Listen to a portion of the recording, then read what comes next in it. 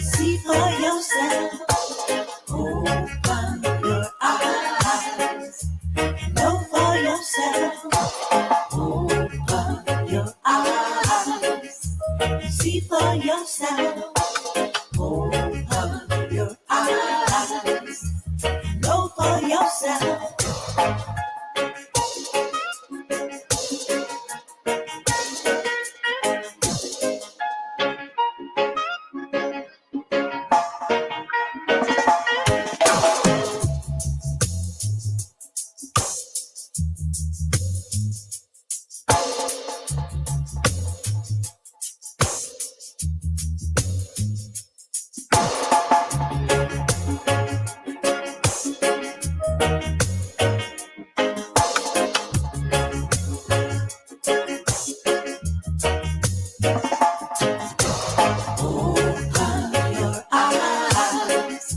See for yourself.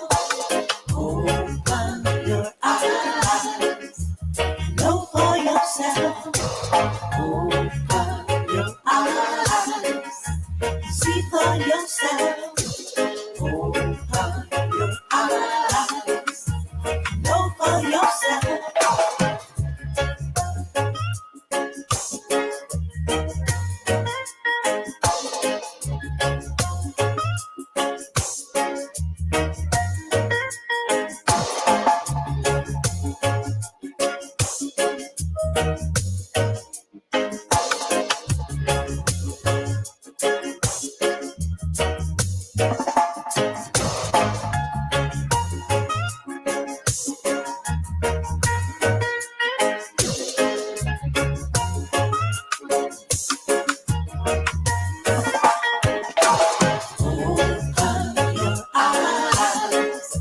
See for yourself. Open your eyes. Know for yourself. Open your eyes.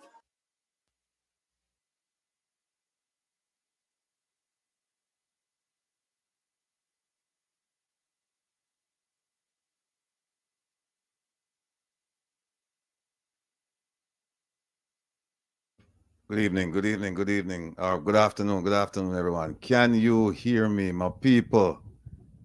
Can you hear me? Kevin saying can't hear me now, but I make sure so Uno can't hear me too.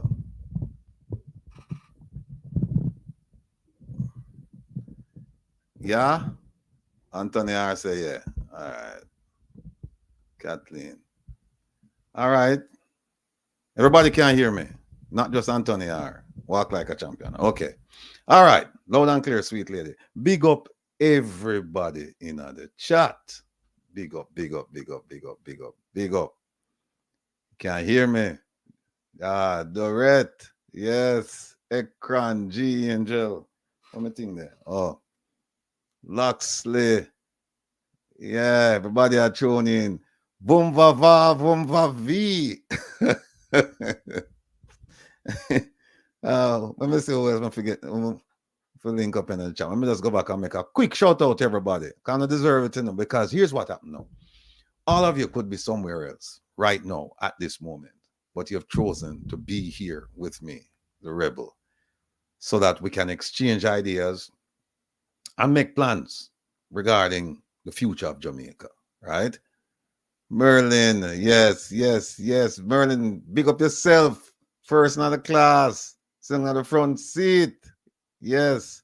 Hurricane Hattie, Young Sons, Leroy, Hugh, Catherine, Paulette, Art Nell, Don Mill, OT, oh my God, OMG, OT, Auntie M. Kangal. Yes, yes. JM, Master Songwriter, Ajanso, Marcia, Carnet, Doreth. Who else we missing now? Elaine, Zolita. Big up yourself. Elaine the Parchment, Fanny Clump, Jeff Clive, Mazreen, Lynx, Jaquan, Anthony, freedom. Yes.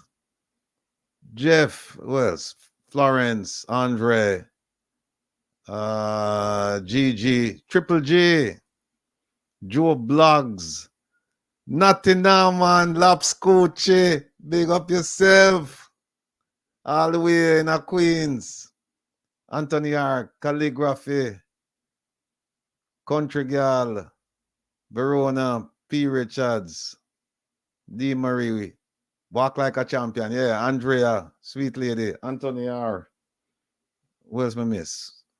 Who else me miss? Peggy, Kathleen, DJ Kevin Stew, or as I started to say, Kevin Stew, Tamara, Dorothy, who else?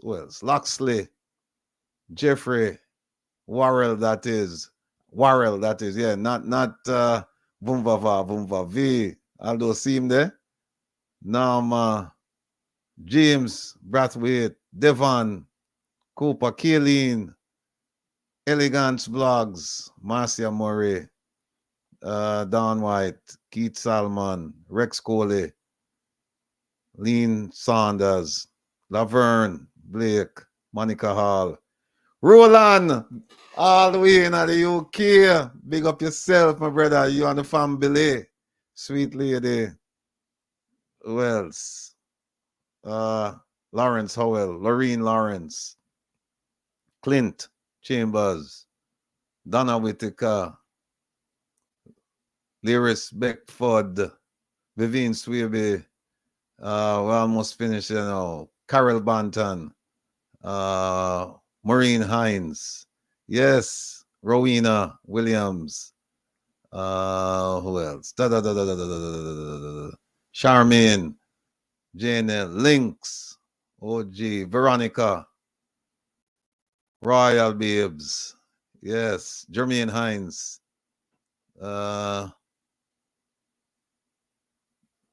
Miss Extian Funk. Miss Funk is here. Funk in the building. TB, Huba, Anne-Marie, Thelma, Bertinia, Pickers Gill, Mava McLean, Ken R, Big J64, TM Rose, Termotis Anglin. I think that's it. Hold on. Fireman White. Of course, G Angel. Call up G already. Pearly, Simpson, Tells, I Like Cats, Ransford, Smith, Full Swing, Carol Banton, Deborah Cohen, Barbara Johnson, Roger Bevan, Jeff Clive, Rosemary King, Mega. What? Pinky, big up yourself, Rosemary Robinson, Maureen Hines, mentioned. Yes, Maureen, tip of the spear, that's over there, right? Georgia Lynch, Donna Whitaker, Valerie Walton, Brendan Elson, Tenacious One, Mikey General, yes, sir. All of we are here around here, no, Mikey. All you know. One team, one fight. Yes. Charmian Janelle. Real Black Woman. Peter Flynn. Rosalie Ricketts. Yeah, I think that's it. Kadeen K. Yvette Lewin. Marjorie Miller. Veteran. Tony Waterhouse, huh? G. Angel. All right. Big up on yourself. All I want to know, like me say, you have chosen to be here for good reason. Right? But you could have been elsewhere. So we're very, very thankful for that. Big up on yourself. Now, let me just say, welcome to Reason with Rattigan on Reggae Global Radio. I have to big up Reggae Global Radio, you know, and YouTube with yours truly, Will, the Rebel Rattigan. You have to tune in at midnight to get the Rebel, a voice there. Yes. Oh, Ratty and me. Them jam. Oh, them jam your phone, Tenacious One. All right. Don't worry yourself, man. But see, you're still there. But you say you can't use emojis. Well, we know you're there. And we know the emojis them where you put up. So don't worry yourself. All right. Now, come reason with Rattigan on Wednesdays continue to make us believe that it's a program that's well overdue. You, family member, you, listeners, you, supporters, you are the hosts and the hostesses. And yours truly, Will, the Rebel Rattigan, is the guest on a Wednesday night. So I submit myself to your questions, right? And I look forward. I was looking forward to it last week, the week before, and I'm looking forward to it next week. You know, it's a wonderful experience where you can actually get to interact with people because, as you know, we cannot do it on this program because of the. 5 hours sounds like a long time, but it really 5 hours not that really long, you know. And then when you have telephone calls coming in, and I know a lot of you have things where you want to say, and you know you really want to express yourself, and you know, time is at a premium on a Saturday. So that's why we said, all right, we could do it on a Wednesday. And that way the people can actually spend the time for, although we give you 2 minutes, but 2 minutes is a long time for you to really formulate your question. Anyway, I'm impressed by the number of you tuning in and the questions you're asking. Very good questions. I won't be presumptuous. So I'll just say that I truly hope you find the experience to be worthwhile as I've found it. Again, as a reminder, please abide by the house rules. We expect opposing views, but we do not expect disagreeable behavior. No indecent language, no insults, no distractions, etc. And remember, again, you have 2 minutes to ask your question so that we can answer and try to get to everyone. Because we don't want anybody feeling left out. Because this program, the Wednesday night program, this program as well, but the Wednesday night program, when it's your turn to call in and express your views, we want it to be for everyone. Not we just don't want some people to manipulate the thing and you know just go on and on with a speech or a lecture. We know that some of you have a lot on your mind and you want to talk, but maybe at some point we'll extend the program, you know, so then we can move it from 2 to 4 minutes, or that's where we are. Now, last Wednesday, there was one question that I didn't answer, and there was a comment that was brought to my attention by one of our ambassadors. The question had to do with if I'm embarrassing Jamaica. The person actually put Jamaican, and I said, look, be precise. Are you speaking about the country, the people, the government? I wasn't quite sure. And I found out later on that the person actually corrected or made it more precise as to what they were asking me to answer. But apologies, I didn't see it. I heard about it after. But let me answer the question in any event. Whether it was Jamaica, the people, country, or the government, the embarrassment and destruction of brand Jamaica is caused by none other than this government, particularly the Prime Minister, and a not so secret cabal. It has nothing to do with me. All I'm doing is to highlight the deficiencies so that you, and a lot of you call me and text me and tell me, say, we never know so some of these things are going on until you raise them.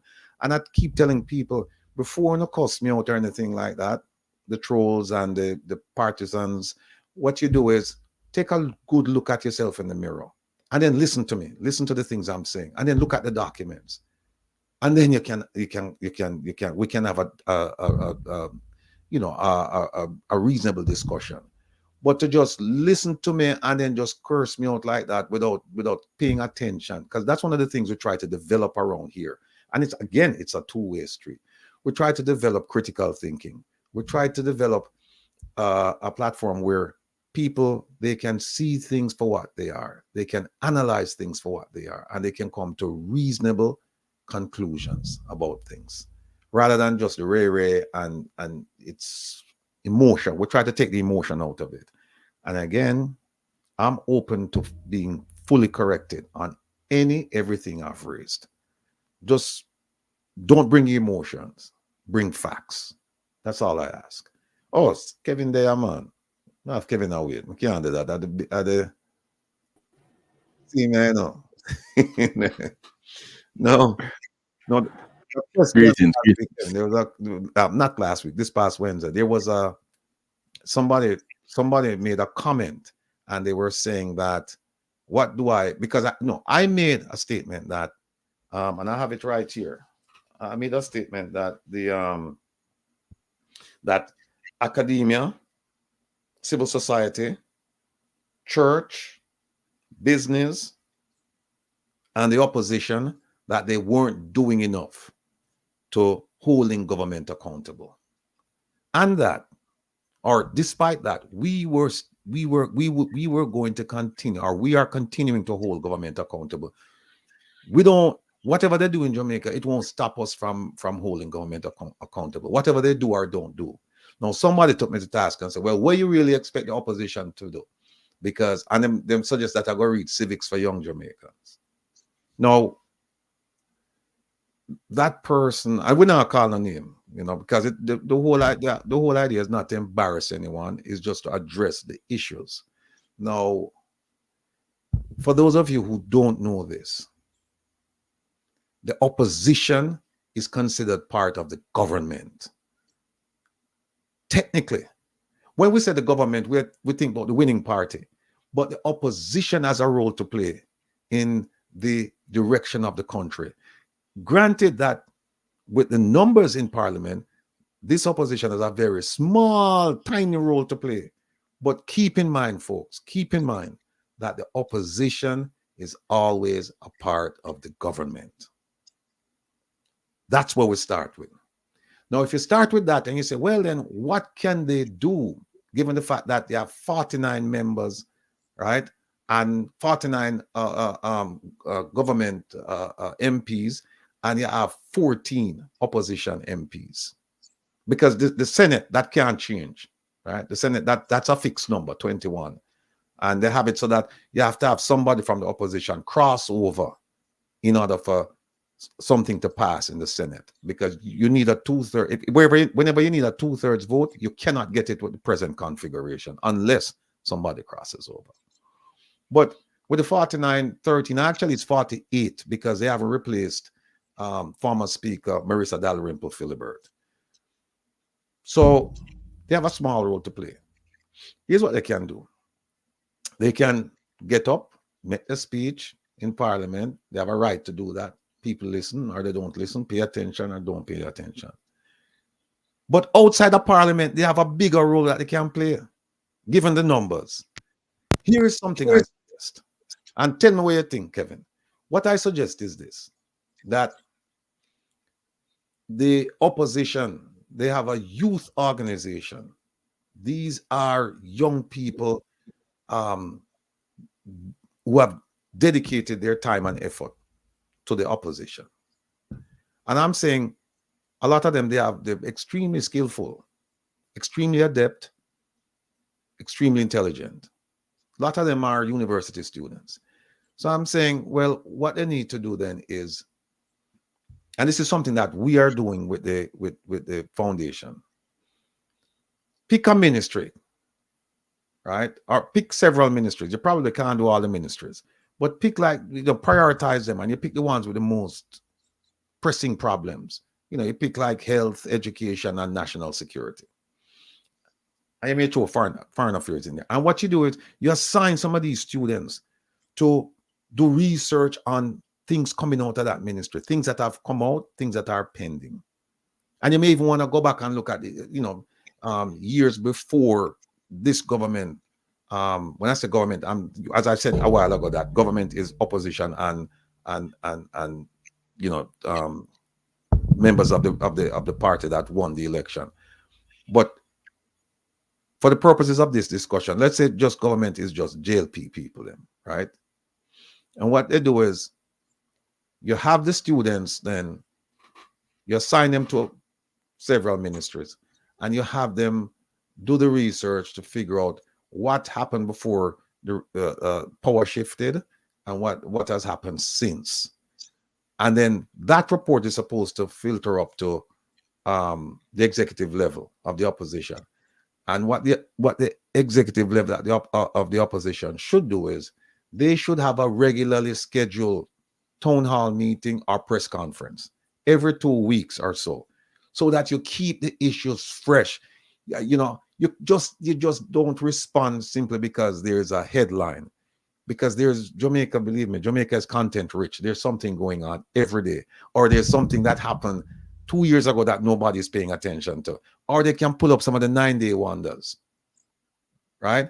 But that is what they should. That is what they. So the person who said, "Oh, them can't do anything," and me must go read Civics for Young Jamaicans. You know, what can I say? I hope you're listening, and I hope you take counsel. And if you think that I'm wrong, then what you do is, it's okay to criticize, but you also have to present something. It's not enough to say, well, if we go read Civics for Young Jamaicans and what can the opposition do. You should come to the table, because there are things that, just don't think that because the door closed, that it's locked. Sometimes all you need to do is just turn the knob and open it yourself, right? Just because it closed doesn't mean it's locked. So what I would suggest to you is, the person who made that comment is, go back and look at the same book you refer me to. Go back and look at that book and see if position form part of government, and then come back and tell me what you think about the idea of having, you know, young people do the research and have it filter up, and then you do a regularly scheduled town hall meeting or press conference. And if you disagree with all of that, then present your idea and we can talk and work things out. So things are. Like I said, we know that our constitutional monarchy, technically the government and the opposition form the government. So, and if you don't understand that, you've missed the boat. You're gonna end up going down the wrong path. So that's where we are with that. That sounds like a good idea. Go ahead, Kevin. That sound like a really good idea. The whole idea, the concept of using the young people to get the information and filter it up, not only does it get the individuals who need to know the information in the know, but it keeps the young people involved. And with that, now you have the future looking at what happened in the past and holding the present accountable. So everybody is involved. Kevin, me not hear you know. You not hear me? Anybody else hear me? Me not hear you. I wonder if anybody else hearing me. People, not hearing me? Yes? No? Maybe so? Talk to me. My signal look like it going out. Okay. Mic check. Okay, so people are hearing me. I don't know what's going on with you, Rebel. User error. Mike. It's you. Everybody can. Me not hear you. Hearing me. Turn up your speaker. Is your speaker? Oh well, no, everything unmuted. I know why you're not hearing me. Is that right? Oh. You're supposed to. Okay, all right. Good. User error again. All right, go ahead. It's all right. Kevin is here.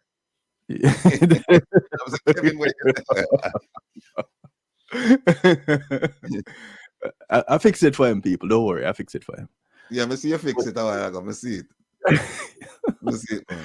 But what I was saying, Rebel, is an excellent concept, because what you do is keep the future holding the present accountable by looking at the past when you have the young people involved, because they're finding the information, they're living through it, and they're presenting to those that are in place to make changes now, so that when they come in, one, they know what it is that is expected of them when there are others that are coming up behind them doing the same thing, right, because they did it to those ahead of them.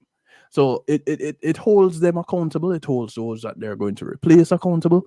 I like the idea. It keeps the cycle going. It keeps the regrowth to new growth to encourage constant growth.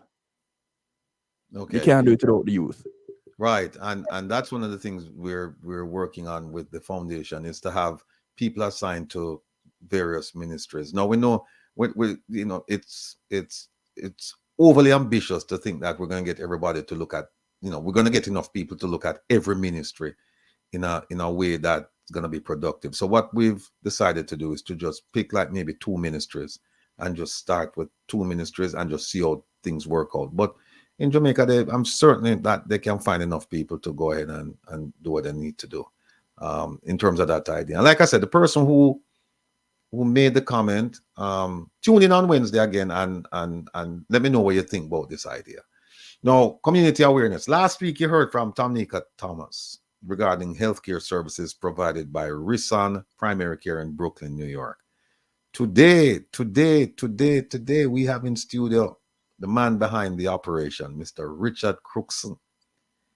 So you're going to hear from him about things that he's seeing in his practice and what suggestions he has for our people in terms of our health. And as we always say, your health is your wealth. You'll also hear from a group of people who are extremely active in their communities. You'll hear from Mr. Stafford Grant. Very familiar with him. You'll hear from Mr. Andrew Sharp and you'll hear from Miss Jean Brown. And by the way, the 2 beautiful ladies who joined us last week with the school out in St. Anne, I believe that they have received some, are in a position to receive some assistance from some of these folks. And we'll talk about that later on. For the prelude now, as Bob Marley says, so much things to say right now. We have so much to talk about, right? And here are the topics. And I didn't even list them today because they're just too much.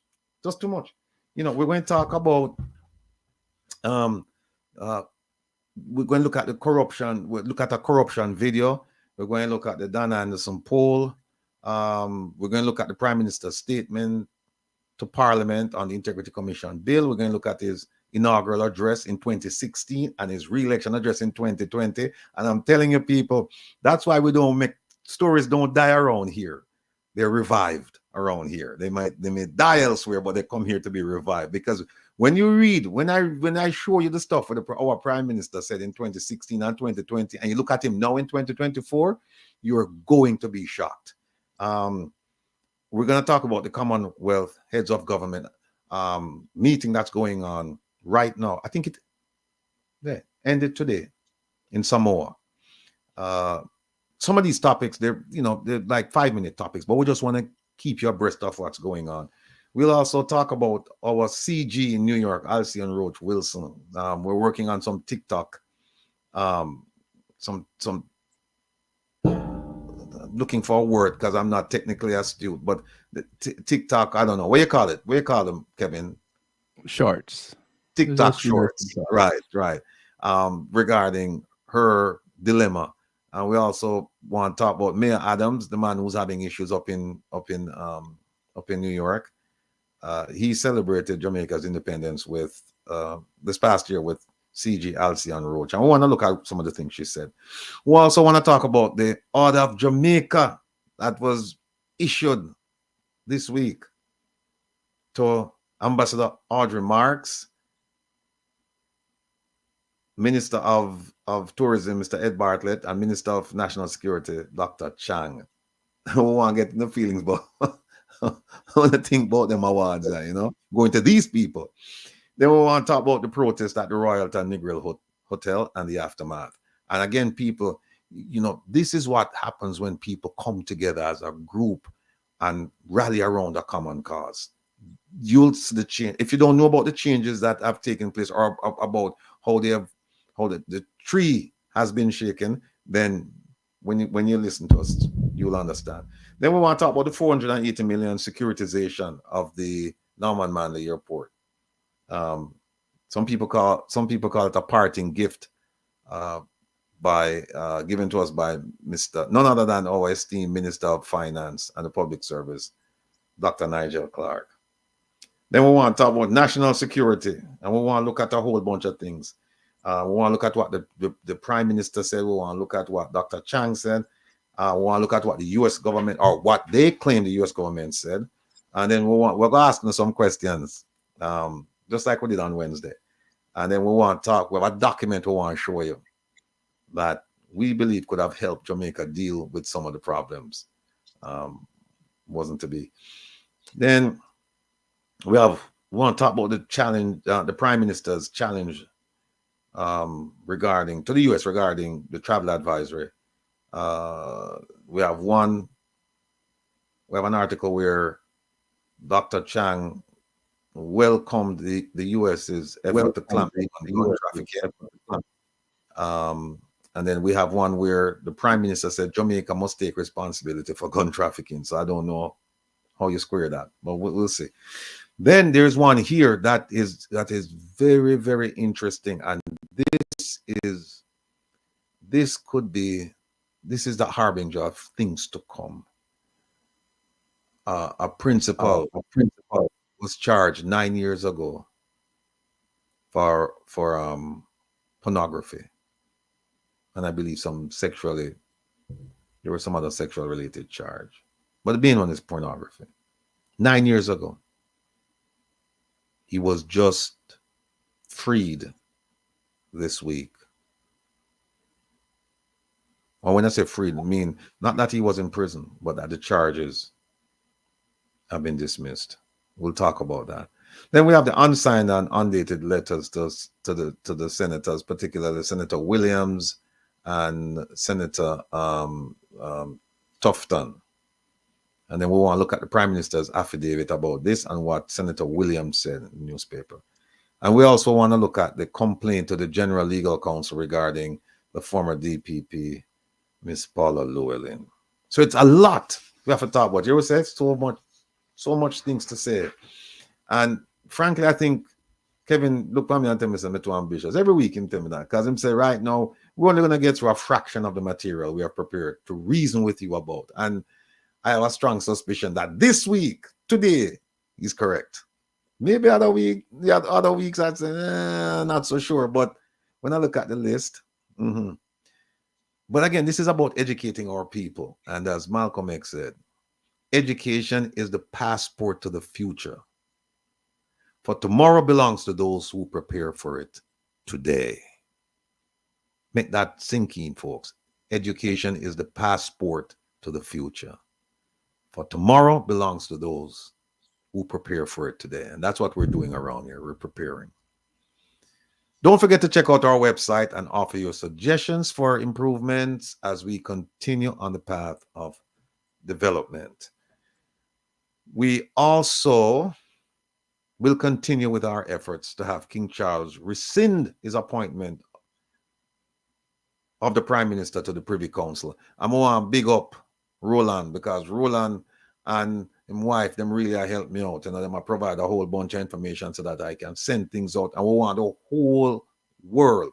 When I say whole world, I mean the universe of diplomats, the universe of leaders. We want them to know what's going on in Jamaica with our Prime Minister and his 28 bank books and his $50 million loan with no collateral up front. You know, these are the things we want.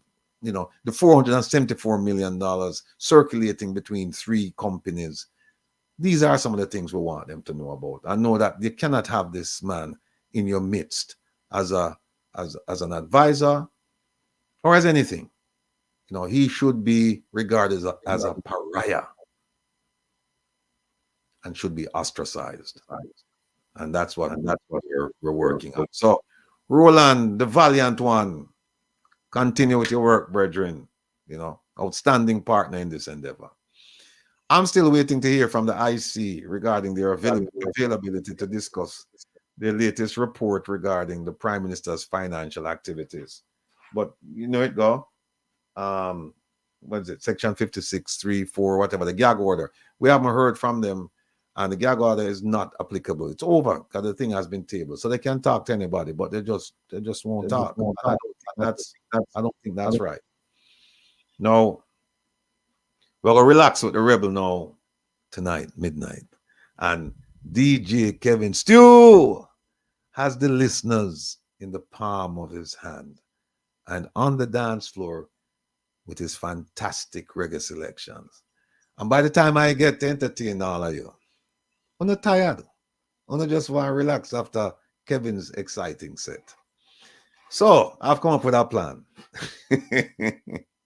I know me has a plan, so. Tonight's edition of Relax with the Rebel on Reggae Global Radio will feature smooth jazz on the slow jams tip. So it's slow jams, but it's smooth jazz anyway, but it's slowed down considerably so that you can just relax and catch your breath. Because we realize that when Kevin don't know, someone will come on the program, I want to start ball out, say, we're not tired, I don't know, I shut down, I don't want to sleep, and Kevin, do all kind of things, don't have to run up and down like, all kind of things. But Kevin, I won't tell you what them say. I won't tell you what them say. You must tune in one night and just stay. Just stay. Because I know you tune in, but you come in and you give you a New York minute, But you need to come in and see what the people them say. Come here, play some wicked selection, And them say, well, them say them can't move. Because Kevin done them. It's not me. One of them, one of them, one of your most loyal, listeners and fans, man. Missy me at that.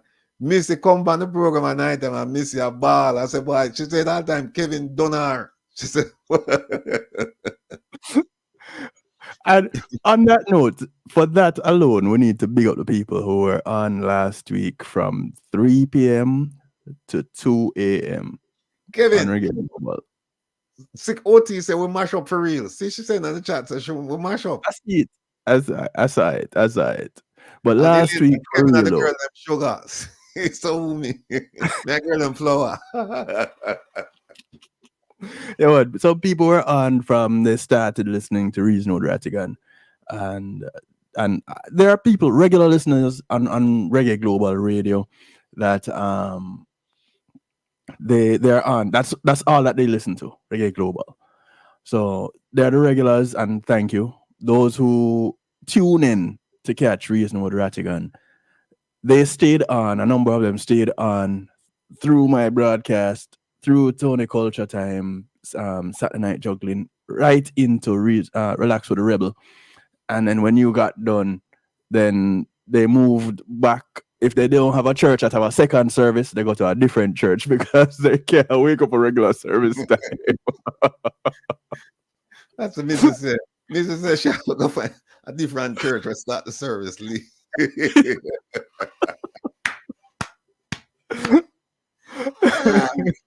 No, but here one now.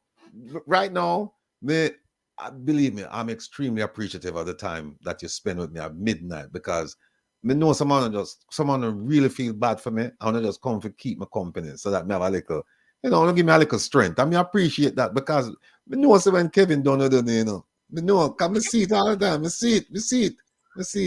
And some of them don't say it with any,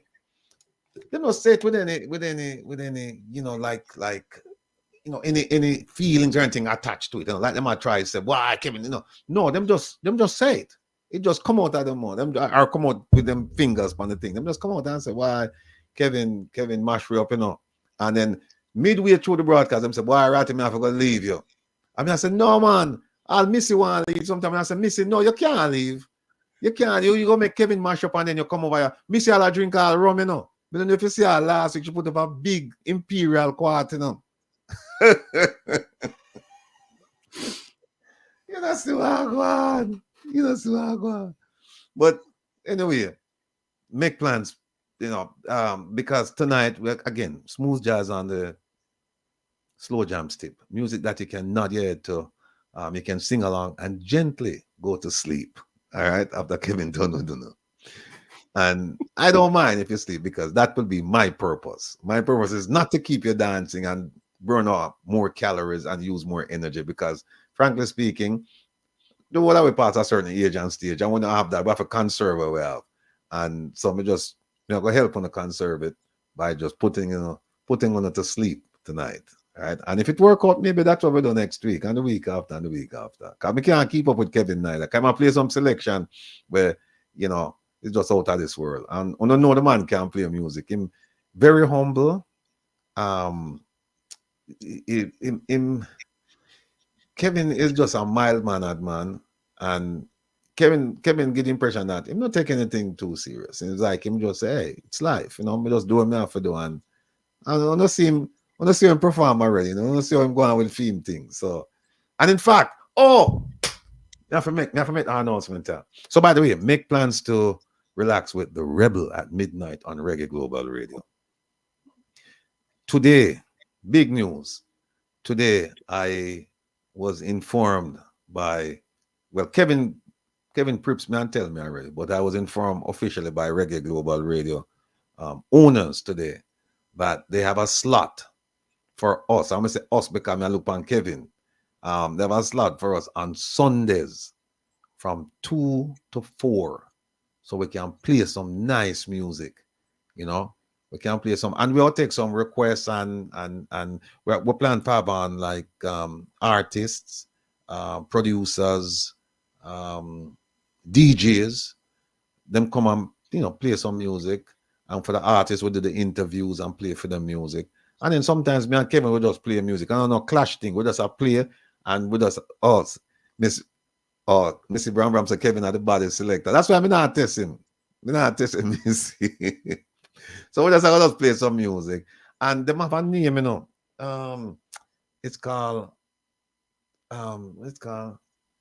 Easy Like Sun. So we get the name for it. But them already, Reggae Global Radio, them have the name and them soon start promoted. And we probably are going to start it, I don't know, the next week or the week after, depending on what Kevin have gone. But we have some people already lined up and said, because I'd heard through the grapevine that they were planning to do it, and I'd reached out to some people and in the music business, and they say, yeah, them can come. TM Rose, you want clash? Make you want clash with Kevin, man.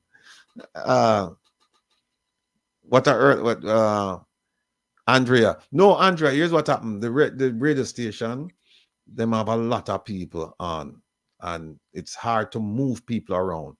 So that's the best that they could do. Maybe they will change the time slot, but for right now, that's it. But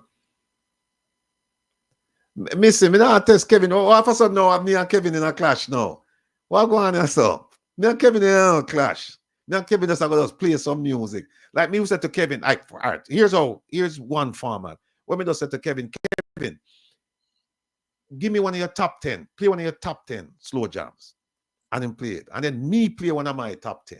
And then get to say, only get a chance to say, no, them two, they're now our top 10. We want to play this one. And then on can, it's interactive. So on tell you, I say, no, one, yeah.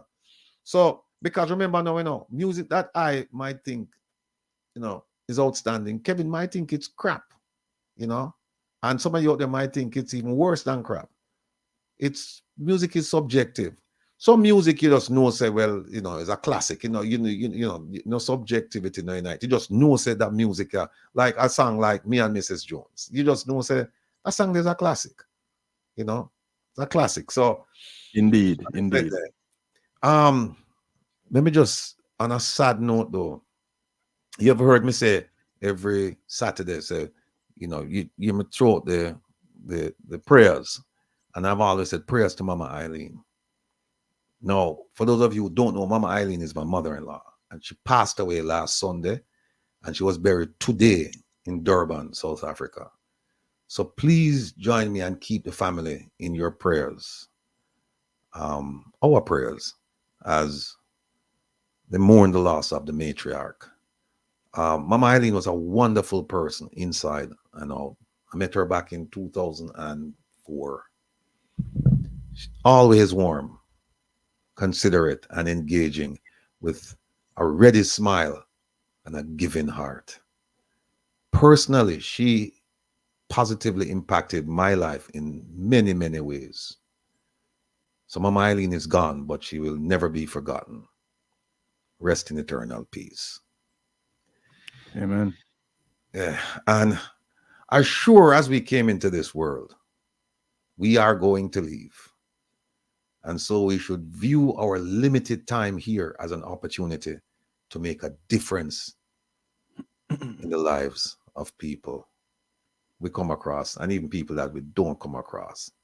Just be nice. That's all I ask you to do. Because that's in short supply these days. Courtesy is in short supply. And if that's all you can offer, just courtesy, please do it. I urge you to get involved in an issue that will yield some benefit to mankind. Just get involved. You know, whether it's John Lewis's encouragement to get in good trouble. And those of you who live in America, you know what John Lewis, you know, the civil rights participant who marched with Martin Luther and all of them, and they almost killed him. And he was famous for many things. One of them is that he said people should get into good trouble. You know, into good trouble. Whether it's that or Martin Luther King Jr.'s exhortation to discover something you would die for. Otherwise, your life is not worth much. He said, find something that you would die for. If you can't find something in this life that you would die for, your life is not worth much. And when he just said that, I don't think he talk about your car, you know, material possession. He might talk about your interaction with people. You know, please find a purpose and get involved. Mama Eileen, Brand Jamaica, Mama Eileen, my mother-in-law.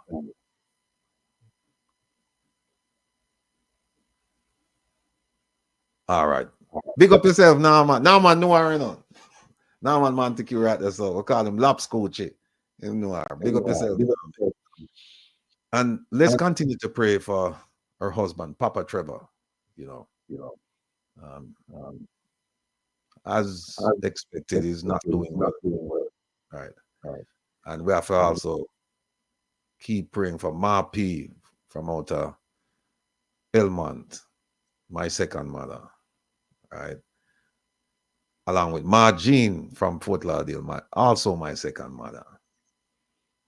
Uncle Moulton, Mildred, Desmond, Joanna. Get well soon. Paul, Sassy Diva, Mrs. Nelson, Bob D'Souza, Barry, Bonnie Jump, Mr. Baxter, and Fittest the Hardest Dread. Let's keep all of them in our prayers. I beg you. Thank you, Sonia.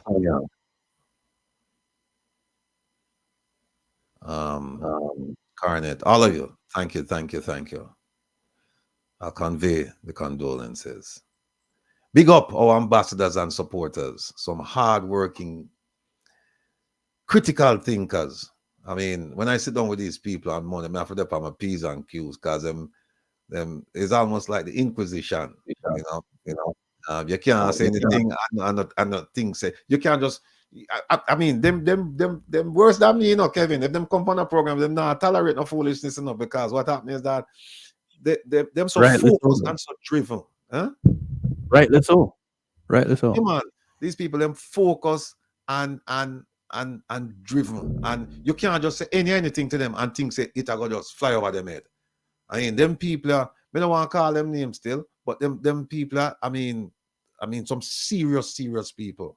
And I'm privileged to have the opportunity to talk to them and discuss issues on a Monday night. And we suspect that the group might get bigger, but even if it doesn't, this group of people here, yeah, man, praises, blessings. No, I try to get them to make an appearance on the program, but then rebuff me by stating that they are humble, dedicated, and private souls who who prefer to work in the background. If I try every morning, I say, hey, no need for come on. And I say, no, you go and do what you do. We will just guide you because you're wayward, you know. So we will just guide you. Because if we leave you alone, you'll crash. So we don't want you to crash. So we will just stay and just write us and just do some remote steering for you. All right. So respect all our now. Big up our hardworking producer, Joan. Remarkable person. She keeps me honest and on target and on time. And you will get to meet her very, very soon. All right. Kevin, what go on with? Oh, by the way, people, ISAT, as you know, ISAT upon the road, ISAT had do a whole bunch of things since he declared his candidacy. So I don't know how often and how long whenever he shows up, he will be with us. And Prezi, he has a family engagement, so he won't be here with us today, and he has a social engagement next week, so he will not be with us next week. So Prezi is gone today and next week. ISAT, I don't know when ISAT will come because of what's going on, and him having priorities, and I understand and it makes sense and that. But just so you know, one of the things that I think that ISAT is kind of like, and he and I we talked about it, is that the foundation, the One Jamaica Legal Defense Foundation, cannot support candidates, right? Cannot support, Vivian, that's his program though. Cannot support candidates. So, and I think ISAT he's aware of that. And he and I talked about it. And he said, look, me know, so we hold government accountable, but we can't say we support a particular candidate for parliament. Now, I can do it in my personal capacity, but as far as the foundation is concerned, if there's any affiliation, we're going to have a problem. So that's where we are. But we'll see ISAT soon, man. Don't worry yourself. So, Kevin, what going on in your world?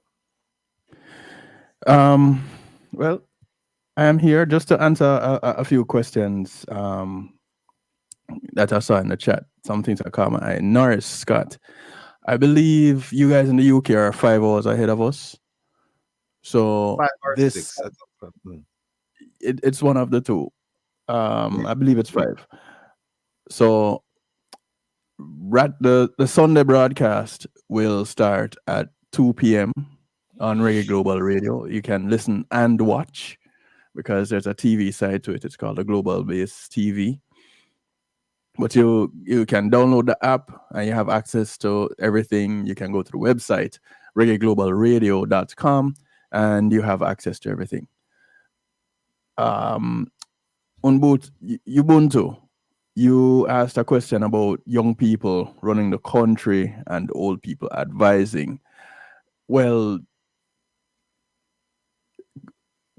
let's get the ones that are there with the experience and somewhat more level head. I believe with age, there's that wisdom that comes along with it. I really do. And with youthful exuberance, you can do things on a whim. So it balances out, and I'd say get rid of the older folks and bring in the young people, or let the young people do it and have the old people advising. If we can get a blend in there, then we can keep things balanced. But this as a start that Rattigan was suggesting, I like it. I didn't have a solution myself, but that I like. My thing was for those that are in power to be listening to the people. We as a people generally don't talk. So those that are in the space that can represent the people and reach those that are in, that's the middle ground that we want to develop. So in response to that question, Ubuntu, that's what I have to say on that. Clocks go back tonight. Is it tonight or next week? No, clocks go back. Let me tell you how I always know. The clocks always go back round about my Earth date. And so my Earth date is the 5th of November. So just before that, the clock's supposed to go back. Yes, next weekend. Yeah. All right. So what else is going on?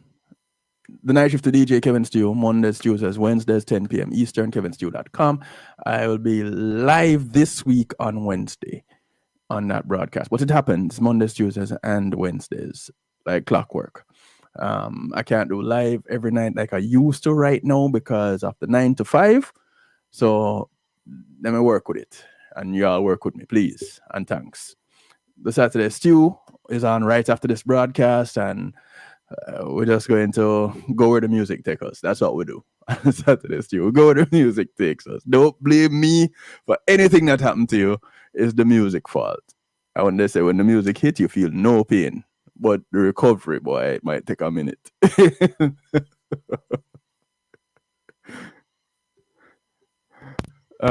that again, Rebel. The music no play itself. Same Yeah, you don't what blame the- you with the music. Right. So that is where that is for now. So Tells says some people clocks go back tonight. I don't know whose clock. Where are you, Tells? Your clock working like that. Or elegance of the clocks go back tonight. Wait, is what you're saying? Yeah. And then somebody said, no, it's November 3rd. So we don't know what's going on here. Oh, in the UK. Oh, that's right. The UK. Roland said them go back at 2 a.m. tonight in the UK. Yes. I forgot about that. The UK time change happens a week before ours. So Missy said, "I'm going to pop hip tonight." That's all right, Missy. You can come and recuperate, at midnight. Yes, Janet. Yeah, man. Big up Mr. Lindsay, man. Veteran of the business. I was gonna say something else relating to that, and it just slipped me. But anyway, we'll come back to it. All right. Yes, brother. Wednesday it was Wednesday we had a very, very interesting program. It was very interactive because and I hope to keep it up, where we can raise the issues and then ask. Go ahead. Sorry, before I forget again, what I wanted to say is the Sunday broadcast will be called Easy Like Sunday. Easy like Sunday. All right. Remember, it was something like that. Easy like Sunday. Yeah. Easy like Sunday. Mostly with the rebel.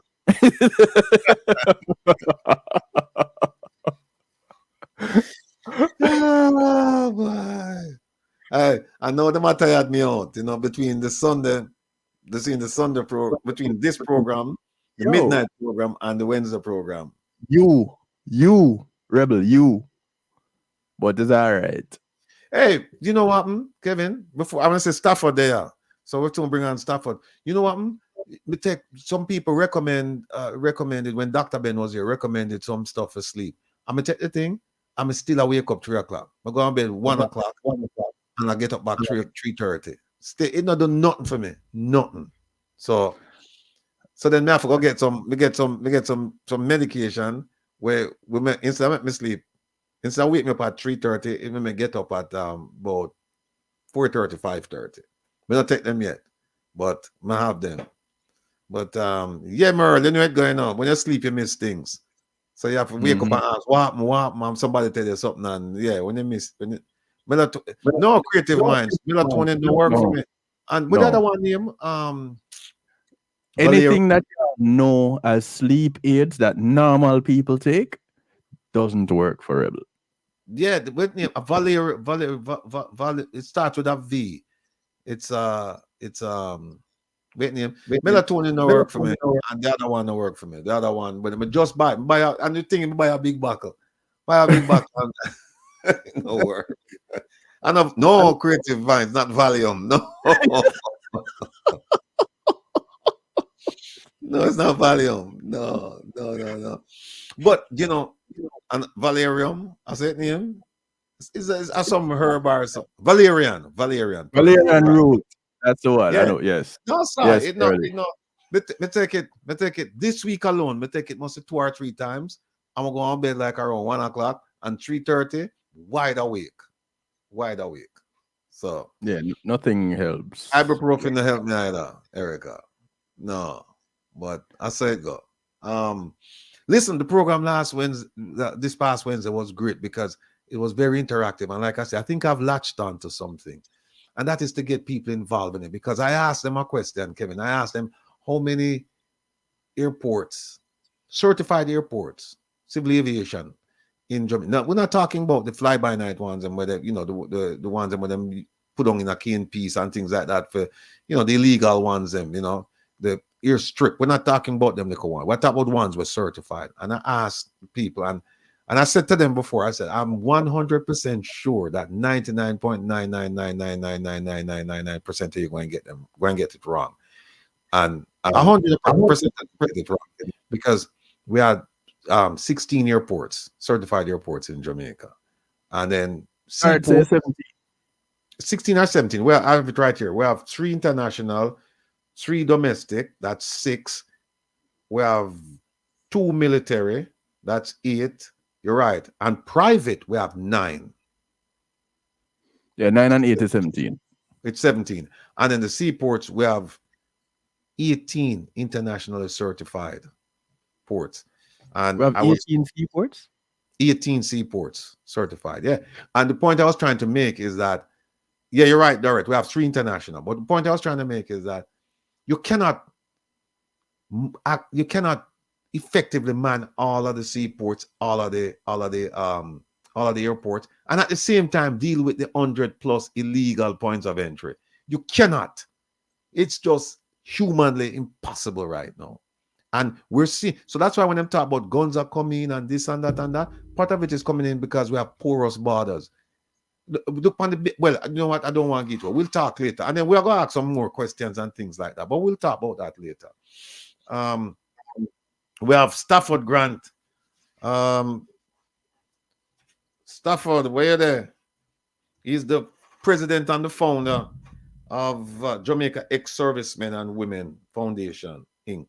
And he's been doing a lot of charitable work in Jamaica. Oh, there he is. Let me bring on Stafford without further ado. And Stafford's supposed to be joined by Andrew Sharp, who's the president and founder of Authentic Caribbean Foundation, Inc., and also Miss Jean Brown, project manager, Negril Education Environmental Trust. I don't see them, so Stafford will have to carry the load for them, or maybe they'll come on later on. Anyway, without further ado, ladies and gentlemen, Mr. Stafford Grant. Stafford. Yes, Mr. Rattigan and Mr. Kevin. Good afternoon, man. So the president absent today. Yeah, president, he has a family thing, he has to run out with his daughter. So okay. So he's, but I think we might be able to step in and adequately account for give a good account of ourselves. Yes, man. It's a pleasure, and thanks for having me on. And I think Andrew will be on very shortly. Okay. And we'll be done very shortly. So it is. Yes, so I'm here today. I tell you what, Stafford. I tell you what, because most of our listeners, I would hazard a guess that most of our listeners, or a significant portion of our listeners, they may have heard the name Stafford Grant, but they don't know who the person is. So would you be kind enough to kind of like give us an introduction of who is Stafford Grant and what is Stafford Grant doing? Yeah, sure. About doing that. Okay, yes. Listeners and good wishers of this program, and Mr. Rattigan and Kevin and the team. The name is Stafford Grant. Yes. I'm getting a feedback here. Let me see if this is.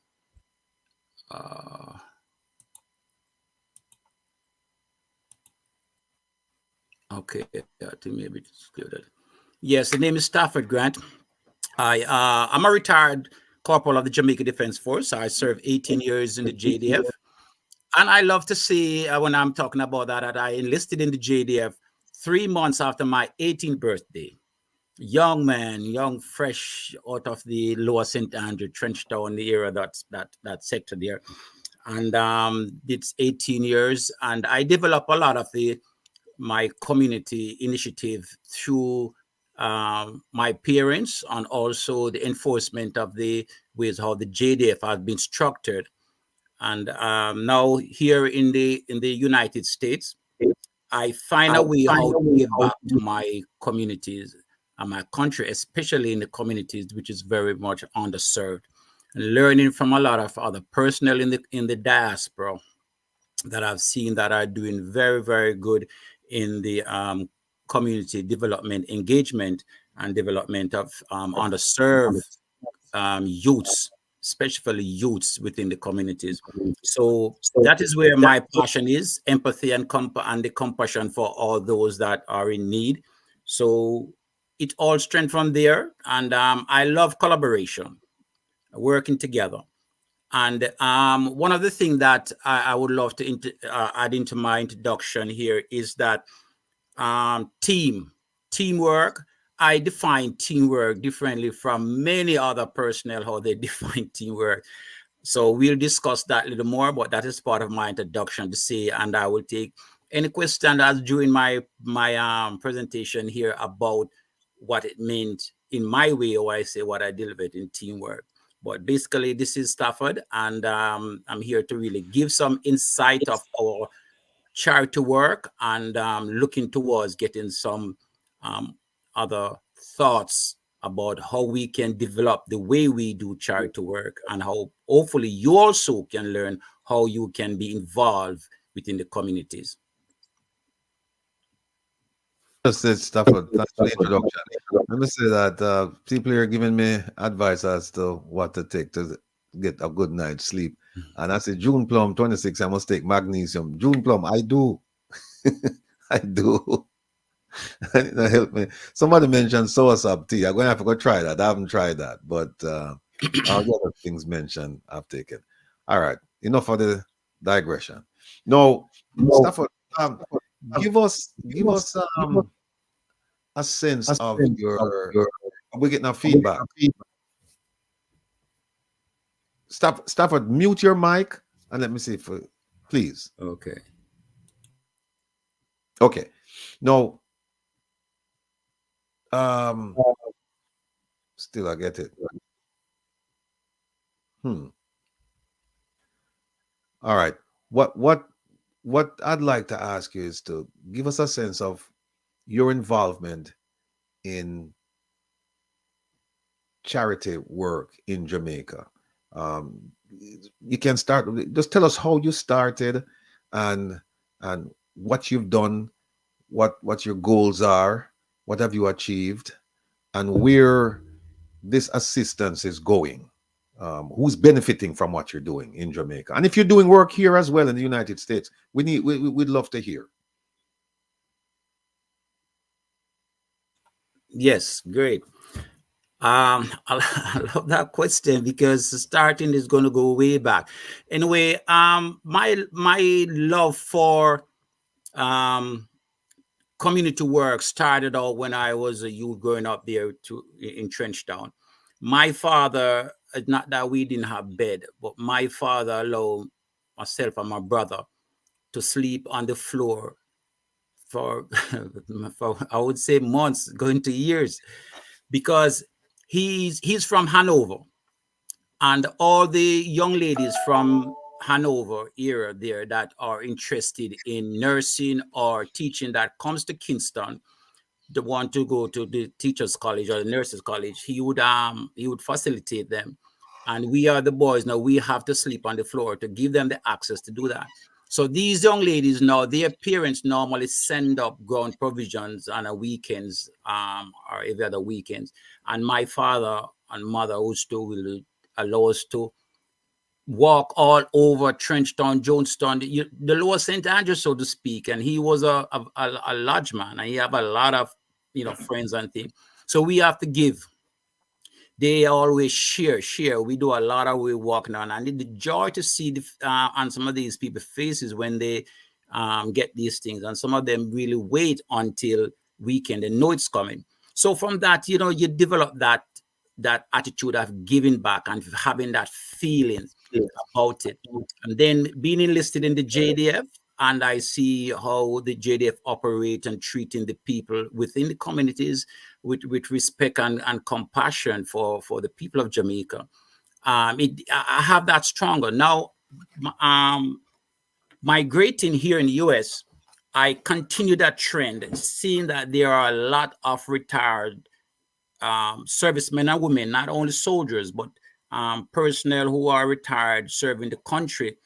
And, we all know there's no system in Jamaica that is set up for retired servicemen and women at all, more than the normal NIS. Or if you do certain amount of years, then you get your pension. But there's no system like here. You have Veterans Association that, the veterans get some benefits. But the government on a whole, from we became independent, have not have something there set up for retirees and the older one that set the foundation. So it gave me that joy to look back and said, oh, we have to do something. Because regardless how old a grandmother or father or some parents is, they always put out enough to help to see their kids go through. And it's very hard. So I start to really take the template of the charity organization here in the US, like the Red Cross, the Salvation Army, the Goodwill, and I studied their system, how best I could implement some of that into Jamaica to help out the communities. So it started out continue like that. But in 2019, in the pandemic, under Dr. Karen Dunkley, at the time, I was the president of the Jamaica Ex-Soldiers Association in New York. And we see the need wherein that we need to do more. So while campaigning for better support for the ex-soldiers community there in New York, I met Dr. Karen Dunkley that time. She was campaigning for to become the global diaspora Northeast rep. Eventually, God put us together somewhere there on the road. We were doing the similar thing. And when she became the president, she was elected for the global diaspora. She called me up and said she would like me to chair the citizen security sector of the diaspora Northeast. And therefore, loving to do the work like that, I accepted it. And under her leadership, we created a community engagement during the pandemic time when all the schools and everything was closed down and all the kids were at home. So we started a coding program. And we started out in Jamaica, in Westmoreland, because, doing these things, you have to have strong boots on the ground. And that's where the boots was stronger in the ground there to see the responsibility that need to be given to coordinate these things. So we start out with Central Tabernacle Deliverance Center under the leadership of Bishop Joyce Bernard and Pastor Desmond Malcolm. So we started out there and we donated 10 computers. We were lucky to get two students from the Amber Heart Academy in Jamaica that we started out giving them a stipend. So the coding program goes into that. Now, working with the youth and engaging them there to help to empower them to have a knowledge of technology. We also see the need of others in the community, people who are sick and need like Pampers, and crutches and certain things that we go into that venture, we provide things like these for them. So we do a lot of these things, sending all these things into Jamaica, Pampers, crutches, walkers, you name like that. It ended up that I opened a store in Maypen, Paisley Plaza in Maypen, Clarendon, where we try to really have a store that we serve the community. Because under my concept, when I look at it, that everybody does not get sick at the same time. And unfortunately, those that have became ill, they do not use up all their resources at the same time. and they need some for tomorrow and thing, but it's very difficult for them to survive and go through. So we provide assistance like that, and asking for a donation. It was not thrift store because we didn't have. It was not thought at that time for thrift store. We just want to have something that we can help to give us a donation to keep the program going. But with donating like that and giving, I think our people in Jamaica, in the communities, manipulate the system, and our passion to give back to Jamaica was abused, and it's still being abused by not only my foundation or Andrew's foundation, but I would say most of the foundation, there are most of the people who are giving back to Jamaica, which have a lot of people are doing a great job in Jamaica, giving back to their communities, alumni. And I think the community manipulate the efforts and things that we're doing. So it becomes a struggle, a more challenging there. So basically, and at the moment, we are still running the coding program. We're giving back to Jamaica, and here in the US, it is a virtual thing that we do coding from 12 years down. We don't give an 8 starting up, because anyone, regardless how old you are, and if you want to challenge coding, you start off with scratch coding from 12 years down. And from 13 up to 25, we do the higher grade of HTML and CSS and animation and graphic design from there on. And this is how we try to really, generate some funds. But we not only stop there with that. We assisted schools, mainly schools that are that have kids that are struggling. I wouldn't say only school with kids with disabilities, but struggling and challenging kids, so to speak. And we assist them by donating computers to the school. For the past, I would say 2 years or a little over 2 years, we have donated over 68 computers and desktops. We have other alumni that see the program we are doing. The alumni and tap in with us. We work with them to help them to get some computers. And we work that to strengthen the communities in those areas. So we are now in the process of looking about setting up some learning centers. We are not only for computers, but for other assets of engaging the communities. So we are now not only in Jamaica with the coding program. We are in Grenada, with the Caribbean, Grenada, St. Lucia, St. Kitts and Nevis. And we are working not only with the coding program, but other areas. But this is the main aspect of it. And I have to say, I'm going to break now to give you some questions to come in. That Miss Michelle Tolonil, who is the new global diaspora representative, have absorbed, embraced the program, the coding program, so much that she got donated computers. She got computers donated to her through our church and through our movement, that she donated 40 laptops last couple months ago in Jamaica to 17 schools that wrote to me asking for assistance with the kids in their school. So with a strong combination here in the diaspora Northeast with myself, Miss Michelle Tolonil and Mr. Andrew Sharp. So we are looking forward to impart and develop more and asking more people to come on board. We love collaboration that we reach more people.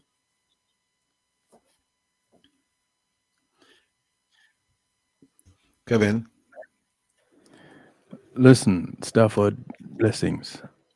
Thank you. I am really impressed with some of the work that you guys are doing. Now, I was today years old when I found out that the soldiers in Jamaica. So till today, there isn't a retirement program? No, and I have a plan working with my organization to take on to the government. There is someone who trying to work. I won't put it this way. I would say Dr. Karen Dunkley worked with me so closely that she tried to arrange a meeting with the permanent secretary in the Ministry of Justice to help me to start to really, put some advanced discussion on it. And until today, they about a year now, they have created, which is good, the Veterans Association now just came in. But the Veterans Association of the JDF right now is not a way that they have the resources to help retired soldiers as how they would like to do it. The leader of the Veterans Association in Jamaica right now, the JDF is working very hard to try to get resources to help us as retired soldiers as how it is. I want to, because I asked that question, let me just say this, that retired General Rocky Mead did a tremendous job when he started out to do something to help us, when he said that he created a program before he retired that any soldier who did 22 years and above could see the doctor in Upper Camp every other Wednesday, but they do not have the resources to fill a prescription. If a retired soldiers get a prescription, how many times are you going to go to the doctor and don't get a prescription? So there's ways there that they have to find some way to fill that prescription, and that's a good move. And that's what I'm saying. They do not have one until today. That's crazy to me, because when you think of the people that are supposed to be protecting a country, you'd at least think that there's some kind of protection in place, some kind of plan in place for them to retire and get something back. They're giving their life for their country. Thank you for your service too. We don't often tell our Jamaican ex-military, thank you for your service. And especially the way that our military is used, like police, a lot of the time. Tip my hat some more to you for that. But to not have a program in place for those that have gone through and retired, that is nuts. So why would anybody want to join the military? It is sheer, I would say, patriotism and love for your country. Why so many? And I want to tell you right now that the forces, the JDF and the Constable Force, are doing a tremendous job in Jamaica. I'm telling you, the JDF right now, I would say not only the JDF, but the police department, police force, are more of, I would say, they're brilliant. They are now more brilliant kids are individual joining these institutions and knowing the fact that they could have done something else with their education and what they have been through to see their stand up to serve their country. And the thing that bothers me is that we all join the JDF, have to be in the JDF fit. You went in as a young man or a young man, you got to be physically fit, dental, medical fit. But if something should happen along the way medically, then you're being pushed out, you're being discharged, medically discharged. To what? Right. To what? You got your suffers. So it is not only the JDF. The JCF does not have one too. Right now, I got a letter from a medical person in Jamaica that have a police officer who is still serving, that needs strong medical attention. And it cannot be done in Jamaica. The medical system in the force does not cover to that point. The JDF have a different system that what they do, but even with the police. But with the JDF, retirees and the soldiers, correctional officers, the soldiers in Jamaica, a retired person in Jamaica, we do not have a government system, otherwise from the NIS, that's for everybody, that you can get any at all, any benefits from. And you can do fax check. I guarantee you can do your fax check and you can see that. Well, Stafford, I don't think we need to go any further than where we are right now to fact check, because you retired from Jamaica's military. Yes, correct? After 18 years. So where else we need to go to get facts? You're not going to come on an international broadcasting platform and say, hey, this is what is happening, and it's not so. You're not going to come and spread lies. Yeah. Mm-hmm. So you're right. I would never do that because I love the JDF. I love my country. I serve my country, and that's why I'm trying to do, regardless of the struggle and the challenges. I find ways of giving back to Jamaica, to schools, and we try to have other organizations to work with to say, let us give back to our country and help those there that is really need. And I'm telling you, it's a struggle.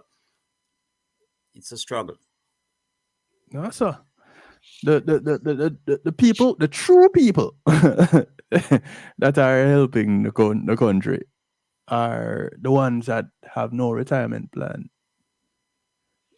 You know, one quick second, Kevin. I see where Elegance Vlogs said that Mr. Rattigan, our organization, is looking for 10 youngsters in Jamaica for a U.S. scholarship, teaching them how to do public speaking, age 7 to 17 years old. Elegance Vlogs, I'm interested in hearing more about this. And is it just one scholarship? Because for a U.S. scholarship, and then 7 to 17, I'm just wondering, where's this school? So, Elegance, you can hit me up on rattiganwill@gmail, and then we can talk. It's rattiganwil@gmail.com. Send me the details, please, and then we can go from there. Thanks, Diana. Stafford, the question for you. Yeah. What support have you received, if any, from the Jamaican government in your endeavor to spread, this charitable spirit across Jamaica? Well, no support now, no support at all from the government of Jamaica, more than the normal things that given to other charity organizations that are registered. We are registered here in the United States as a 501c3, and we're also registered in Jamaica.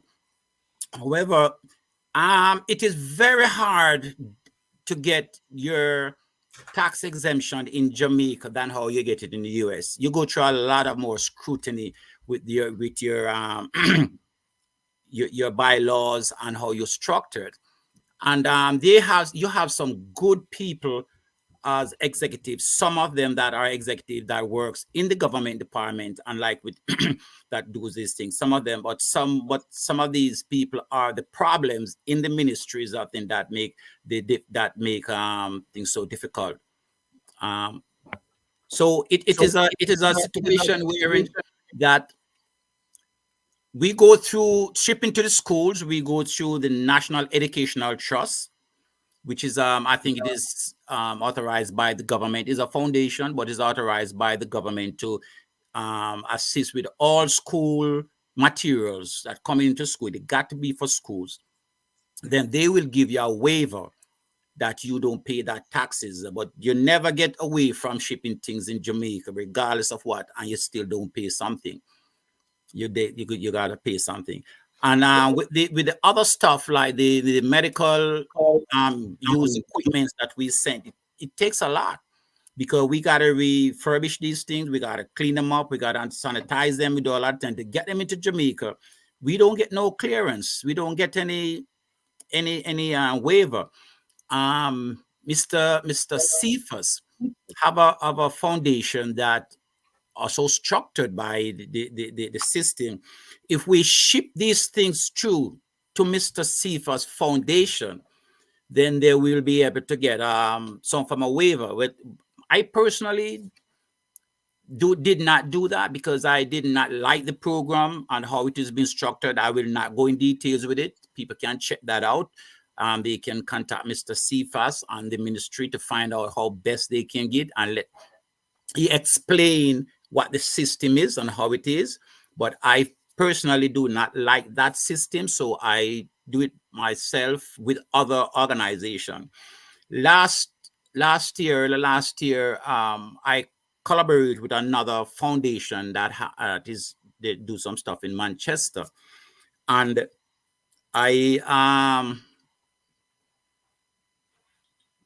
we ship a container.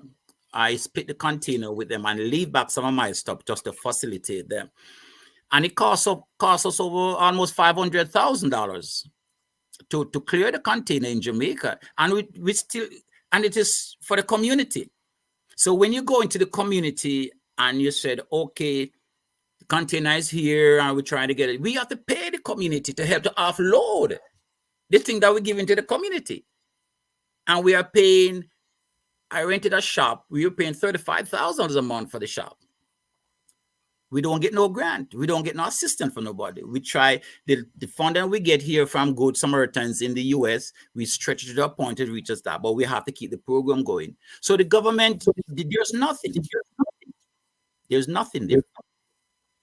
Well, you know, I've had Mr. Cephas twice on the program, and he took great pains to explain the nature of the program, the process of signing up and getting the benefit of going through his office where you don't have the hassles. As he was saying, you have to be a registered charity and so on and so forth. So I'm just curious. I don't want you to tell us on the air right now, but I'll link up with you later and just find out what were the issues you faced with his program, because he was saying that his program was a program that, you know, you have to, not the only program, but he was on the government side saying that if you call him and you make arrangements with him, and provided you have the paperwork and you have all the necessaries, then his program, you know, would ensure that the goods would be delivered and that you wouldn't incur certain costs. So I'm just curious as to what you have to say about that. But we can talk off here about that.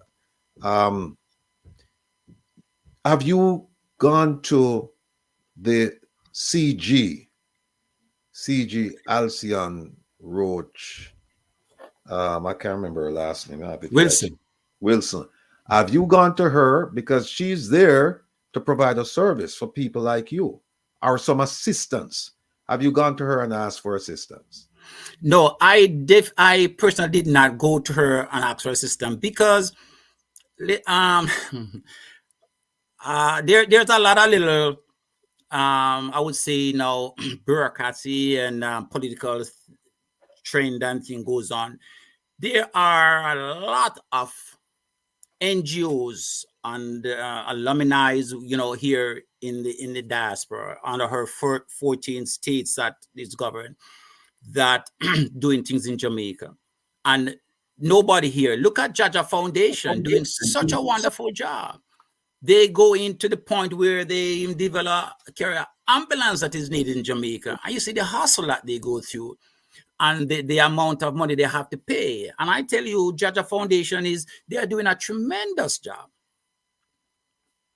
And they're doing it for some time. And you see, just to give you an example, so looking at it, there are maybe certain limitations of certain things to do, but there are no benefits coming from the government of Jamaica, of which you say you cannot depend on the government to do everything.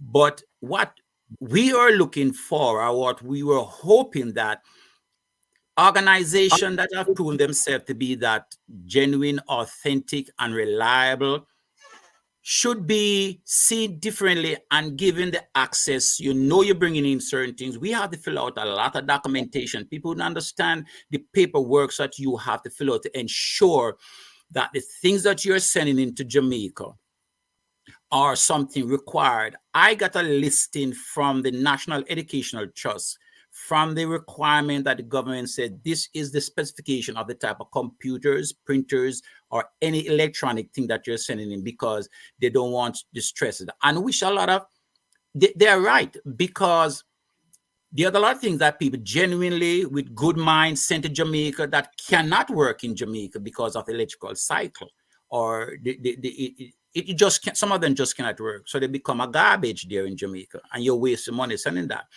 But just to say the way you have to go through all these things to get things into Jamaica, then when you get to the wharves, you have to have a lot of money or it's going to stay on the wharves. I want to say this to you right now. As I said before, other organizations reach out to me, and I'm a person who will always say, yes, I will try and help you. You have schools, and I'm going to call out Jose Marti. Their alumni is doing a wonderful job. They are setting up a lab in Jose Marti, and they call upon me to assist them to get the computers. And I get the computer. I get it at a reasonable rate, refurbished anyhow, but they are up to standard of Windows 10 and 11, and it meet the required. We got a letter of specification and notes from National Educational Trust, giving the specification of the type of computer, whatsoever, every breakdown. And I have to fill out the whole list. Right now, today date, as we are speaking, 25 computers we shipped off for Jose Marti to start their lab, which they already completed their lab. This is still right now on the wharves because of the mix-up with the same governmental system that they have with some paperwork. So it's just to give the idea that you're trying to help your people, you're trying to help the underserved communities, but there are no structured thing out there for the charity organization like ours and others that are doing good job to get things to a system and said, okay, yes, these are the guys, and it is proving that you're doing things there in Jamaica. I can send you off the year. I think I did send you, some pictures. I will send you some more pictures there. We sent a container down, and I have to say thanks to Commissioner Lauren Badley in Delaware, who looked out for Jamaicans. There were school districts set of books that were geared, surprisingly, for China. And somebody, a Jamaican in the system, realized what was going on. And they said, why would China need so many English books and all that? So they said no. And it go through the system here, legal, I would say, democratical and diplomatic process here in the US, and it wasn't reaching nowhere. And I got a call one night, and somebody explained and said they were told to call me. I said, about what? They said some books they have here that is destined for China, but they believe it will serve better in Jamaica. And I said, oh yeah, what is it? And just behold and behold, 2,765 boxes of books and teachers' manual. I will send you pictures. I get them to Jamaica. They were distributed to Trenchtown, 2 places in Trenchtown, Sabla and Portsmore. And it was easy. And I have to say, thanks to Commissioner Badley. She worked hard to get it down, and we delivered them to some places in Trenchtown. And the kids in the school took pictures of the books that we sent and sent back to say thank you. And I'm going to send you some pictures of those things. So just to tell you, no benefits, no waiver from the government. We paid to clear that container and to move it from point A to point B. There were other schools that were interested, but they weren't willing to pay for the books to come to St. Anne's, someplace in St. Catherine and Portland. They want me to pay it. I said, okay, they want the books, but so how are we going to get it? So this is to say the struggle, but we did not give up, and we are not giving up. Before Kevin come in, I'm listening to the challenges you're facing, and you shouldn't be facing these challenges. And especially somebody like you, it's not like a newbie. You've been in this charity business for quite some time. Your name is well known in that circle. And so for you to have these issues face you, and some of them, they seem insurmountable, like you can't even overcome them because you're not even going to somebody like Mr. Cephas, you have to go around.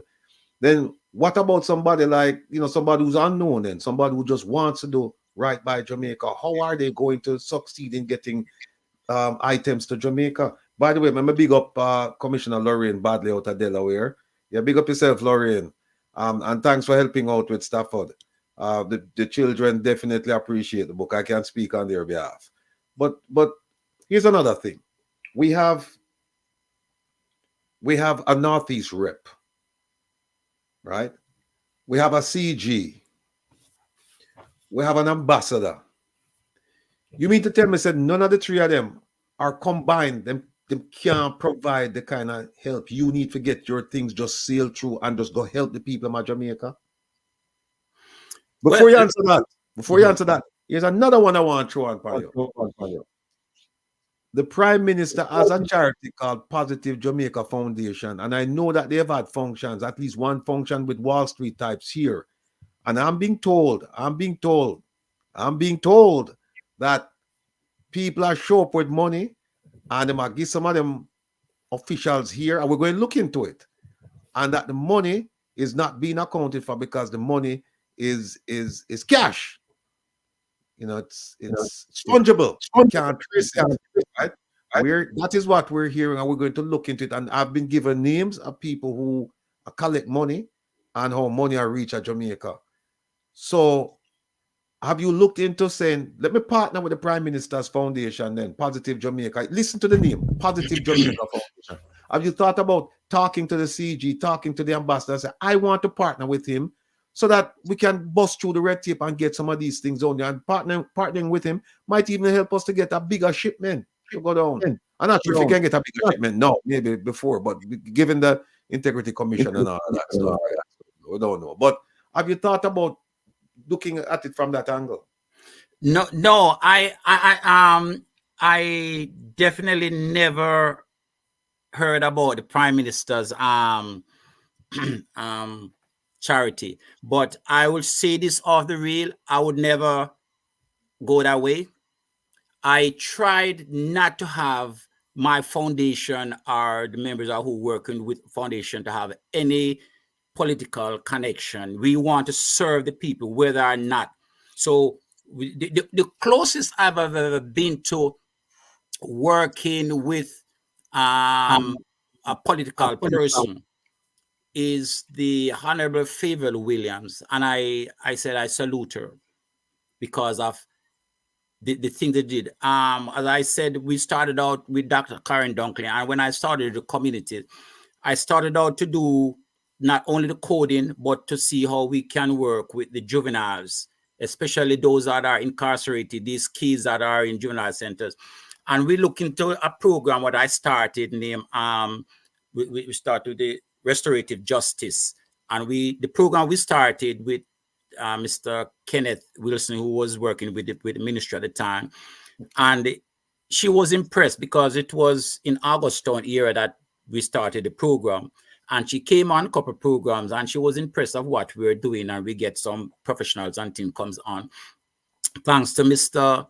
Andrew Sharp, he'll be coming on. He get a program funded through Lesley University for teachers in Jamaica to teach that type of mentor and mental health thing. So we work with that program there. And I'm happy today that she's introducing, leading from those programs, and she developed on it with parents. It is in school because we brought in parents and the system and the thing working. So that's the closest I ever come and working with a politician. But with the Prime Minister's Foundation, I don't think I would even want to collaborate with that. I'm not saying that, but I try not to because I'm for everybody. We work in the community.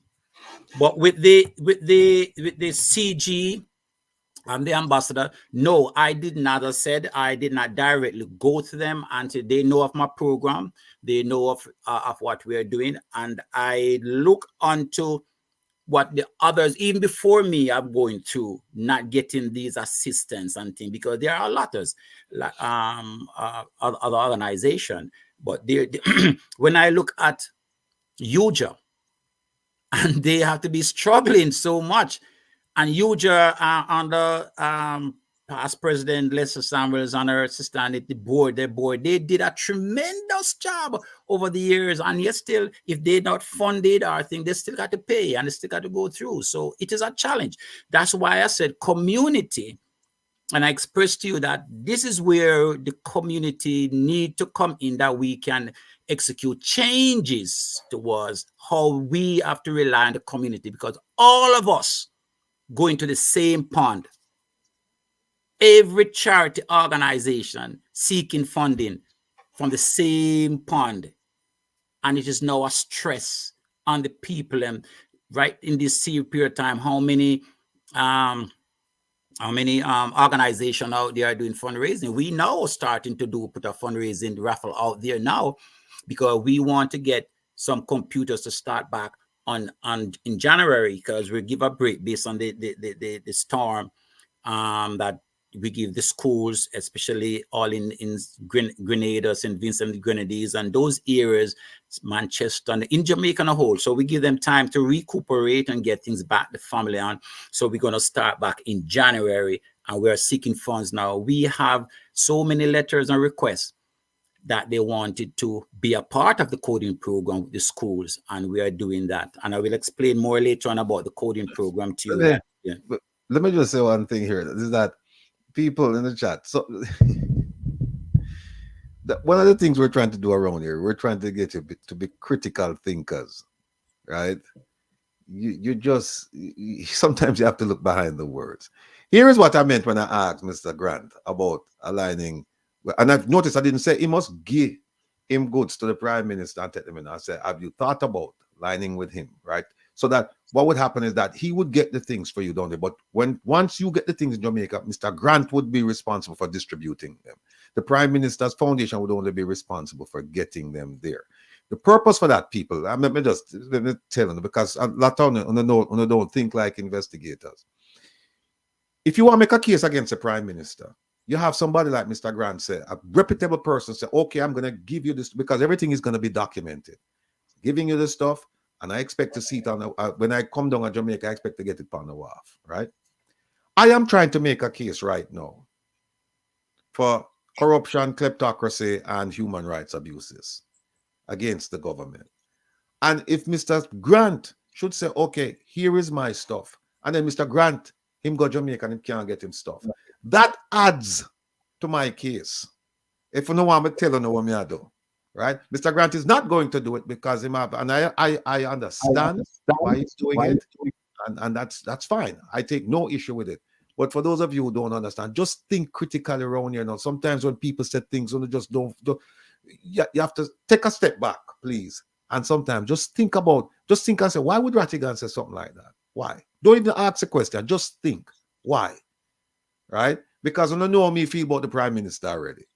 So if I'm asking Mr. Grant, say, have you thought about talking to the people involved with the Prime Minister's thing and get this thing down there? Now, if you put him things in with the Prime Minister down there, that just add another nail on the coffin when I try, deal with around here as far as building my case against the Prime Minister. So that's that. And I see where OT mentioned, she said, no, don't line up with the Prime Minister because you think them are going to teach you things or something. And that's the general consensus around here, that whatever you're doing, Mr. Grant, continue doing it, because even though you're faced with great challenges as far as the bureaucracy is concerned, and we've had people come on this program and say, no, there's no real bureaucracy if you follow these steps. But now we're hearing from you that, hey, no, I'd rather just do my own thing, because following those steps is not going to get me where I want to. And so, Kevin, I yield to you, sir. Listen, this is nuts to me. The whole concept of providing help for a community that needs it, community on a wider scale at this point, and having to jump through hoops, fire lit hoops, and all this red tape that you need to be cutting through that's lined with bricks is ridiculous. The help is needed there, because the system is not in place to make sure that the people that need the help get it.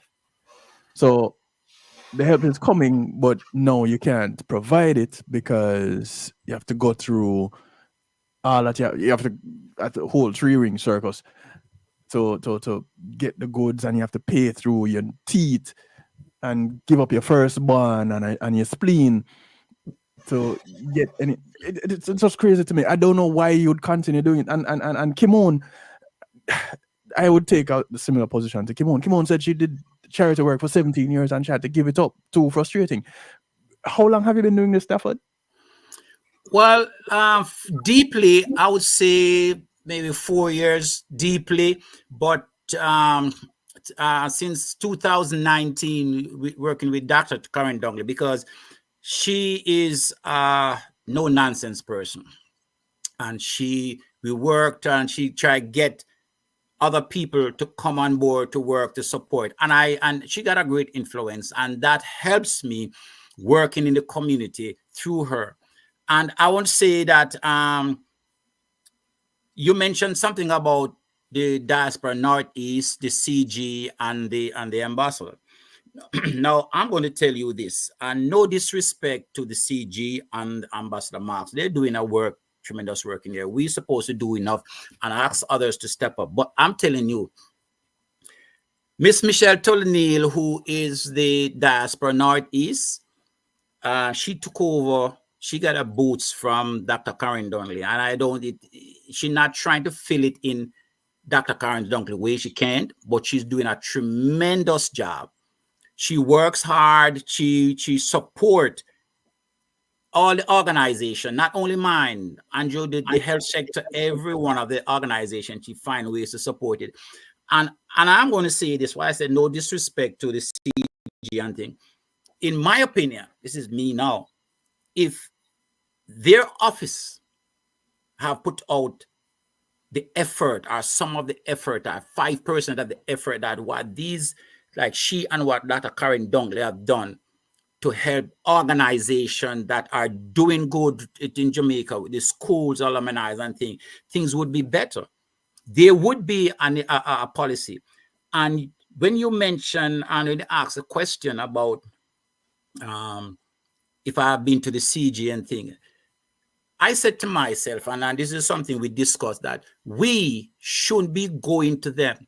It should be a part of their policy or their structure, what they are doing now in their term, to formulate a plan, a process that said this is coming from the CG and or the ambassador office, knowing the fact that so many Jamaicans are giving back, are doing things back to schools, you name it.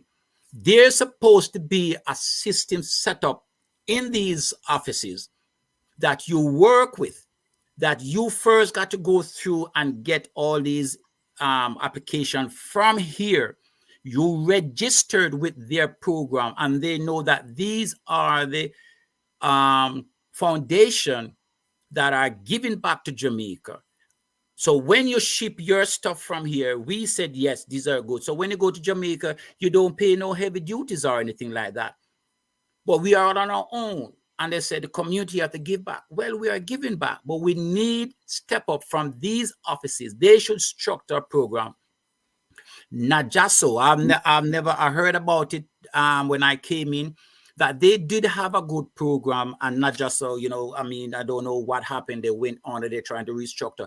Well, a program like not just so, if we should have it, just like UJA, that work with it, and UJA is a reputable foundation and doing good for schools and the kids for school. Look what they do with the robot program and the struggle they are going through to get funding. We shouldn't be having that with our kids. So it come back right here, what I'm saying, that we needed more effort from the community to work with us to say that it is a struggle getting funding. Struggle. Stafford. I'm sorry, Kevin. Go ahead.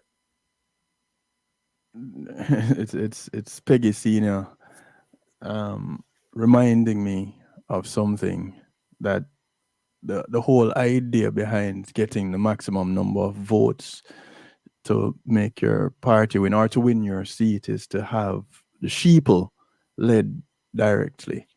And the only way to have the sheeple is to not expose them to anything that goes beyond bare minimum. And educating our children and giving them the skills that they can operate in any society and any community then makes them think for themselves and no longer sheeple.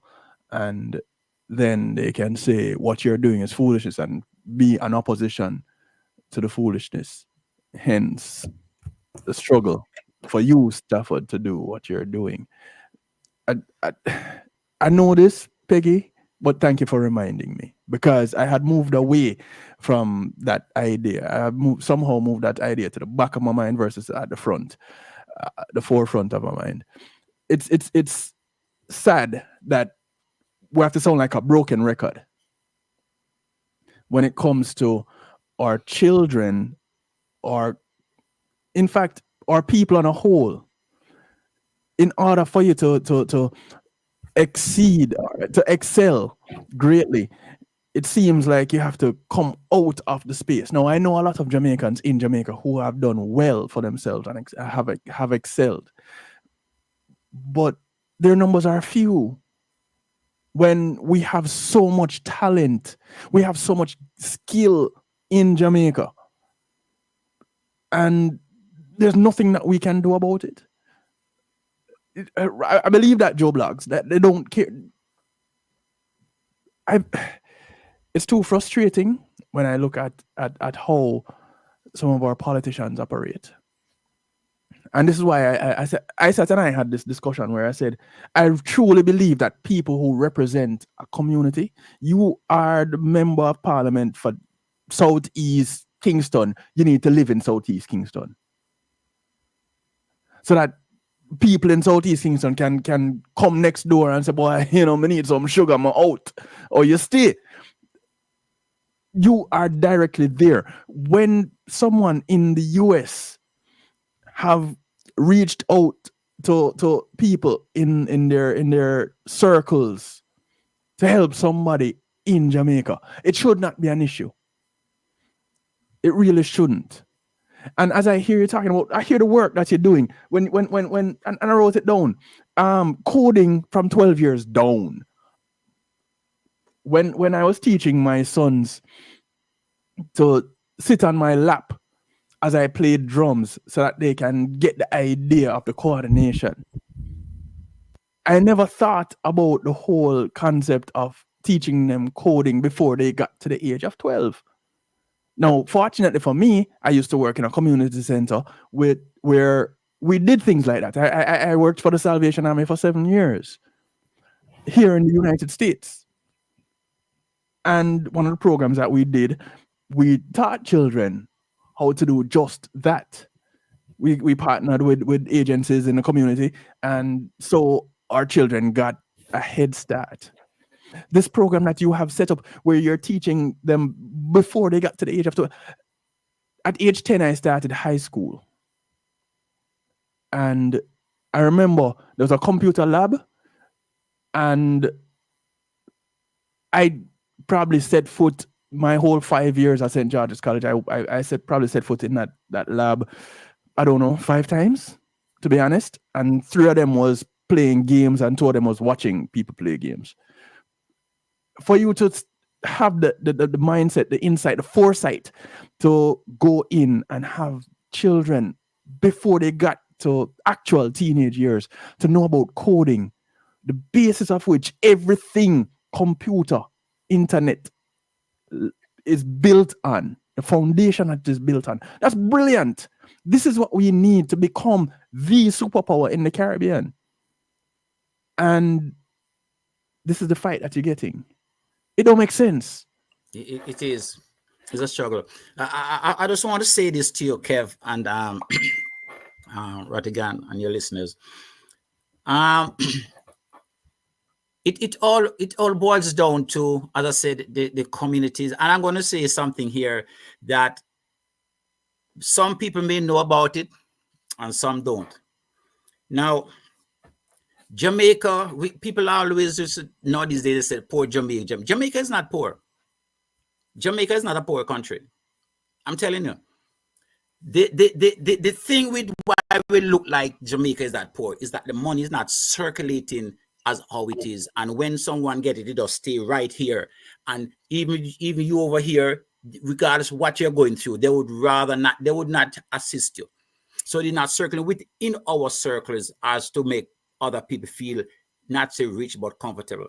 The other thing about our Jamaican people that I experience in the communities is that when they started up, most Jamaicans, I wouldn't say all Jamaicans, that when they plant a corn seed tonight, they expect to get full-blown corn tomorrow. That start read. So if they go to school and they get some knowledge and come back out and they say, okay, can you teach me how to do this? The amount of money they charge you, knowing the fact you're in the community, just struggling, you can't afford it. So what I am saying is that they overcharge you so much that even a lot of people right now refuse to assist me because they believe I'm making a bag of money. That's what they said, because our program is free. We seek funding to give the teachers a stipend. We pay for, purchase refurbished computers. First, when we started out, we asked for computers, and we find that when somebody give you a computer, it's no good. And the amount of money you have to spend to get some of them to upgrade it, you get 2 full desktops with everything, a desktop for the price of one of the desktop to get it refurbished. So we go and look places where we have somewhere we can get refurbished computers upgraded to Windows 10 and Windows 11. Now we have to we give them computers. We give even individuals at home. I don't know if you all know or maybe remember that young man in Cockburn Pen that was highlighted even by the Prime Minister. And I think Lisa and I even went on there and take a TV or something like that, monitor to him on there in Cockburn Pen. He was teaching some youths in the community and thing. And it was very good. But surprisingly, I got a call from a detective inspector of police asking me if I can assist this young man with a computer. I said, oh, why? I said, I don't understand that. And he went to the Prime Minister. He was on TV and things. So corporate Jamaica can't help him.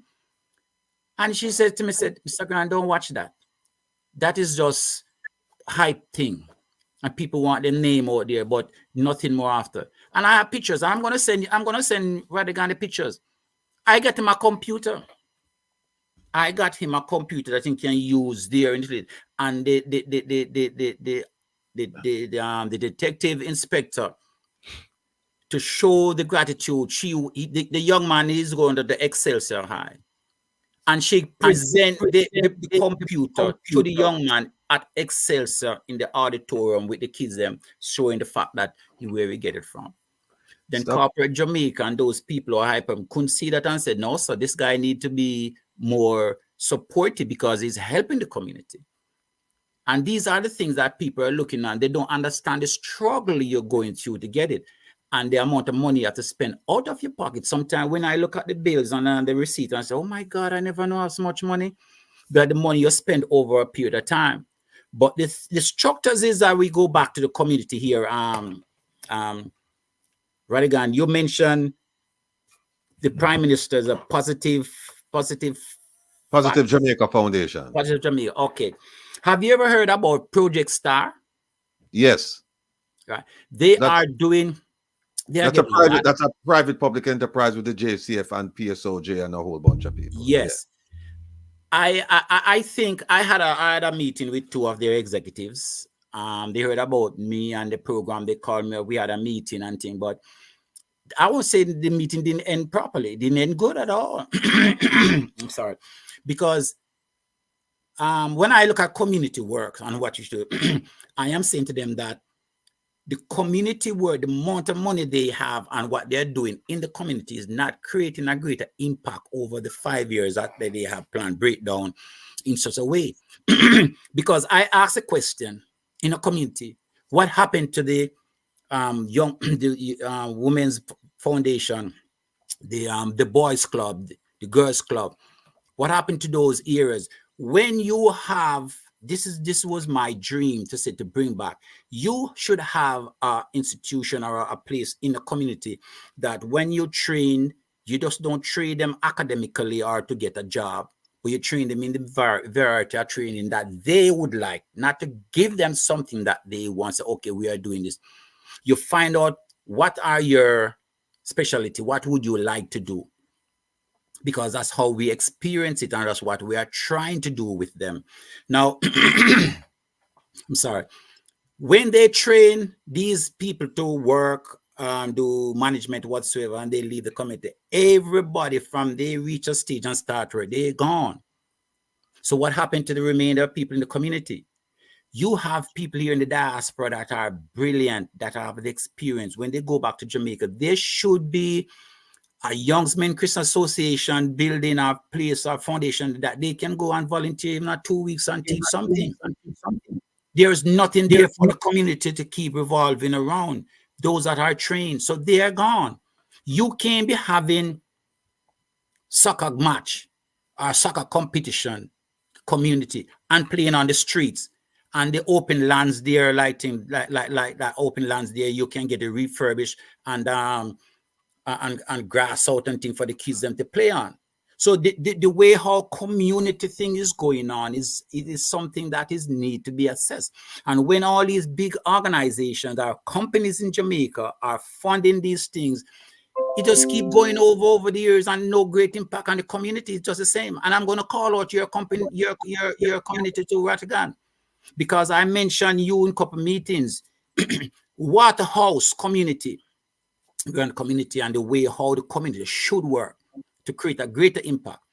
Waterhouse community in Jamaica is the strongest celebrated community in Jamaica.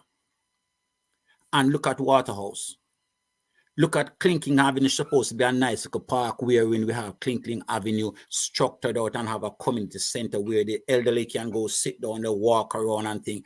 And when you have Rattigan, you have Mr. Devon Harris, you have Beanie Man, you have Shelley and Fraser, and there are others that are doing it. Why there's no collaboration and follow Shaggy footstep and keep a yearly function and the money spent across Waterhouse, not only in Rattigan era, not only in Shillian era, vice versa. And we have a better community. We teach you use them. Well on it. Clinking Avenue, I think that's over in a Cockburn Pen, you know. That's the Prime Minister's constituency, that near Tower Hill. Oh, well, I don't know the breakdown, but I know that's a good era where it can be. You're right. Fix up, and the Maxwell Park too is another community area. Should be fix up grass out and trees and benches, and people can go there and sit down. And it cut down the aggression of the people within the community. Here's what I'm gonna do. Because I mean, you make some outstanding points, and I'm glad that you were able to make it today. To some degree, I'm glad that Andrew Sharp didn't show up and Miss Jean Brown didn't show up, because it gave you a chance to really expound on the things and that you're doing, and then people get a fuller understanding instead of having two other people. They get a full understanding of who Stafford Grant is and the significant role he's playing in these depressed communities or underrepresented communities to at least provide some beacon of hope for the children in the schools, considering what's going on with the Ministry of Education. I mean, sir, I salute you for the work you're doing. And so what I'd like to do, because we have to go move on now, because I have the doctor come on and the people want to hear me talk about corruption, because me have some documents I have to show them, But here's what happened. I would like to invite you to come back next Saturday. And same time, same place. And if Mr. Sharp is available and Miss Brown is available, then that's fine. And we'll just create more time so that we can get into this, because what you're doing is truly inspirational. It's truly charitable. You're not one of them who hand out things to get an award, and even though you're faced with insurmountable odds and tremendous challenges, you still find a way to get things through to Jamaica so that the children them can. So I mean, all of we should give a salute. In fact, I'm surprised them not put you award last week. This week when they give out the awards and you never get one, but that's it. Well, by the way, we see your support up on my boy there. Allah, man. This your Yes. button. Yes. Oh, yes, Yeah, yes, man, La man button, but that's good. That's good. That's good. yes. Yeah, I mean, he's supposed to come up on the program one at a time, too, but all things in time. We have to work through it. Yes. So, I quickly want to say as I want to go. I'm sorry that Andrew, I want to tell you, you want to hear from Andrew because I take up Andrew just give up on Jamaica. Andrew said no, he's a Caribbean guy. And I don't know if you guys know, we just came back from Grenada. We had a disability conference in Jamaica. I knew you went there. I knew you were there. I knew you Yes. were. So with Andrew leading it and Michelle in Grenada, Brett Wright in Grenada, we all collaborate and work because that's another thing we need. We're working on to help our disabled personnel in the Caribbean, Jamaica and a whole in the Caribbean. But as I said, I will willing to come back because there are more we want to talk about for the community, and I'm looking forward to this space. Whenever you give it, fine. I really appreciate it. Before you leave, Before you go, Stafford, I have Kevin. Oh, go ahead, Kevin. social media handles, what are those? Because I know there are some people that wanted to connect with you, to reach out to see how they can offer assistance. What social media handles you have? Before you answer that question, Stafford, I just sent you an email from a person in the United States who is impressed with what you're doing and would like to volunteer his services. So I just sent you Appreciate the that. person's name and number. And this is similar. Well, it's in line with what Kevin is asking you. So Okay. how do you want to reach out to people? Okay, we are trying to get our website up, but as a foundation, struggling and helping out. They want us to pay for to do, one Jamaican who are doing it, they're not doing the website for nothing. And I told them that I rather not go with the website right now more than get some computers, because right now I need the computers. I think that is more important. So I will go with Facebook. So we are on the Jamaica Ex-Servicemen and Women Foundation that's on Facebook right now. That's the only social media we have. And I really appreciate that support because that's what we need to help put it out there for people and get good people on board. Not person, as I said, working for accolades.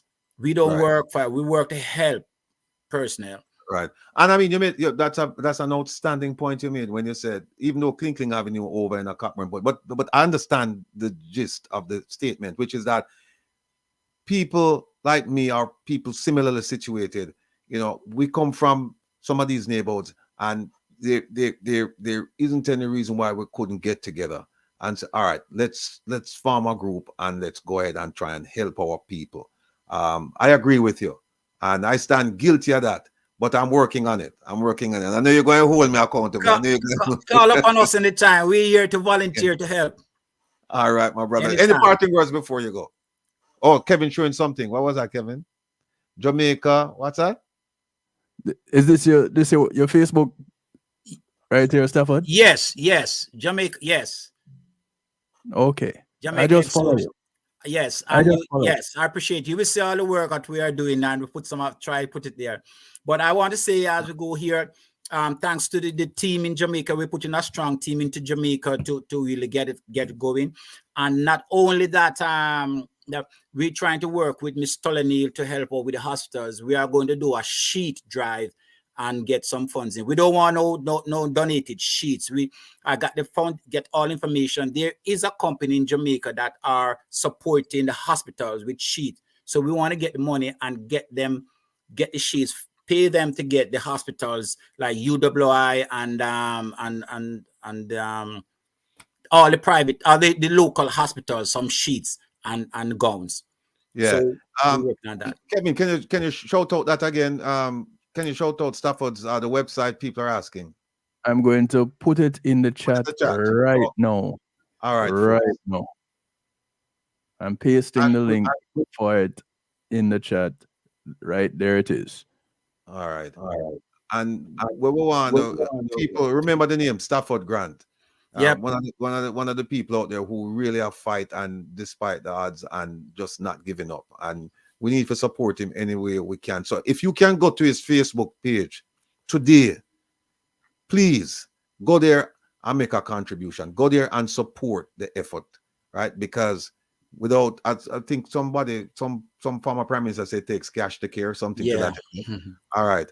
And so these, and you can see where Stafford says that sometimes when him look on the bill, him never realize him have so much money because out of pocket it come from. And when him add up Yes. everything, him, you know, Yeah. him add up this and add up that and up that and look at the total, him say, right, but that's how much money him spend on the thing. But as you realize, it hasn't deterred him one bit.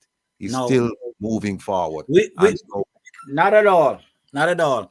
And the goal right now is we're going to have 5 learning centers in the Augustown area for the 5 communities we put in, and that's what the drive is on. We started people place, and as I said, we try to stay from government and politics because everybody lives in Jamaica, regardless of your choices. We try to serve the youths, and we're teaching that. Thank you. So thanks for having me on, and looking forward to come back again. all right, Stafford. Much respect, my brethren. Big Thank up you a yourself. lot. Respect to you guys too. Thanks a lot. All right. Bye-bye. Ladies and gentlemen, Mr. Stafford Grant, the one and only, the man who out there fight to get things done. And, you know, it's kind of sad doing it, Kevin, because I thought that, you know, based on what we heard from people involved with charitable organizations and with a familiarity with the customs procedure and process, that Stafford wouldn't have to go through all of this, but it's unfortunate he might go through it, you know. Well, clearly we can't believe everything that we are hearing because here is another side. But I guess there are several experiences to be had out there, and some people have some good experiences, some people have some bad ones. I don't know who it is that I should have asked him. I don't know who Stafford upset, why it is that he's getting such a hard time, but he must have upset somebody. But this is ridiculous. People are saying that they don't see the link. Let me see if I can put it in there another way. But if you search, let me tell you what name, Jamaica Ex-Servicemen and Women Foundation Incorporated, and that is EX-Servicemen and Women, Jamaica Ex-Servicemen and Women. I don't know. Maybe I can't share links. I'm gonna try to be creative. I know at one point YouTube had this thing where you to put links. All right, here's what I'm going to put in the Reggae Global chat.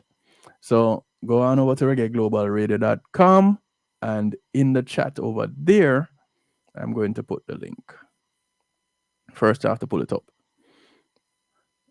But yeah, I kind of got upset a while ago for a little bit because these things is foolishness. Sorry, you know, it don't make no sense. It's foolishness. All right, everybody, visit reggaeglobalradio.com, and in the chat you will see the link right there. Because for some reason, YouTube, I fight out the thing. Some people are talking about my chair. So my WD father the chair. You know what? Cora, big up yourself. A very dear friend of the program, a strong supporter. She said to me, said, "What chair, man? Don't fix no chair, brother." She said, "Because until them fix Jamaica, you fix your chair. As long as they don't fix Jamaica, you know, you don't fix no chair because the chair will reflect where they behind you. And don't get so nothing now go on good. So if your chair now function, don't worry about it, you know." And she make a good point. So Cora, wherever you're there, because Cora is a world traveler and she's all over the place. But she tune in, she find the time for tune in, and she really support the One Jamaica Legal Defense Foundation. So Cora, big up yourself, all right? Now, folks, listen, last week, right, we had TT in the house. Yeah, Tamnika Thomas, and we told you that we're gonna bring on Mr. Richard Crookson, the man behind Risson Primary Care, a personal virgin of mine, still, truth be told. And him just happened to pass through the area this week. I'm gonna tell him, say, just come in and stop by, because he was supposed to do it from up on New, but him have some things he have to take care in my area. So I'm down here. I'm gonna just tell him, say, come in and stop by and spend a few minutes with us and talk to people about their health and medicine, because that's what he's into. And he's located in Brooklyn, 3215 Avenue H. I don't remember the suite. He'll tell you. He's sitting right next to me right here. So what we want to do, Kevin, is we want to talk to Richard, but we want to make it more like a conversation piece as opposed to, an interview. So without further ado, ladies and gentlemen, family members, the chat and a listener, wherever under the market, bar, wherever, I present to you Mr. Richard Crookson. Come in at the thing with the people and say, brother. Yeah. Yes. You put us on the spot, brother. No, I'm not putting on the spot, man. Kevin, you must be on the spot. You know, so it's on my 14. Man, no, you have to tell the people. You have to tell the people that. Listen, folks. What happened is that my brethren here is a man. Him is more of a doer than a talker, and so he would rather see you come in and him do him have to do and help you health-wise, as opposed to come out and kind of like big up himself. But me have to big him up because we know lots of people him really take care of, and them come back and we get the reports and things like that. And we know him for a while, respect him to the bone, and so we just want to present him to. And if you have medical problems, whether you live in New York, Brooklyn, wherever you live, if you live in a New York state, upstate, you can still reach him. You live in the 5 boroughs, you can reach him. Somebody asked a question last week about if he would take like remote, if I may do things remotely. And they say, of course, TT say, yes, of course. So what I want to know, I want to introduce you to my brethren, Richard. And Richard, what I want you to do is just tell the people, just give them a sense of who Richard, where you go to school and what exactly it is that you're doing in Brooklyn that people start recommend you all over the place. All right, so first of all, I'd like to thank you. Thanks a whole lot for giving me this opportunity to share some medical information with your listeners, and to let them know that, we're here to help. I run a primary care medical office. It's been in operations for about 14 years, and it's a primary care medical office that we see chronically ill patients, and we manage asthma, diabetes, heart disease, high blood pressure. We also manage the acute illnesses such as, headache, backache, belly, all kind of aches. Okay, so we also deal with the acute illnesses, as well as we do some screenings. Screenings such as diabetes, hypertension, and so on. And we do a couple of procedures at the office. We have an electromyography machine that we check people's nerve to see if there's any damage, as well as we do a Q-Tenza treatment for diabetic neuropathy, and there is treat them with the Q-Tenza, which I've seen much success with this treatment. What else you like? You tell the people who is Richard Crookson, where you go to school, what's your specialty and all of that, so that they kind of get a sense of who they're putting their health, whose hands they're putting their health in. All right. Well, I have a master's degree in biochemistry and toxicology from the University of Buffalo, and I also have a advanced degree as a nurse practitioner from Binghamton University. What else you don't like to know? How long you been in business? Where are you located? Okay. Well, as I said, that we've been in business for about 14 years.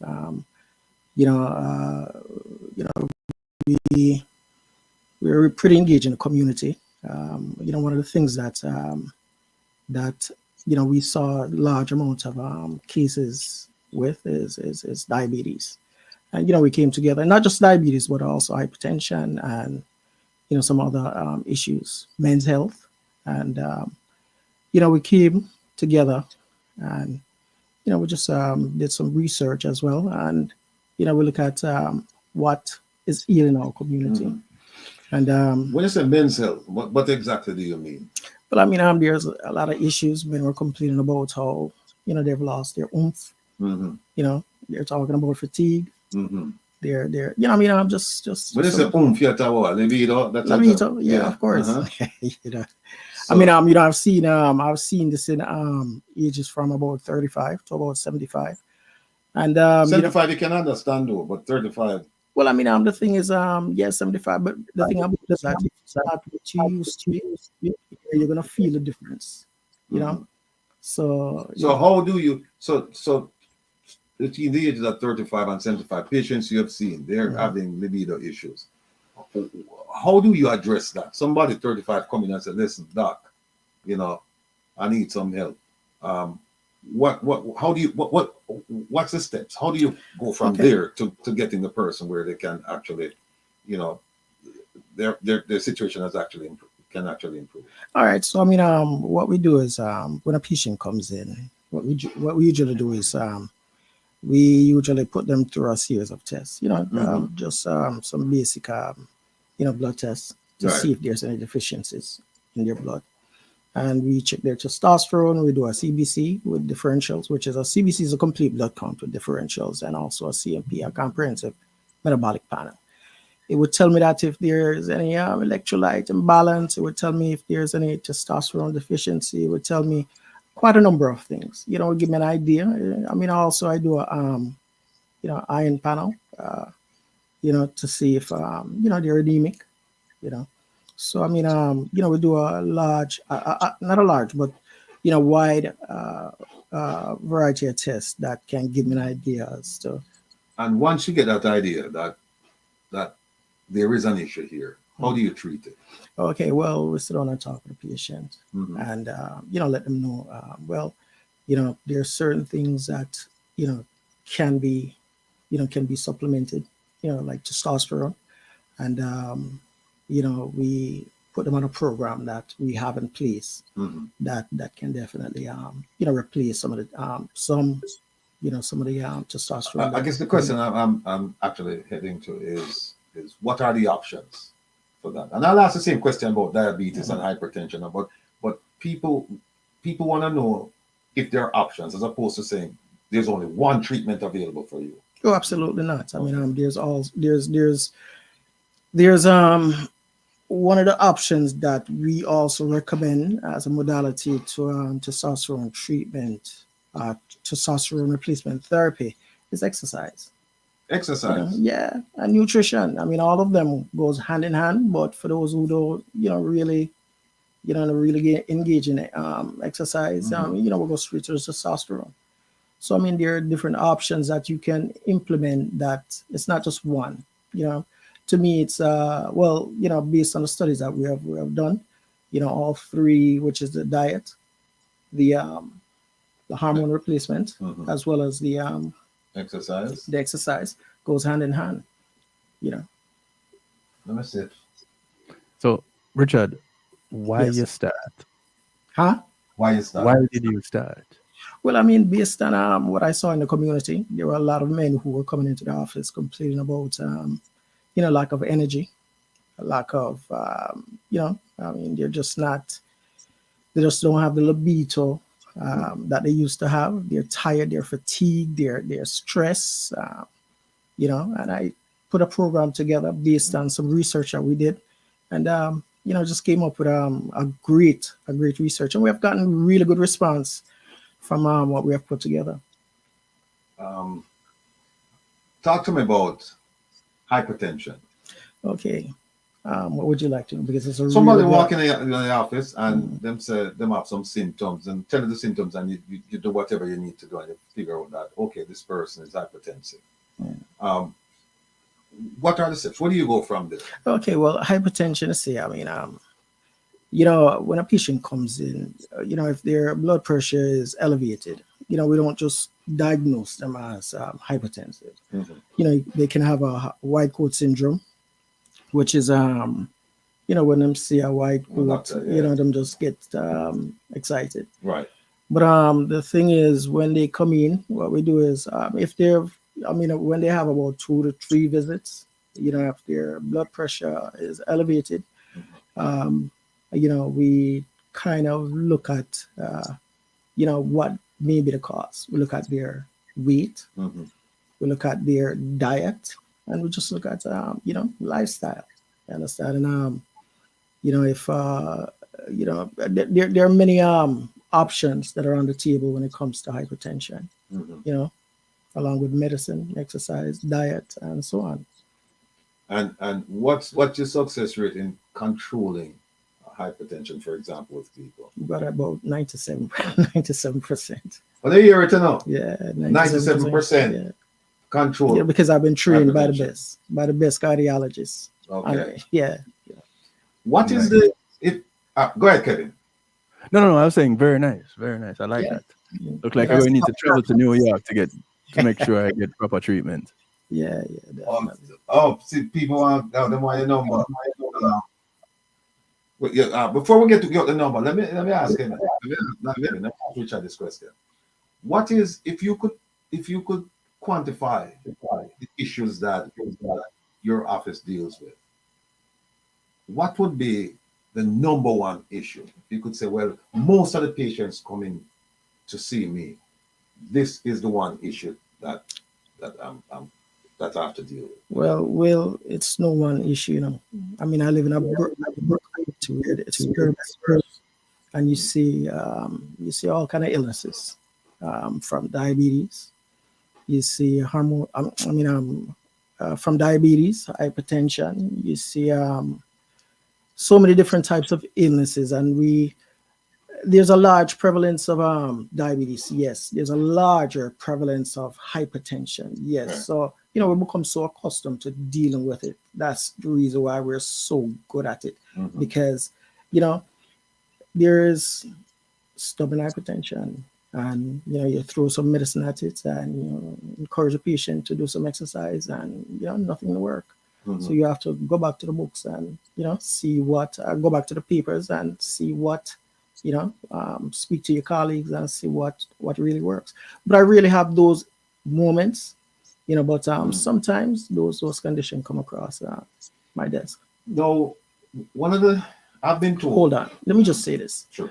Also, you may do everything in the book, but the patient is just not compliant to your procedure based on not necessarily that they don't want to take medicine, but also it can be also that they're just not ready for that The regimen that you're gonna put exactly. them on, they don't comply with exactly. I mean, it's not just it doesn't necessarily have to be medicine, but also diet.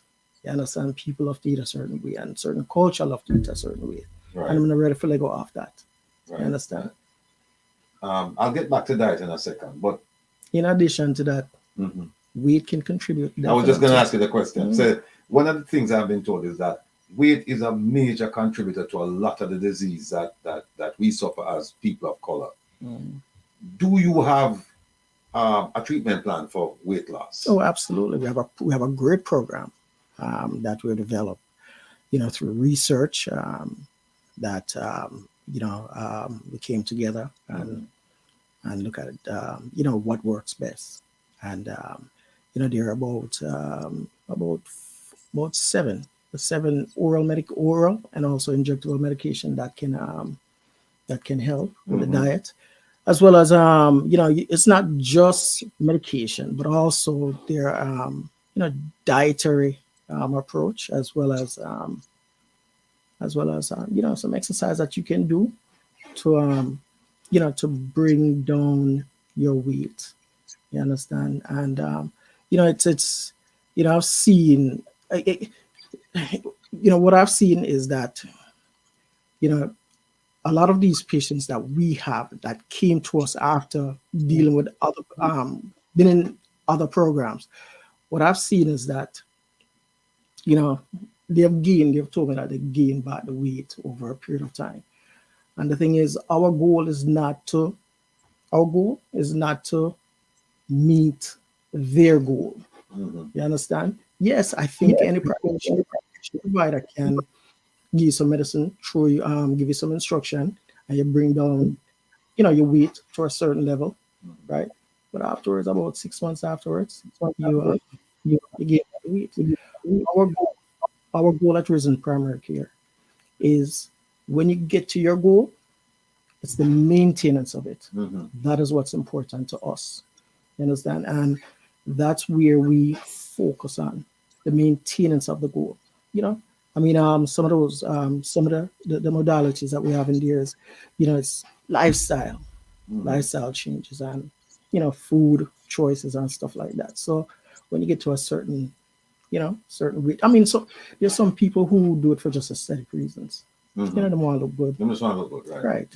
But there's some people. I have a patient who started out at 425. 425 pounds. 425 pounds, and she's at about 270, 279. We're so proud of her because Over what period? we've been Over, for over about what 6 period of years, time? Over over about 2 years. 2 years. Mm. So We make slow and incremental, steady. Yeah, slow and steady and Yeah. safe. Right, and You safe. understand? You know, Was that there's sometimes where, you know, they get to a certain stage, stop. You know, and that's where big comes. You know, there's no stuff that kind of get them over the hill, and then will continue in a safe and healthy way. And that was a customized program? Customized program, definitely. Was her I mean, blood Over somewhere so people can see. Like, yes, brother. Come Yeah. on. Yes. was her blood type considered in that at any point? No, blood type is not considered. I think that's just you know, a soundbite thing.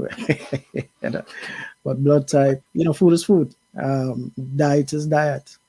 You know, medicine is medicine. You know. No, you mentioned something about doing things in a safe way, like weight loss, for example. Slow, steady, and safe, right? The 3 S's. And I noticed something that and you and I have talked about this, you know, quite often. And it has to do with diet. Because you always tell me eat clean, you know, stay away from certain type of foods and things like that, which I don't hear from a lot of doctors. Or they'll just say it, but they won't emphasize it. They'll more emphasize medication, right? Now, what is your take on herbal medicine? Because there's a big push these days to try and stay away from pharmaceuticals, right? To say, okay, you know what, pharmaceuticals came from someplace and they came from herbs, you know, they came from natural sources. And over the years, people, they have mimicked them to create these synthetic drugs or whatever. Right. Well, why do that when you can get the, you know, the natural foods that can help you? No, how do you? What is your take on that regarding, you know, the herbal stuff versus what most trained physicians are doing right now, which is to kind of send you the direction of medicine? Right. Well, I mean, that's a good question, and let me unpack it a little bit. The thing is, you know, if we want results, sometimes you have to go with the conventional approach. You know, herbal has a place in the process as well, and I agree. I mean, I agree that herbal does help, but herbal, the type of results that herbal brings, along with the time span, right? It's a little bit discouraging. You understand what I'm saying? Right. No, the thing is, if you are, you know, we support everything. We support, you know, because I mean, say for example, an individual, you know, don't like the idea of synthetic medicine, right? A lot of us don't like the idea of synthetic medicine, but we take it anyway. You understand? I rather a person to lose weight, be healthy, right, and work on the herbal portion of it in the interim and after, you know, to support them with, you know, even hypertension, and you know, but herbal, you know, will, you know, so I'm trained Western medicine way. So you know, the thing is, my direct approach is find a resolution, right? Not necessarily fast, but safe. You understand? And you know, Here's where I could see the push towards, you know, don't get me Western. wrong. Yeah, but don't get me wrong. You know, I mean, we do encourage certain herbs, but the thing about it is that first I have to understand the mechanism of action, how it works in the body, what it does, you know, and is it safe? Is it safe for your liver? Mm-hmm. Because it could have complications there. Oh, absolutely. Right? Herbal, listen, herbal does do it damage as well. It's not taking the just right dosage. Right, exactly. You know what I was thinking? I was thinking that if you're somebody who is 75 years old, right, and then you start you're having some issues, and then you go to see, and the question, okay, we're put you on with 80 years old, and they say and at 80, most of your life is in the rearview mirror, it's behind you. And so you go there, and then because you're saying the herbal thing, it's going to take a while. Somebody like that, I could see them saying, well, I don't have forever. So I can't take the herbal stuff and wait 10 years to see results, or 5 years, or whatever. I need to see something now. Do you believe that the now treatment is safe enough that it can be a win-win, where you can get the person to where they want to be medically and at the same time safely? Absolutely. I mean, I do agree with that. Agree with what you just said. I mean, yes, there can be an approach, you know. The thing is, I don't like the idea of mixing synthetic with herbal, because you don't know if the person have a bad reaction to something, to the medication, as the synthetic medication, as along with the herbal medication. We don't know which one is responsible. Oh, okay. You understand? Okay. You know, they can have a reaction, a bad reaction, a slight reaction. But if, you know, I mean, you take a medication or the herbs and you start feeling dizzy, what is responsible? Okay. You know, we don't know. So then you would suggest that if somebody's coming to see you and they're on a herbal program, that they relate that to you, that they say, listen, this is what I'm taking right now, just so that you know possible interaction and possible bad reaction. Right. Not only that, but you see, the thing is, there's a thing called synergistic effect, where if you're taking a synthetic drug and you're taking a herbal medication or herbal supplement, that can increase the what you would call it, that can have the medication itself in the system, that where, you know, say for example, hypertensive medication that can drop your blood sugar so low, you understand, that it becomes dangerous. You understand? So a synergistic effect is where one drug comes together with another drug, and, you know, cause a more synergistic effect, where, you know, it's so it could be dangerous, essentially. Most definitely it can. All right. What advice would you give to our people? Because most of the people you see in your practice, they look like me and you, right? Even though it's a diverse community that you serve.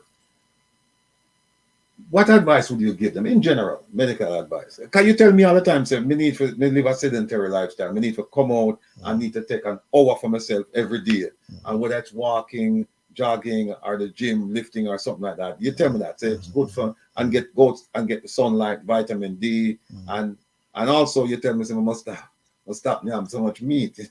Right. And look at the goat need for me, you know. Right. But what advice would you give them? And even with all of that, you still don't sleep. Exactly. Him know me not sleep. Him know. You know, I mean, it catch up. People want to know. Hold on, Richard. People want to know what it is that you have been aiding Rattigan with in order to get him to sleep. Because no, that's a patient. That's a patient client program. Yeah, that's a hypothesis. You know, I'm assuming. You know. You know. So, I mean, you know, Will has come to me with several issues, and, you know, I'm glad to say that you know, we found a resolve for most of them. Most of them, yeah. Well, not most of them, all of them. Yeah, sleep though. Because if we never fix it, if we never fix it, it would have definitely cost me off. You understand? So, the thing is, if they want to know, definitely, if they want to know, or if they are having some issue, they can give the office a call. The thing is, it's not just in Brooklyn that we have, our clients. I have clients in New Jersey, clients in Long Island. I mean, we have clients all over the place. We have clients in Maryland. Yeah. So, we have clients all over the place. So, we're here to support. Look what Jason said. Jason said people do not get a good night's sleep, cannot function. You have met me now, Jason. Well, I mean, you know what? Nice meeting you. Lack of sleep can increase your blood pressure.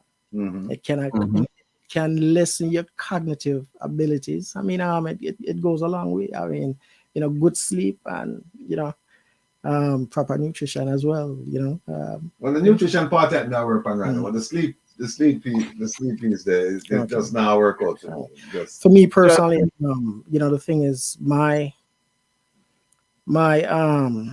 philosophy and my way, my lifestyle is to actually, anything that you can pick from a tree or pull out of the ground, live food, not synthetic, not dead food. You consume that more than you consume the meat. You understand? Oil-based food.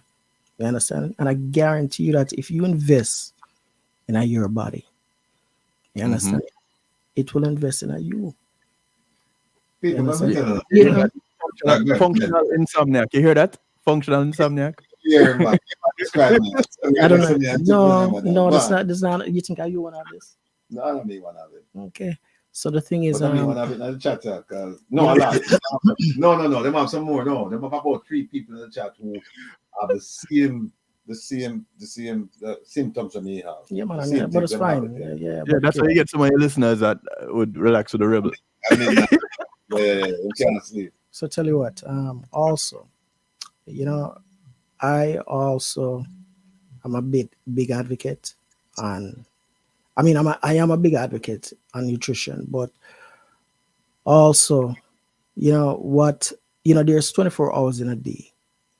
And I tell Will, so you see that 24 hours, I want you to take 1 hour. 1 hour for yourself. 1 hour. You can choose whatever you want to do with it. You can read a book. You can go walk. You can do whatever you want. However, whatever you want to, get accomplished, see some improvement in, you focus on that. You see you take 15 hours when you sleep for 8 hours or even 7 hours. You see those 15 hours, you give to the world. You can do whatever you want. You can, but you see that 1 hour, go exercise, challenge yourself, invest in yourself. You understand? Show up for yourself. You can't get a world 24 hours and not take care of yourself because you're useless. You cannot give from an empty cup. Exactly. Tell the man, Richard. Yeah. I'm back on that drink all that. So I mean, and that's my personal take.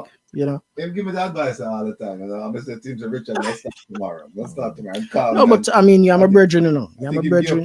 You're my brethren, and I'm gonna see you take care of yourself. I make sure say they're on, And it's not about listen. I say you, I'm not telling you this because I want to live long, but I want to live life with intensity. Because the things with me and you engage in, the things with me and you do, in the past. I mean, at the best time of my life, that, I mean, it will live in me for the longest time. So it's so important, to live life with intensity and. What do you say when I want your pop, though? Exactly, Yeah, man. It's all about intensity because, I mean, you can't live till you're 90 years old and live in a bed. Hey, let me tell you something, people. Look up on a trip, right? A group away. And Richard did it. And it was Richard, I the only one who don't eat meat, right? And it was challenging to say the least, Kevin, you know, because you have to find place where you can eat rabbit food, you know, you can eat. No, man, meet the sides of them. Meet the sides of my every restaurant. No, sometimes I'm upset no bomb but you know. What What do you mean? Well, You're gonna go restaurant where I can't even, you know. That's what it say. But the wicked to say, yo. The carrot and that thing. And if I go sometimes to get it and make it feel. Because we have a place where we eat meat. You know, because we have meat. And if keep on a woman, I said, no, you can't do that. You know, you have to cut back on it. Yeah. But God works in mysterious ways because they say the little illness from the other day where they go, they stop it. I have bread meat. I think I've had bread meat once in the last 2 months. Once Good, in the last. Yes. Yeah. You're a slow learner, but you're learning anyway. Learn painfully. My exercise and them painful. You know? That's painful. Yeah, we not really take talking. No, my mother always tell me, say, boy, you know, I forgot jail if you know what jail feel like. Yeah. Never ask you, Richard. Yeah. How old are you? OT. OT, where you want to know OT? No, it's all right. 92. No better. Here's the say, Richard, fries is a vegetable. Fries. Yeah. Potato. Okay. All right. It's potato. Yeah. But we see you eat fries. Of course. Okay, all right. I mean, at times, no. But the thing about it is not, I don't do it. I don't do it on a daily basis or a weekly basis. It's once I eat it as a treat. Okay. You understand? All right. You know? But I mean, I come from the same place you come from, you know. No. Carnet asked a question.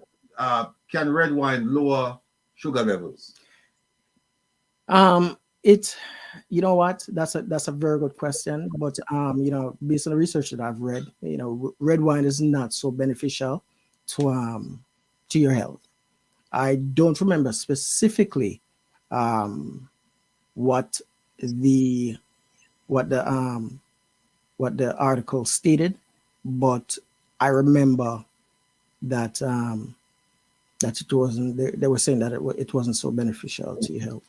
I mean, I as a matter of fact, I should be able to say or tell you because I don't have the full information. But you know, Steve Campbell said fries. Daisy, listen to this. Fries is not vegetable, it is carbs. No, it's not carbs, it's starch. It's starch. There's a certain amount of carbs in fries, and it's natural carbs. However, it's starchy food. Rice is starchy. Pasta. Potato, any type of ground provision is starch. And what that means? Pure sugar. You understand? Pure sugar. Pure sugar. So burn it off. Yeah. Him said, doctor, isn't it proven that if you are really tired, you should elevate your feet 18 inches above your head and keep your hands close to your side on your back instead of using the pillow at your head? Use feet. Actually, why would you need to, if you're really tired, why would you need to elevate your foot unless you're having some kind of cardiac issue? You know, I mean, lean supine, I think that will bring the body into, you know, normalcy. But if you do have a cardiac issue where you're having swollen limbs, yes, you do need to elevate your, you know, your lower extremities, and that will help with circulation back into your vessels. Peter Flynn, forgive me. I'm a late night show host, but I have to ask you this question. Do you want to know the answer to that question because you're on a female we're in debate about this? Or is it just for you? So another one, huh? Hold on, let's get back to the testosterone and the hypertension. You want to talk about, okay, all right. You want to get back to testosterone and the hypertension. All right. Here's one question I wanted to ask you. It's not a question, it's a statement. Kim won't say, I have not seen a no meat eater, I guess, live as long as a meat eater. So what she says that me will live longer than you. I mean, that's fine. I mean, we can't, you know, everybody, no matter is created equal. Okay. You know, I mean, as I said, that it's not the length of your life. It's a quality. It's a quality. It's Okay. intensity. Yeah, but Back to your looking thing. the animal kingdom though, some of the largest, strongest animals Right. are not meat eaters. Right. They're Yeah. herbivores. The buffalo. Mm. You know, Elephants, I mean the giraffe. You know, rhinos. But you see, when you say that some of them, what you're also saying is that some of them are not. Right? How my sound? If you say some of the strong, biggest animal. Lions and the crocodiles. Crocodiles are not even. but on a strong a mindset them have. I say go. What do you mean? Okay. No, look how much animal out there stronger than the lion.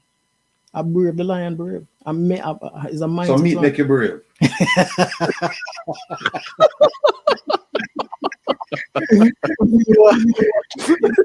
Call it that, yeah. You know? You can't get back on top of the story on the No, the thing is, another program that we have in this office is and the reason why we put it in place is because there are quite a number of patients who have been coming in complaining about dehydration, and we put an IV infusion therapy in place where we replace some of the fluids that have been lost through sweat, through surgeries, through illnesses and stuff like that. If we have patients who, when we do their blood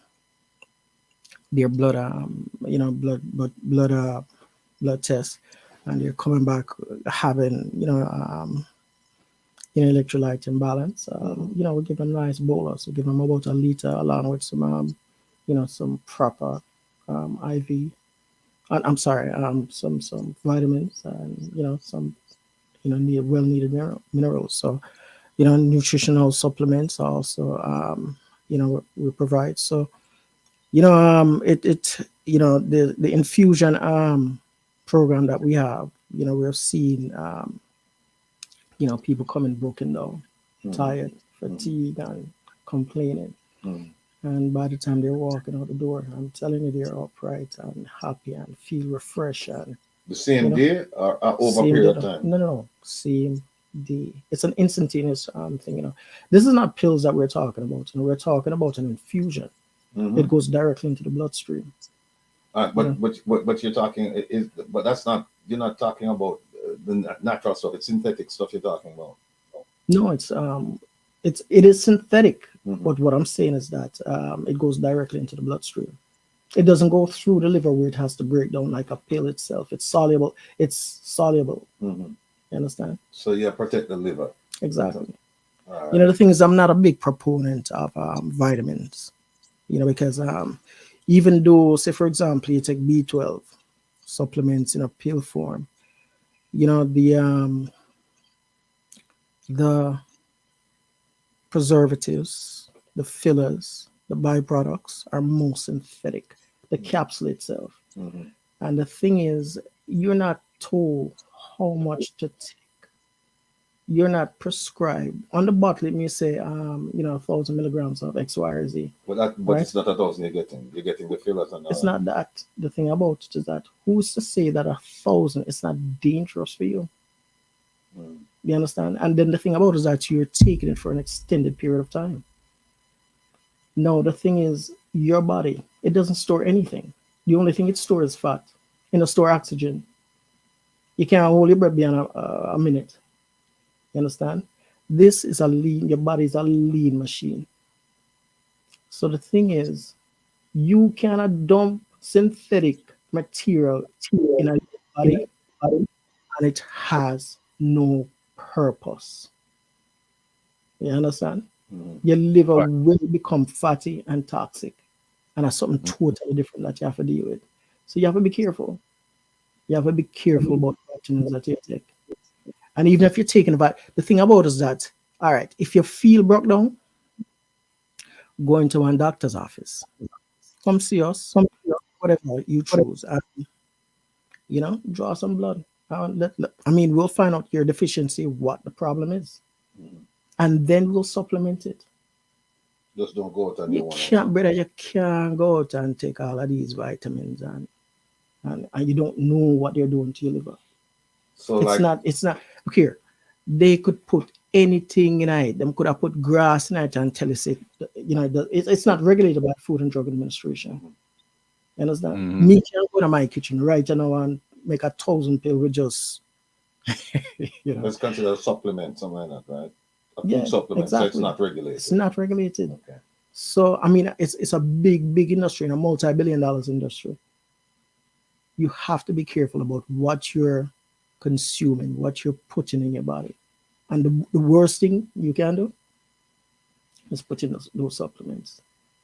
I'm not saying that it doesn't work, You have to know, It have to be in a controlled circumstances. Exactly. Like you say, you do the blood work and you see the deficiencies, Exactly. and then you can prescribe what type of vitamin to take. But Absolutely. You but can't just get up and just yeah, like you can't just go to Amazon and look on vitamin section and say somebody rated a 4.5 out of 5 and said this is good. Right. And then, Just like the program that we have, before we can put any patient on any hormonal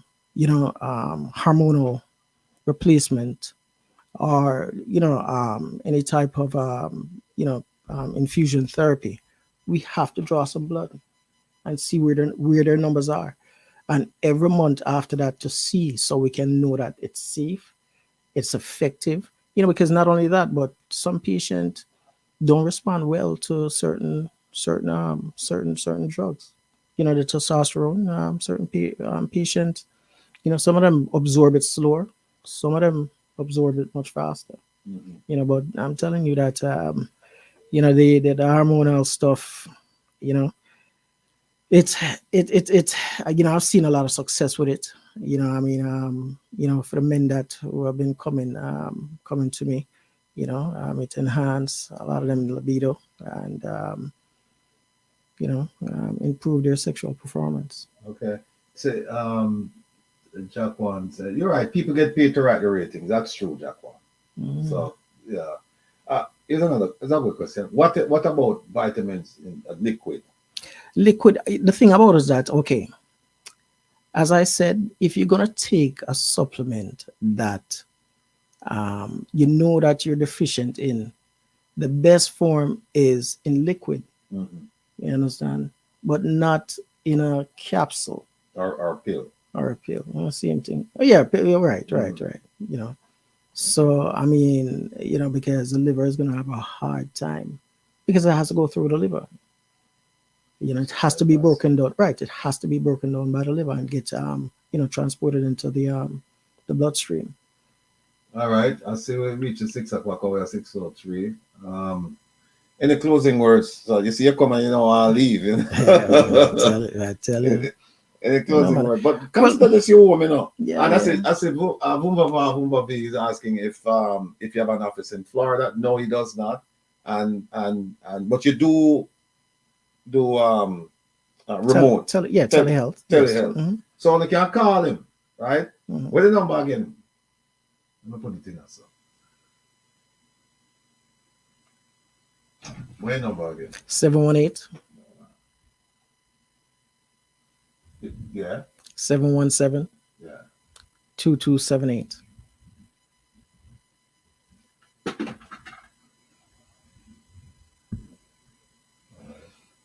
Someone 718-717-2278. Yeah. Hold on a second.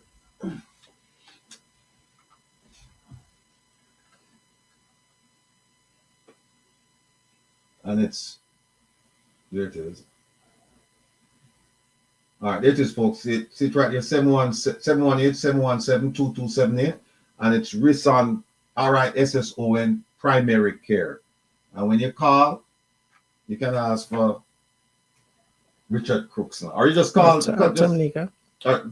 Yeah, she was here last week. She'll definitely take care of you. Yeah, just call the number and they'll make sure that whatever the issues you're having, they'll address it. So someone says, how do you cleanse the liver and kidney? Because we have a herbal doctor who comes on and he have a formula where we can actually cleanse them. So how would you do it? Listen, I don't want to step on anybody's foot. No. Just say how would it's different because he's herbal medicine, your Right. traditional Western medicine. I don't know about any. I don't know much about herbal. You No, know. we're not asking you to comment on No, herbal. I know what you're saying. However, you know, let me just say this: that cleansing, you know, my approach to cleaning anything or cleansing anything is to start eating right, a balanced meal, without the fatty meals, without the fatty foods, and so on.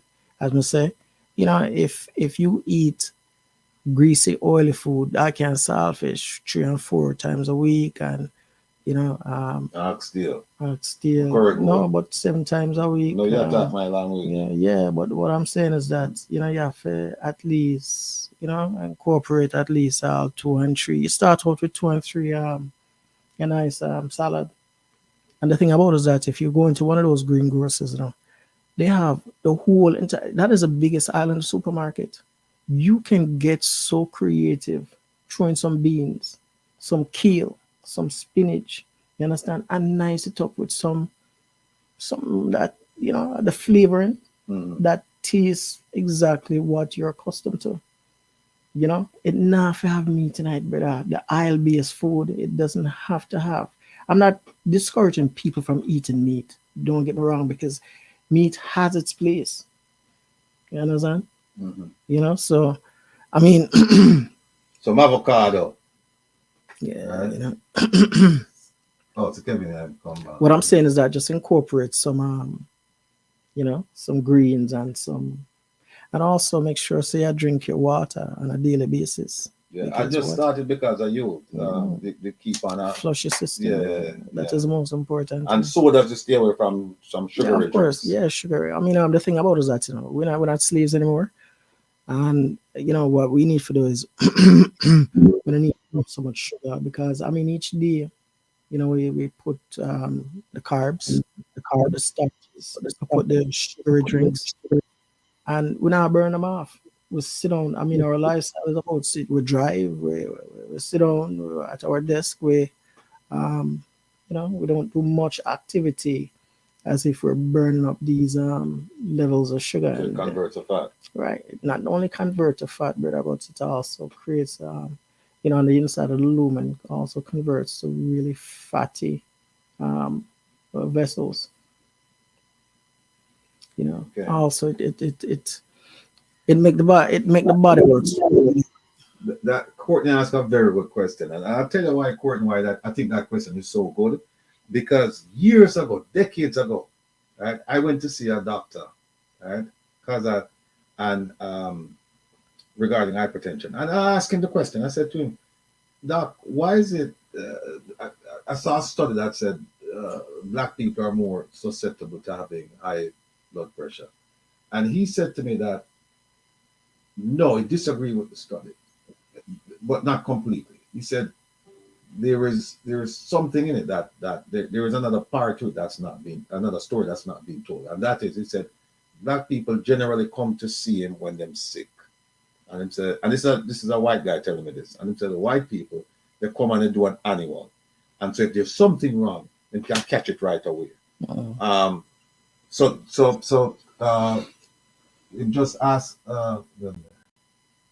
Just ask the question. Where is it? Okay, Courtney said, what is it necessary for people to have a yearly physical? Oh, absolutely. And let me tell you this: you can't ask a white doctor them kind of question there. Because no, of course not. Because I mean, the thing is, when during the transatlantic slave trade, we used to be taken from,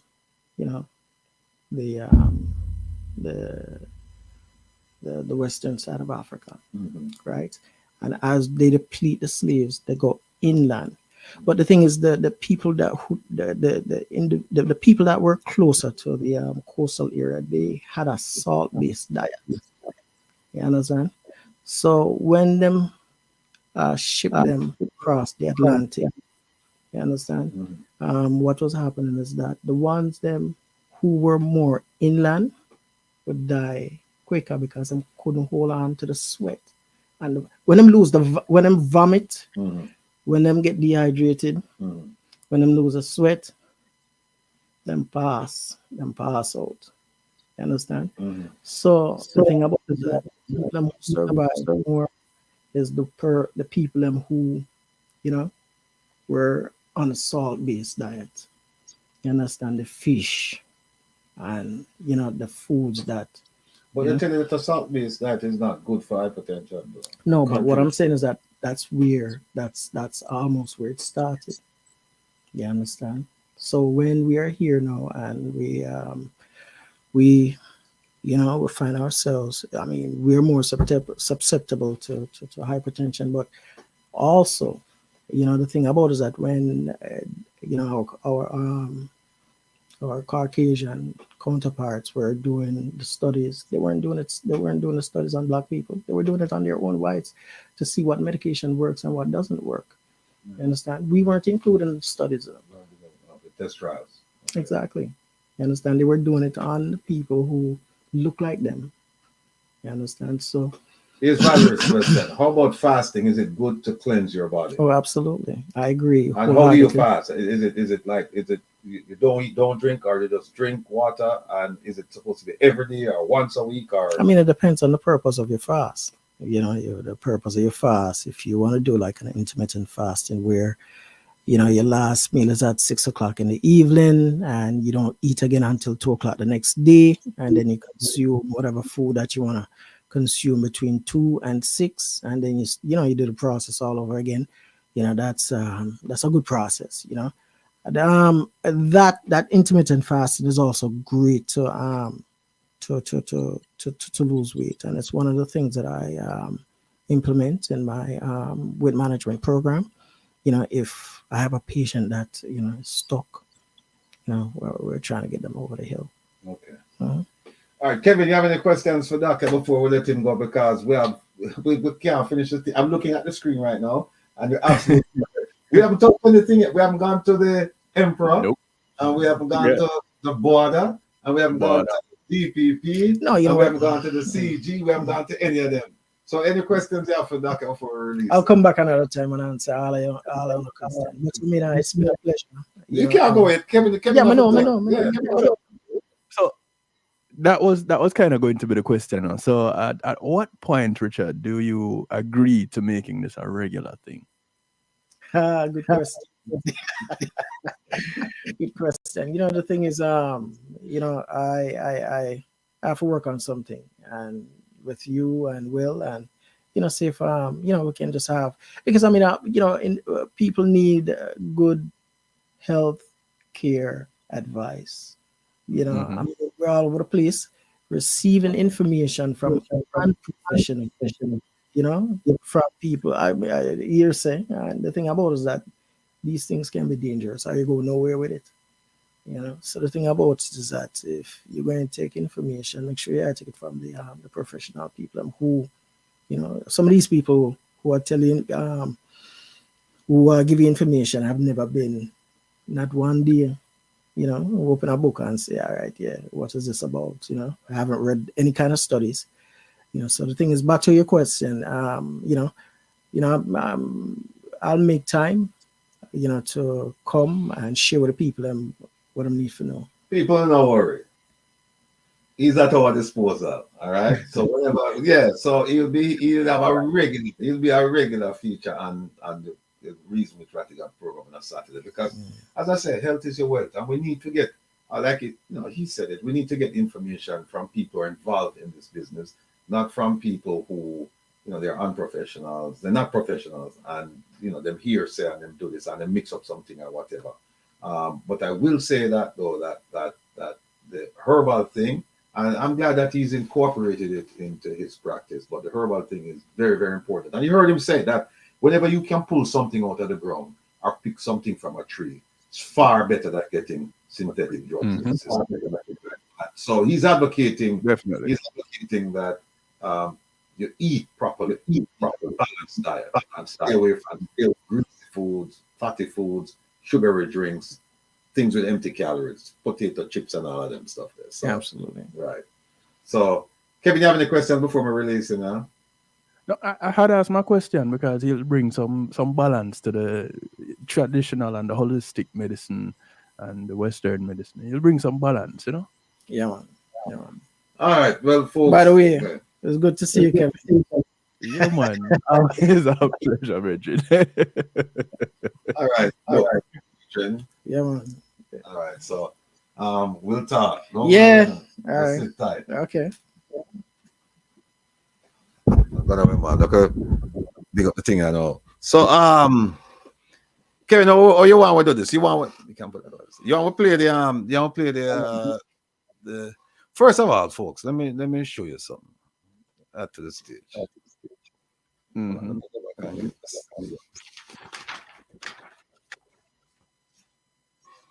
We have this. This Oh, came we as have Richard comfortable now. Yeah, I'm comfortable. Look at this, folks. This is at 66%. This is a recent study. I think it came out conducted between September 27th and October 3rd. This is quite recent. 66% said Jamaica is more corrupt than 5 years ago. That is startling because remember, we have a government that says that they're on top of this thing and they pass laws and they create institutions and they're going to just deal with this corruption thing, one away, mash it up, and so that people can, we can enjoy a quality of life that heretofore we haven't. Because now they say when they control corruption, investors will come, jobs will be created, your lifestyle the lifestyle will increase, and so you move up in class, poor class move up to middle class, and so on and so forth. But let me just, so this is a shocker to me. By the way, if you're watching the program now and you have a neighbor, you have a family member, a friend or whatever who they really want to find out what's going on, what we plan, what are we thinking about in terms of corruption and how we address it with the Prime Minister and the government and all of that, tell them must come on right now. Tell them come on right now. They should have been here though for the health piece with the doctor have, because that is a primary or paramount importance, because if your health not good, then you can't fight. You can't stand up now the Gideon, as them say. All right. Number one, play on a little video here having to do with corruption to introduce the subject. I'll do it, not need no real introduction, but just listen to this carefully. Your country have a corruption problem? Well, yes, probably. Most countries in the world do. At least according to Transparency International. Its Corruption Perceptions Index scored 180 countries on a scale of 0 to 100, where 0 means a country is perceived to be highly corrupt, and 100 means it's seen as very clean. More than 120, or 2/3 of those countries, scored less than 50, and the average score was 43. Definitely a failing grade to most people. But corruption isn't just a moral issue, it's an economic issue, and it's costing the global economy and you a lot. It's difficult to place an exact number on the global cost of corruption, but by most estimates, it's in the trillions. That's a lot. More than the entire GDP of most countries. Countries regarded as less corrupt, like New Zealand, Denmark, and Singapore, tend to have smaller populations. Most of the countries on the list have less than 10 million people. Size doesn't guarantee a lack of corruption. Some at the bottom of the list are small as well, but they tend to be war-torn countries, like Somalia, South Sudan, and Syria. But most of the world's most populous countries are pretty far down the list. There's China coming in at 77, India at 81. And it gets worse for emerging but huge economies like Indonesia, Brazil, and Russia. Do you have a little money for tea? That's local slang for a bribe in countries like China, India, and Thailand, where tea money is deeply entrenched in society. Last year, a survey estimated that 1 in 4 people in Asia Pacific paid bribes to access public services like getting help from the police or getting an identity card. Police officers were the most likely to demand a bribe, and poorer and younger people were more likely to pay it. It may seem trivial, but not when you think about it on a bigger scale. The IMF estimates that the annual cost of bribery is between $1.5 and $2 trillion. about 2% of global GDP, and that's only one type of corruption. Other types of corruption include money laundering, embezzlement, and fraud. The Turkish have a saying, a fish rots from the head down, meaning that problems start from the top. And the Panama Papers have given us a glimpse into how much rot has gotten into the system. Encompassing 11.5 million secret files, the Panama Papers is one of the biggest document leaks in history, revealing just how much wealth has been hidden in offshore accounts and tax havens. To be clear, offshore accounts are legal, but the papers brought up fundamental questions about the ethics of tax havens. The papers revealed links to 140 politicians and public officials, of which 14 are current and former heads of state. As a result of the revelations, the prime ministers of Pakistan and Iceland were forced to resign. The world's second highest paid athlete, Lionel Messi, was named and charged for tax evasion, while a suspected billion-dollar money laundering ring was linked to close associates of Russian President Vladimir Putin. The Panama Papers wiped out $174 billion off the market capitalization of nearly 400 companies, making it the largest financial loss following a corporate scandal in history. And it's not just companies. Corruption can cost countries their economies. Brazil was once a high-flying emerging economy, but since 2014, it has been gripped by the car wash scandal. Originally a money laundering investigation, it became one of the largest corruption cases in history. At the core of it was state-owned oil firm Petrobras, which accounts for 10% of Brazil's economy. Its officials were allegedly accepting huge bribes in exchange for lucrative government contracts. The case led to prison sentences for top executives, billions of dollars in fines, and more than 100,000 people being laid off. Brazil plunged into recession. Its GDP contracted sharply, while unemployment rates hit record highs. Brazil's not the only case. Economists have found that corruption usually hurts a country's economic growth. Why? Corruption can result in fewer investors wanting to put their money in the country. One study found that a 1-unit increase in corruption levels can reduce foreign direct investment per capita by about 11%. Corruption can also discourage people from paying taxes when they perceive that taxes are simply going into corrupt pockets. That means less money for the government, which in turn affects its ability to build infrastructure and public services crucial for economic growth. Even in Europe, corruption can inflate the cost of a public project by 13%. That means lower quality projects despite higher spending.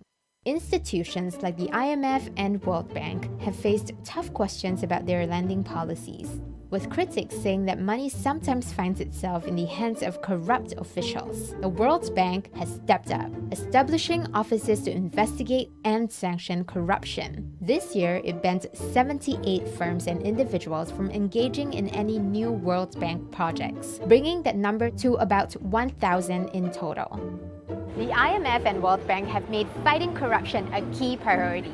For instance, the IMF unveiled a new policy this year, promising to hold member countries to the same standards, making it a condition for IMF loans. It made good on its promise, only giving Ukraine $2 billion in aid after it put tougher reforms in place, like setting up an anti-corruption court. Many governments have also made strong anti-corruption pledges, although the motives behind corruption crackdowns in places like China and Saudi Arabia have been questioned. Polling shows trust in public institutions and governments is near historic lows, and a lot of that is rooted in corruption. But as citizens protest, multinational organizations demand accountability, and officials investigate, team money may soon be left behind. Hello from Bali, I'm Sin An, and if you want to check out more of my videos, click here. Don't forget to subscribe and see you next time. Yes, people. So as Mystic would have said, take it away. So I'm gonna take it away. All right. Oh, whenever I did this thing, Kevin, well, bring it up here. Yes. Yeah, I have a question on it. I have a question. All right. On it. this is for some of the people who they refuse to, and we're going to get to corruption. Some of the people who refuse to face facts and just deal with them as they are. See what Malcolm said? You dispute facts you don't understand with myths you were forced to believe. This mindset keeps you mentally enslaved. Remember that, people. And that's why we're insisting, we're encouraging you to look at the facts before you start criticizing and start making comments that you have no business making. Let's reason about the emperor's new clothes. I'm going to explain what that means. And we have the community outreach, engagement and development. That was with Stafford, and we just heard from Richard Crookson. Let me just give the exact meeting of Emperor's Clothes.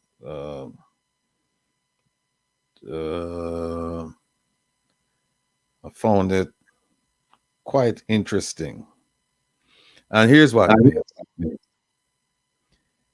It means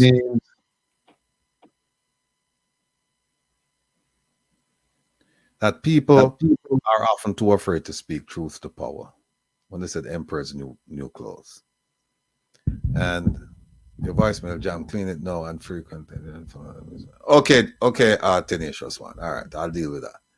But when you said the Emperor's new clothes, what you're saying is that people are really afraid to speak out, and as a result of that, it kind of like give them the sense that them can do whatever they want to do. So that's why we put that up there, and we're going to get to it. The panelists, yeah, and the engagement norms, you know that already. That's a guest list. All right. To oppose corruption in government is the highest obligation of patriotism. So when them say we're not patriot and we are not this and we are not that, them need to take a look at this thing out. When you oppose corruption, right, it's the highest. You're doing a civic duty. It's the highest obligation of patriotism. That means you love your country so much that you're going to stand up to these crooked and wicked politicians. My God. All right, hold on a second. I'll move this. Yeah. Reposition your monitor, turn it down. Yeah. You're not supposed to can't hear when I unplug certain things there. Right.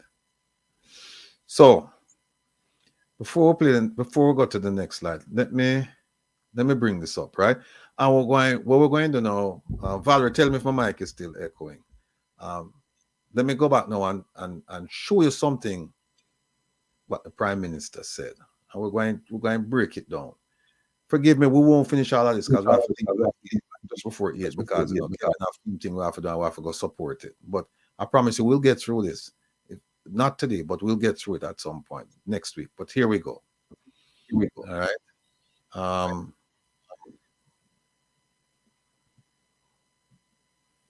This is the Prime Minister's statement to Parliament on the Integrity Commission bill.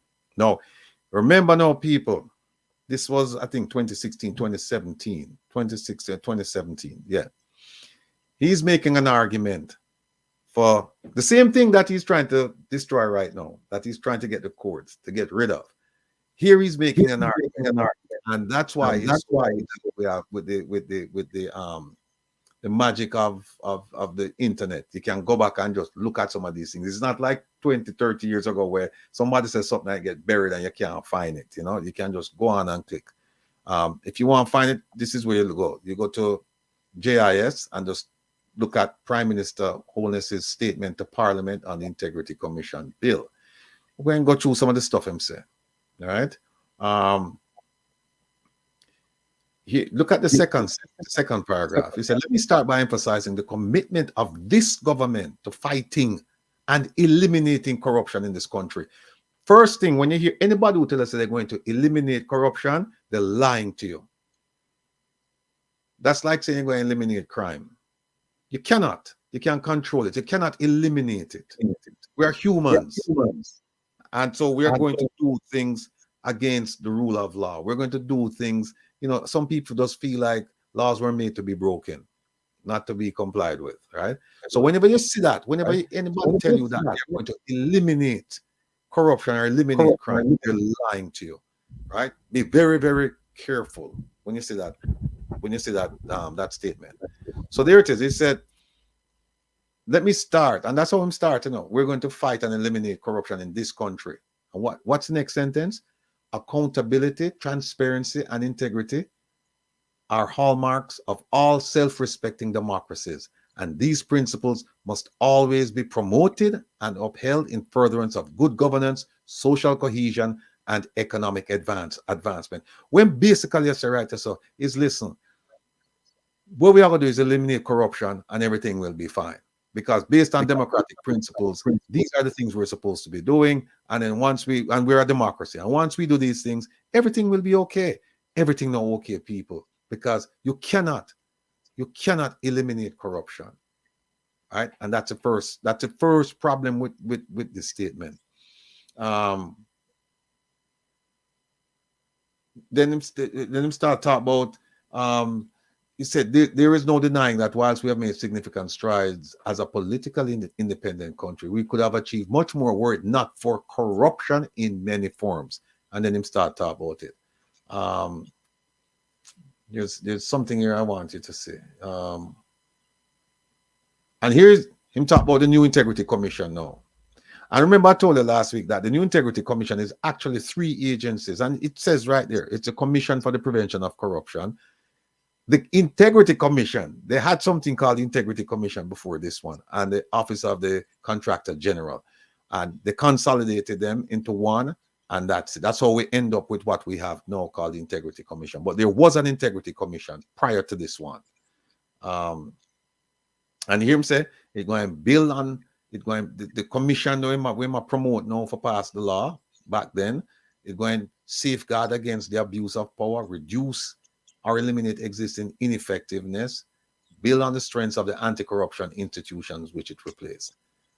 This is all very, very good. Very, very good words, very good thoughts. I don't know what the intention was, but we see what the action is as provided. All right. Talk about the corruption index, which Jamaica is classified as a very corrupt country. And say corruption is being treated as a tier 1 threat, the highest level. We are committed to stamping it out, and the new Integrity Commission is an important step in the anti-corruption initiative. And he goes on and on and on.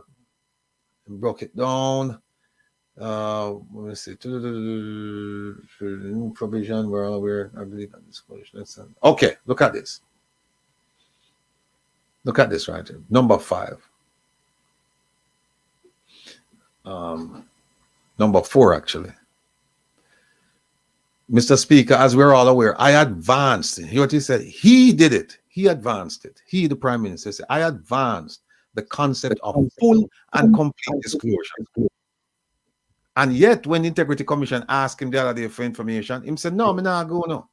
And here it is, he said, I advanced it, meaning him are the one who are lionize it, who are fight the good fight feet, who are trumpet the cause. He said, I advanced the concept of full and complete. You know what that means? That means everything, That means everything, full and complete. He never said full, I never said just complete. Combine them, full and complete, right? So him say, at this time, the legislation limits this to the Prime Minister and the leader of the opposition. So meaning that he and the opposition leader, he advanced the concept that they must give out complete and full information to the Integrity Commission. Is he doing that? Has he done that? We will be required to publish our assets and liabilities, including all forms of income. People see try to say, no, under my word, him say them things, We will be required to publish our assets and liabilities, including all forms of income. What does that mean? All means all. All does not mean some. All means all. So whatever the source of income is, you have to publish it with the Integrity Commission. Automobile savings accounts, real estate mortgages, business investments, and the cash value of any life insurance. Goes on to say, I believe that this disclosure to extend to all parliamentarians and also officials, but he's satisfied that for now, let's just look at the two people, leader of the opposition and the prime minister. All right. Here it is. The importance of Section 41 cannot be overlooked. This deals with the specific offenses for non-compliance with the provisions of the legislation. And further down, it says, it is an offense to fail to file a statutory declaration. It is an offense to not provide information requested by the commission. They asked him, and he did not. They requested it of him, and he did not give it to them. Go back and read the report, people. That's why it's over at FID, because they say we asked him, and the man said no. I fault them because they should have taken him to court. But be that as it may, he refused. Right? Here's another one. It is also an offense to knowingly make a false statement in a statutory declaration. We know how that go. So here are all the things that he said he's advancing, and now he's retreating from them. Look at this one here.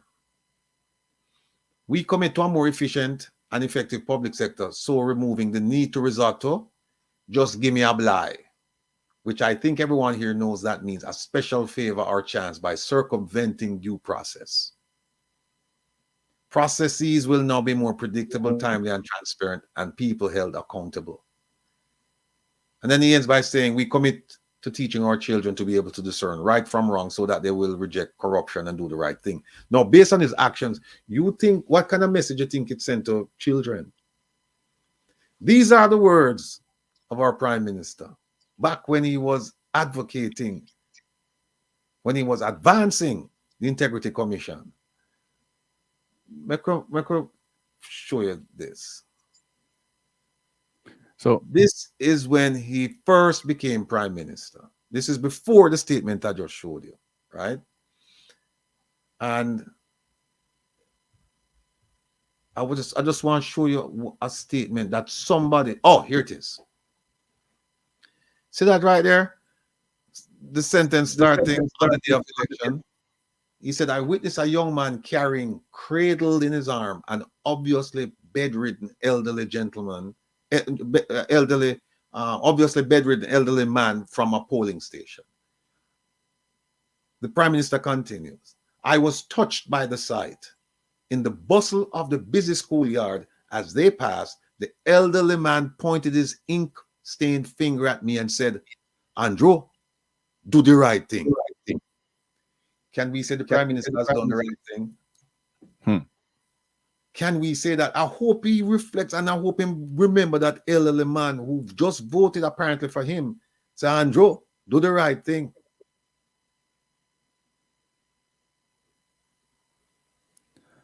People, I don't have to tell you if he did the right thing or not. Just go back and read the report, you know.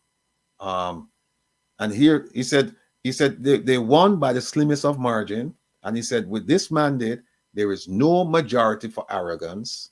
There is no space for selfishness. There's no place for pettiness. There's no room for complacency. And there is no margin for error.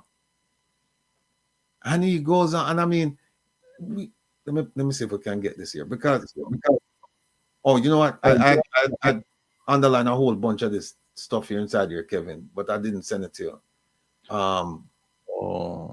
He talks about partnership with families, partnership with the opposition, and partnership for growth, and with private sector. There's something here that I saw. Oh, here it is. In the economic partnership. It's right here.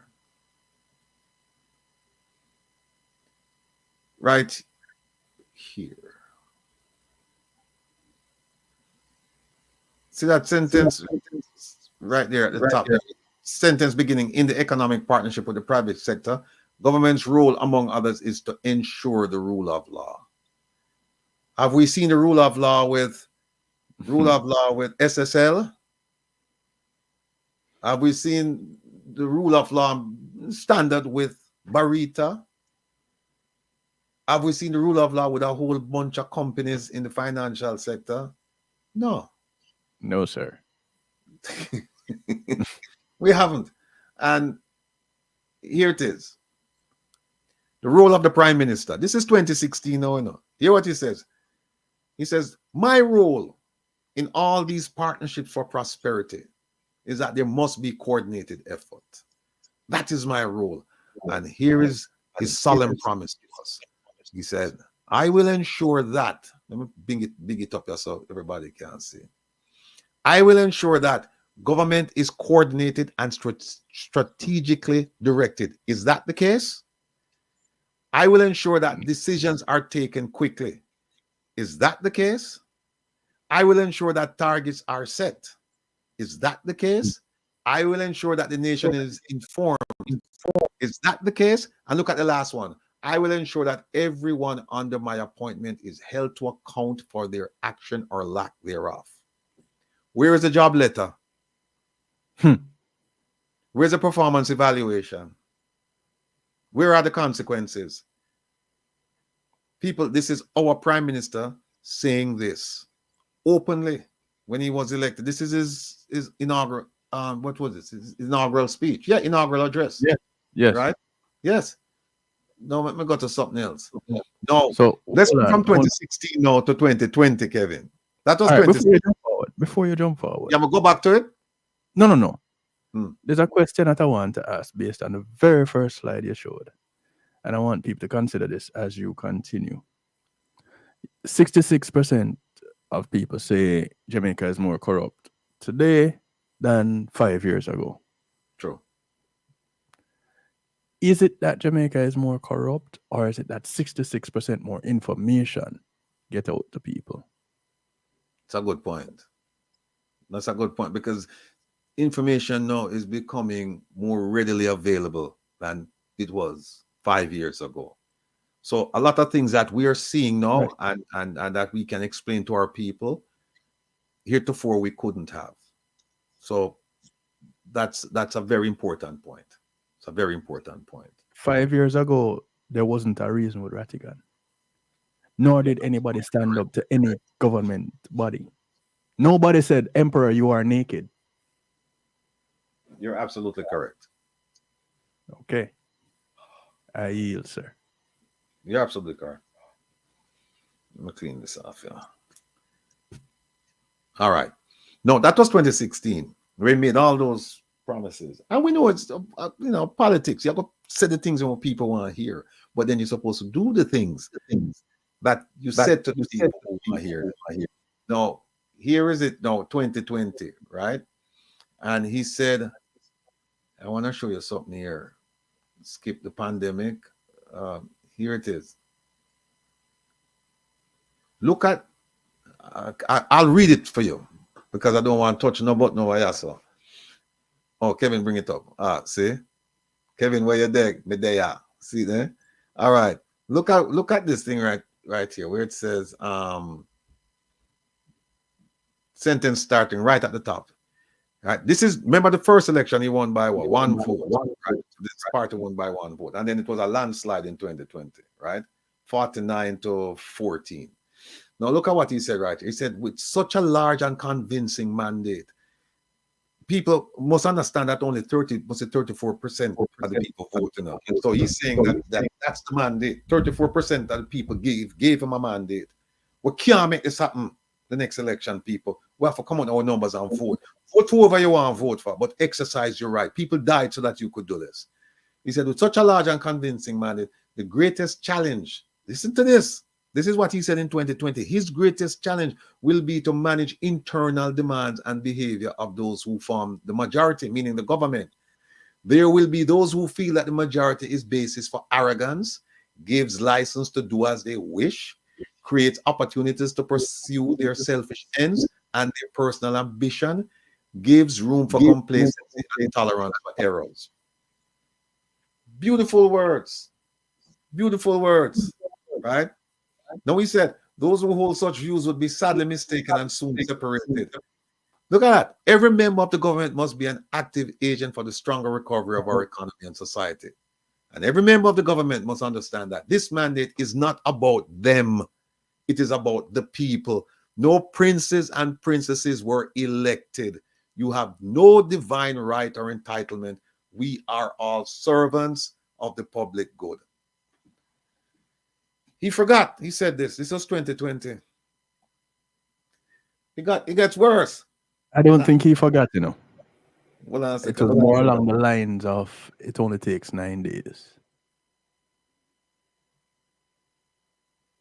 It's a 9-day wonder. You say something today, 9 days from now, nobody remembers it. I don't think he forgot, though. He was just hoping that everybody else did.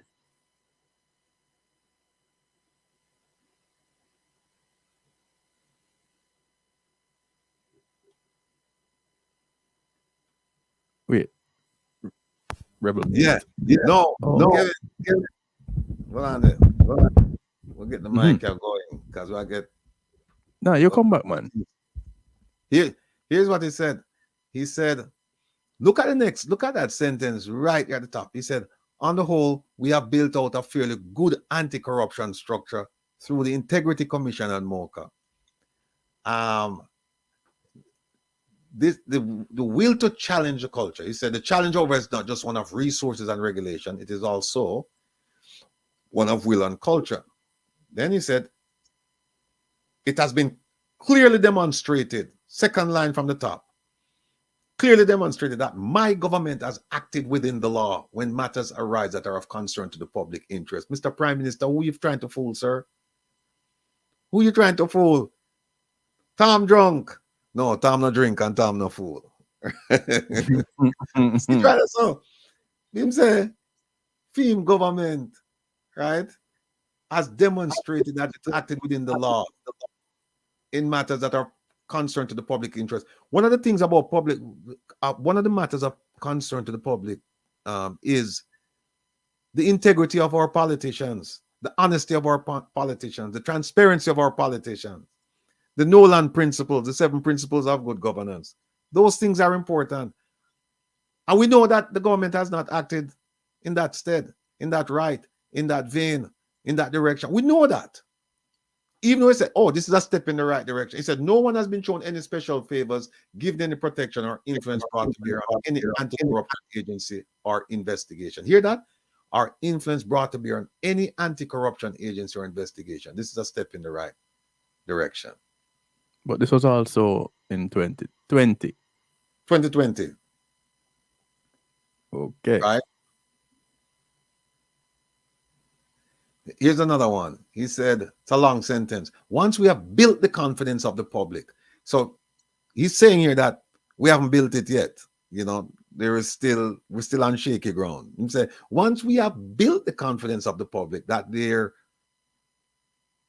you see that no, me not like them thing. I know that's a typo. Seems a spelling error. Look at them spell there. It should be THEIR. Yes. Prime Minister, come on, man. You read this, man. Well, when you're reading it, it sounds the same. Yeah, but him see it before him read it. Me know the first time him see it when I read it. And then shame on the people who write this thing, I think. But anyway, that their resources are not being diverted, that their authority vested in us is not being used to create unfair advantage for others. And there's a sense that all elected officials and public servants act with a high level of integrity. Once that is the case, so what he's saying here is that it is not the case. This is what he's saying in 2020. It is not the case. All the things he just said, once we have done all of these things, right? Once that is the case, this will unleash a spirit of public support for government and the state. So he's saying, we know only no support right now because right now, whole heap of shenanigans are going. Whole heap of skullduggery are going. But once we get it right, we're not going to unleash a spirit of support for us. People know, see the man are telling you, this is 2020, man telling you this, you know. Telling and you no listen. You no listen. You know. Hindsight is 2020 though. Let me just and then they make so many promises that I mean, if you go down and you read these things here, you have to shake your head. when you read all of these things here, their promises. Oh, look at this one. We have set a target of 70,000 affordable homes. Which part of them homes are there? Lease flats, the mobile. 70,000 homes. Is the Prime Minister telling us this back in 2020? And I saw a report that there is like a few thousand homes they've built, nowhere near 70,000. And he said 30% of them will be reserved for policemen and women, nurses, teachers, and civil servants. And young people will get something as well. Something will be in there for them, an allotment of homes. But you know what? Let me just move this. Let me move this. Let me see what else we have here. All right. Folks, I'm going to show you something. The people were asleep, right? Joe Blogs? Yeah. The people were asleep when him said this. Now, I'm going to show you something. Give you a sense of who our Prime Minister is. Right? Look at section 35.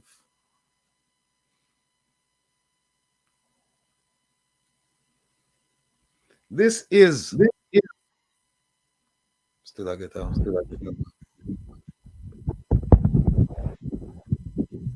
This is section 35 of the Prime Minister's affidavit. Right?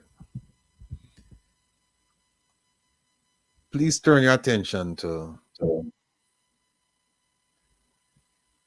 right there. That sentence. Kevin, may I get a feedback? I don't know why. All right. It says right there. It says in 2020, consequent on public concerns being raised that I was a shareholder and director of ADMAT Incorporated, an international business company incorporated in St. Lucia, I made the decision to wind up ADMAT and replace it with a company incorporated in Jamaica. See what I'm saying? In 2020, people are complaining. In 2020, consequent on concerns being raised. You know, say consequent, you know, really give the time, so could I say it's 2019 or maybe 2020. And okay, good. Accordingly, ADMAT's assets were transferred to Imperium. That's another company that informed. Right? Imperium is the one with 1,000 shares that the Prime Minister owns 600. Him allocate 600 to himself and 400 not allocated to anybody. So him alone are run Imperium. And look, I'm saying the process of transferring assets from ADMAT Incorporated and from me personally to Imperium was completed in 2021. All right. Now, here is where I'm go back now and get a little bit more detail, a little bit more granular about why he moved ADMAT. Right? Look at that. The sentence beginning as public concerns. As public concerns were raised that I had my assets in a tax-favorable jurisdiction. That's not a full sentence, and I'm gonna put a period there. A period shouldn't be there, should be a comma. Yeah, that's not a complete sentence. As public concerns were raised that I had my assets in a tax-favorable jurisdiction, should be a comma. I became concerned about their views from a transparency perspective. So after a sudden, no.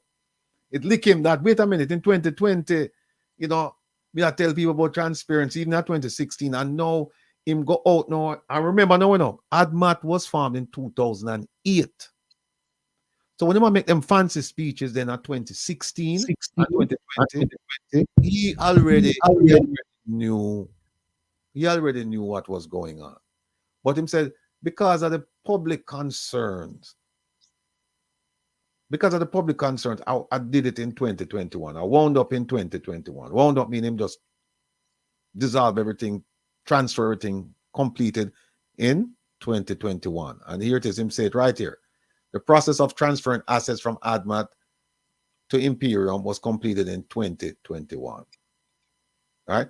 Now, look here.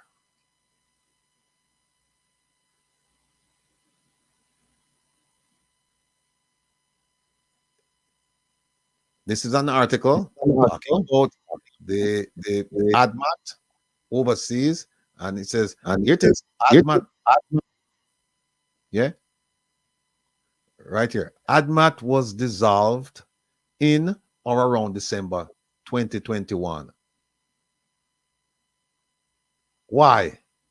Look at the next part of the sentence. It says, ADMAT was dissolved in or around December 21, comma, about 6 months after St. Lucia activated new rules requiring all international business companies have real economic substance in St. Lucia, like having a physical premises and an adequate number of in-country qualified employees in order to maintain active IBC status, which allows for income earned outside of that country to be exempt from taxes within St. Lucia. A company St. Lucian activities, however, would now be taxed at the local rate of 30%. So I don't see why I'm saying him leave no. I don't see, remember I'm saying no. It's public concern and transparency why I leave. And now I find out, say, no. St. Lucia changed the rules and said, no, you can't have a holding company over here. You have to hire people and have a physical presence and do all of the stuff like you're conducting regular business. And they were going to charge you 30%. Go ahead. He didn't say which public people's concerns. So True. the public in St. Lucia were concerned that there was such a business and they weren't benefiting. It wasn't the public, the people in Jamaica being expressing concerns. Right. But People need to pay attention to words that are written and said, you know. Not just what you see, but what you don't see. Right. Absolutely. And so him tell the people, him says, because of Uni, you know, because Uni expressed some concerns about transparency and why is it I'm in a tax favorable jurisdiction. That's why I come back and form Imperium, you know, in Jamaica. That is not why, people. Here's the reason why St. Lucia changed the law. St. Lucia, because that was just a holding company. They never do no business. It's just for hold money and transfer money and this and that and that. And St. Lucia changed it and said, no. In order to do that kind of stuff, you have to have a physical presence. You have to have a brick and mortar place. And then you have to hire people, St. Lucians. And then we're going to tax you. So him said, whoops. No. Because before, it was like a tax-free haven. No, when them tell him, say, boy, you have to go have a building, you have to go hire people, and you have to go pay taxes. Him say, whoops, I better go back to Jamaica. So because Jamaica's tax situation was probably more favorable, because otherwise he would move it to do something else and see him run go Jamaica. Right? So, but then let me show you something else. Remember I talk about say that people know in a 2024, I think in start say, yeah, people did have concerns about the transparency, and that's why I'm moving. Look here, people have concerns from, look at this date, 2016. This is 2016. People start to have problem with it. In fact, people start to have problem. I think it was when Zara Burton raised it on her program, which was back in 2016, somewhere around there. And that was when it went. But remember, him have it from 2018, and nobody never really paid attention to it, or maybe people didn't know. And so when it came to light, it's 2016. Now remember, now, you know, him saying wrap it up in 20, when him saying wrap it up, okay, let me go back and see it. 2021. And people are call it out from 2016. Here it is. Holness issues disclosure on property purchase, raises own questions. That's 2020. That's 2016. Here's another one. 2016 again, having to the Holness offshore dealings quite above board. Here's another one. 2016. Holness wasn't evading taxes. Right? Here's another one. No, that's the same one. Holness thing that. Yeah. Here's another one. This one was 2024. This one I'm talk about in big house, and every man must build in big house. That one will fall within, because that's 2024. Let me see that one. Yeah. Here's another one, 2016. This one is from RJR. Details emerge on opposition leaders' property purchase. Right? The reason Here's another one. Beverly Hills House to Pastor Holness. Children. 2016 again. Mm-hmm. All right. Let me go back right there. So the reason why I'm showing you this, people, is that can we take our prime minister at face value? Can we believe the things that he's saying to us? And here it is clear that people have been raising this issue about ADMAT, right? And the purchase of the house in Beverly Hills by ADMAT. They've been raising this issue since 2016. And him wind up everything in 2021. And them say, oh, I do it in 2021 because all of you people, you're raising some issue. When he did it, he never know that that happen. When did he never know? Why never change it after 2016? Why never do it in 2017 when this come to light? Why never do it in 2018? How about 2019? How about 2020? No. Wait, COVID coverage. Well, if you talk about COVID, don't forget, inform companies during COVID. And money are moved during COVID. Mm-hmm. And he's taking classes in COVID. Mm-hmm. And he's withdrawing money from SSL during COVID. I think it's 2019 or 2020 him take money out of 2019 or 20. The point of it is this. He was doing a lot of things during COVID. So why him couldn't do this? Why him couldn't do this? The reason is because they changed the law in a St. Lucia. Them change the law in a St. Lucia and so you have to dig up. You have to dig up. Now, here is, let me see that one now. Look at this one. I showed that one last week, right? New national branding strategy touted to modernize Jamaica's global image. Because them say image need to do something about it. Right? Joe said everybody drink coconut water because it's good for your daughter. Make it strong like a lion. Because it got a lot of iron. Well. This hold on there. 3 big lion. Give me a feedback here. Not like a feedback there. Tell Hold on there. Is the feedback you don't like or the chair back? So you're moving the chair. Yeah, move the chair too.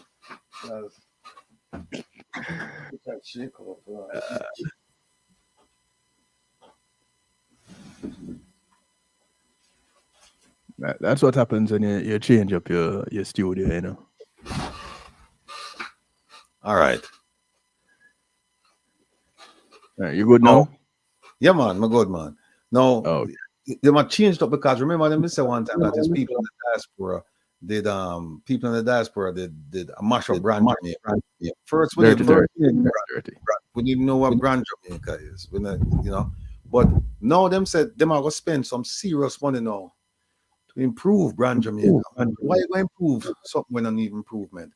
Well, it needs improvement because of this gentleman right here in the middle. And to a lesser extent,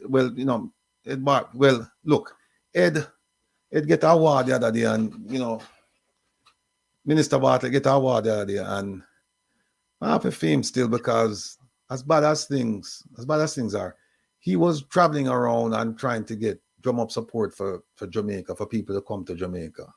But we'll get to Ed later. But Mr. Bartlett, congratulations, but we still have some things to talk about, we still have to talk about the apartment there. The expensive apartment there. I soon tell you the name of the place right there. And some other things. We have to talk to you about that. We're not gonna let you off of the hook, but we give you credit. We give credit where credit is due. But this gentleman here, our prime minister in the middle, no, him going to take on the money now. Him mash up brand Jamaica, right? Because it all over the world now. So from last year, our prime minister involved in all kind of things when the Integrity Commission report came out. It went all over the place. And this year, it's even worse. So the brand mash up, and now we don't know. He mash it up, and he might take full money and try to bring it back. Make him use fee money. I'm broke, I mash it up. I mean, I'm just being facetious. But he mash up the thing and now he wanted the money. And look where I'm going to do that now. See it there now? Is a Spain-based consulting company now about the international branding. You know, not even a Jamaican-based company. He must spend money with the Spaniards them now. And this gentleman here who, you know, one of these days I have to talk to him about his activities in the Middle East. I'm going to have to talk to him because I know some things about this gentleman here, but I won't release them today. Bloom Consulting is a company that the Jamaican government has contracted to carry out international branding for the island. You believe this? You believe this? And them already start work. Because the government signed a contract. How many of you didn't know the government signed contract for the international branding for Brand Jamaica? After the Prime Minister do all kinds of things to affect it. So Jamaica Tourist Board is there for what? By Kevin, you ask some question there where you know, I don't know. I'm asking for a friend. It's me, but I am my best friend. Look where it's right. So Bloom Consulting's website state that it is a global firm that specializes in nation branding, city branding, and placemaking. The company has been in operation since 2003, according to its website, and includes among its services the aligning of international perception with its clients' realities. So what I says, people, keep in mind, you know, what going on, you know, like Kevin said, pay attention to the words, you know. The aligning of international perception with its clients' realities. So Wema says that people overseas, them have bad things to say about Jamaica. But Jamaicans, the government, have see Jamaica in a different light. And so these people, Bloom Consulting now, is for them job now is to go out and convince the people who have a bad perception about Jamaica that them wrong. That is what I'm doing now. And they're going to pay it. God knows how I think I heard some numbers, but I don't want to quote them right now. But some ridiculous numbers for them come now and change people's perception about Jamaica. So that means that the brand perception gone sideways, and we want to know who caused it for go that way there. Who? They mash up all of the work with Bob Marley though. They mash up all of the work with Peter Tosh. They mash up all of the work with Bunny Wailer though. Thank God for Burning Spear, because he carry the flag now in Europe, and him just mash up the whole of Southern Africa. Him do some really, really outstanding concerts down there. I think him still there right now. So but people, we sit back and we watch them things now. We don't say nothing. We don't say nothing. You know? We don't say nothing at all. See me? Hold on there. What do you want there? Oh, by the way, this lady here, this is our esteemed Consul General, the one in the yellow right here. So she's in deep trouble. She's wearing gold, sir. She's wearing gold. Gold, sorry. Yeah. You're right. Gold. Let me see what else there. So guys, I green. I have black. Just to represent, you know. I will behave myself. I'm going to show you something. All right. So many things to say and not enough time. But let me show you. Let me show you this. By the way, I want to big up this lady, I know. This lady here, Shirley Ayorkor Botchwey. She's the Minister of Foreign Affairs and Regional Integration for Ghana, and she was recently voted. This actually today, I think she was voted as the new Secretary General of the Commonwealth. This is the job that our Minister of Foreign Affairs aspired. So she got a 99,000. Yeah, to occupy 2 years ago, and by the way, this must be a disgrace for Jamaica. Here's why: the conference, the heads of government meeting was held It just finished today in Samoa, out in the Pacific. It take about 2 days travel from Jamaica to get there. And it's a meeting that's held every 2 years. Now, should we make a big deal that our prime minister didn't go? Not really, because I've been told that there have been instances where Jamaican prime ministers didn't attend these meetings, but they had good reason. And remember, our prime minister, after he left New York, he flew to India and back to Jamaica. So I'm saying tired. But here is something that could account for him not even wanting to go. The Integrity Commission report, the letter to the king. And the letter to the king went to several members. It didn't just go to just the king only. It went to several people, some of whom are going to show up at this thing. So can you imagine how embarrassing it will be for him show up knowing that, you know, his anti-corruption agency just referred him for prosecution and referred investigations over to the Financial Investigative Division and sent stuff over to the Tax Administration Jamaica and send stuff over to the Financial Services Commission and send stuff over to the Parliament, the Ethics Group. Can you imagine how him would have feel? And then, you know, the letter said, no, don't make him come near, no. So what him do? Him send my favorite minister. And that's embarrassing for her too, because now she go there now on a rub shoulder with people who vote against her, who said them they don't vote for her 2 years ago, and them vote against her. And now she have to go there now and look on this lovely lady and now I get installed as the new Secretary General. So it's just embarrassment on top of embarrassment. And guess what, Jamaican people? I wanna pay for that 2-day flight if I go over there, you know. Samoa, you know. We don't know where Samoa there? Out in the Pacific, you know, Samoa far. No, it's far. Yeah. For Hawaii far. yeah, Samoa. and over that era there, over there said there, Samoa for and that's what we send with taxpayers know what we send, and what we send the substitute. We not send the real big man, the real broker. Him forgot, him no go because him know when him got the people, I'm gonna look upon him and say, boy, we need to stay away from that brother. You know, we can't take no picture.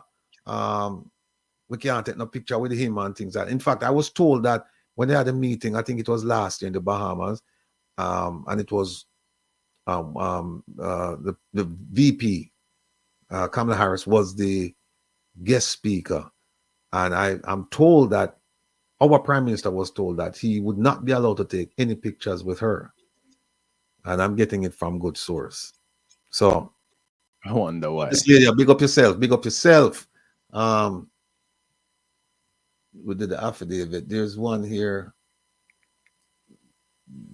Kevin, we more show the people the one with the oh, here it is. No, people, we're not gonna believe the story. We're not gonna believe the story, but I don't think we're gonna see. And that's why around here we are asking them to think critically, to think down the road, think beyond your line of vision, think beyond where you can see, think what come around the corner. That is what we are trying getting off of though, right? And at the same time, we are asking you to help us to get our focus, you know, fine-tuned, because nobody's perfect. We are going to learn from each other. So we are teaching you how to think critically. I want to ask us questions that will force us to fine-tune that critical thinking. Now look at this.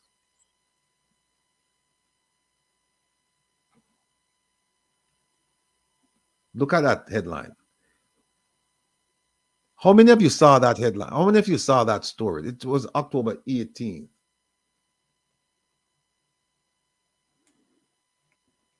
I sure didn't. How many of you saw that? What was Quickly. the brief? How many of you saw that story? Not too many. I'm not getting a response. But people talk to me now, man. I don't think many of them actually saw it. Oh, King One. We say with King One. As a tourism worker, it is embarrassing. King One, you have to understand where I come from, you know. I mean, that's why I tell you, this is part of critical thinking. Just because me say something good, you have to read between the lines, King One. Or King One. You have to read between the lines. You have to read between the lines. You say, right, as a tourism worker, it's embarrassing hearing you say Congress said Bartlett. King One, you not think, King One. You let me down now, man. And you let me down in front of everybody. You let me down because I think you know that you have to think and see what me I say. What me I say, I know what you're hearing, you know. What me I say, King One, is not what you're hearing. Anyway, we get back to that another time, King One. All right. All right. Now here's what happened. No problem. No, never see. Never see. All right. All right. No, here is what happened now. Let me show you the story. Says Bradley Robinson, the principal of John Mills All-Age School in St. Andrew, who was facing a pornography charge for the last 9 years, was today freed in the home circuit court because of a breach of his constitutional right. People on the need for read and take charge on understanding how I go on, you know. Look, the prosecution offered no evidence against Robin. Remember, no, it was 9 years. Them have the money upon charge, you know. In the pan bail, 9 years. Right? And look what in the end, they offered no evidence against him following submissions made by attorney at law Hugh Wildman, who began representing Robinson a year ago. All right. Look, Wildman argued last week that Robinson should be freed because the delay in trying the case was a breach of his constitutional right to trial within a reasonable time. The prosecution was given 1 week to respond to the submissions. When the matter came before the court today, the prosecution offered no evidence against him. And we sit back and allow the prime minister to extend the tenure of the acting DPP.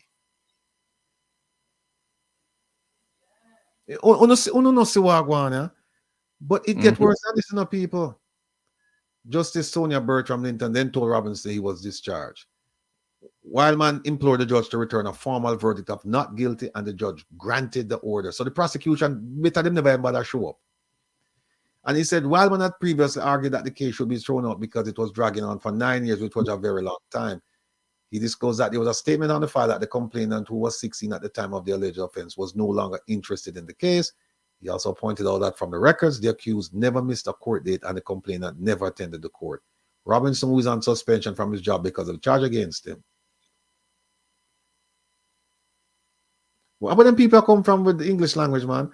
A commercial they write us all after him. Them end the sentence. Robinson, who is on suspension from his job because of the charge against him. That's not a complete sentence. Anyway, all right. Mystic, in honor of yourself. Denied the allegations. Take it away. All right. No, here's the thing. People, listen. Every week there we are beat up we go and we are talked to, so they can understand and see what going on. Tell me now, where me I go with this story? I have a question. Go with the question. What is the statute of limitation that it relates to sex crimes? All right. See, Kevin, a critical thinker. You see where am I go with it? I ask, what is the statute of limitation as relates to sex crime? Some sex crimes, there's no statute of limitation. It's like murder, right? As long as them can prove the case, then that's that. Some sex crimes, there's a statute of limitations. Depends on the severity. But talk to me, people. Kevin Guna clue, you know. Kevin Guna clue, right? I wanna know. All right.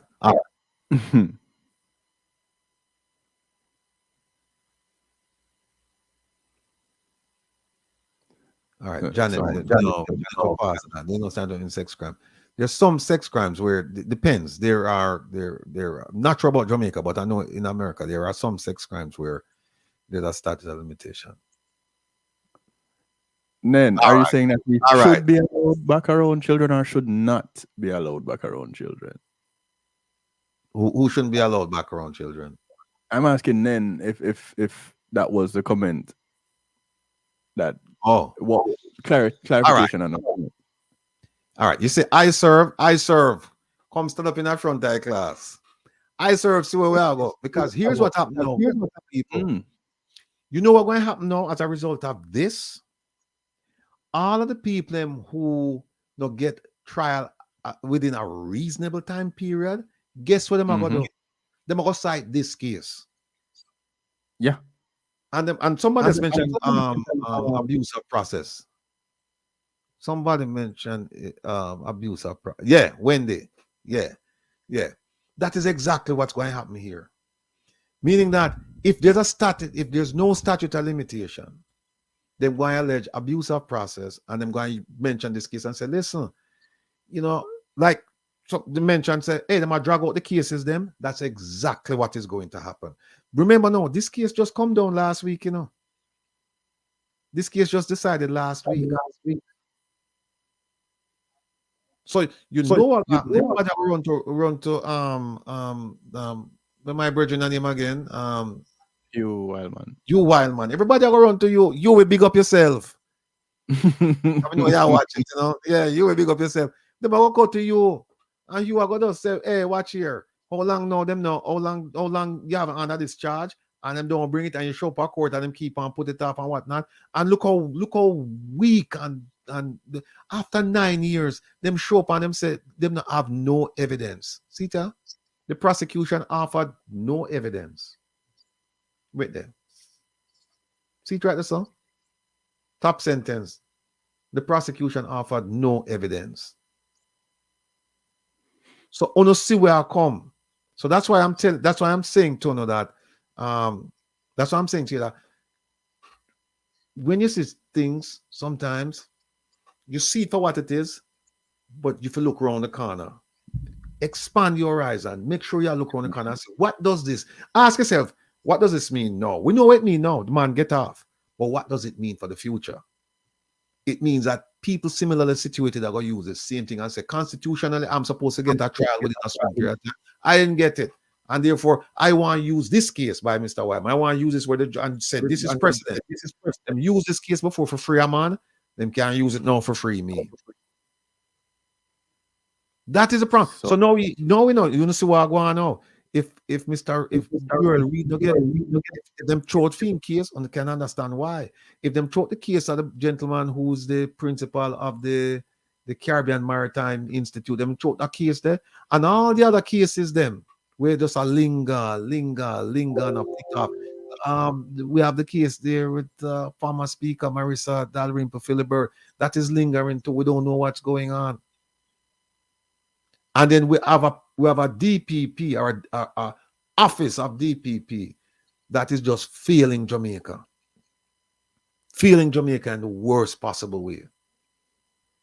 Again, you big up yourself to get him off on a technicality, and after the thing set. All right. But wasn't that the very same reason why the money never pay back? Which money never pay back? Which one of them was it that was supposed to pay back some money, but time passed and oh yeah. You talk about the acting permanent secretary in the Ministry of Education and Youth.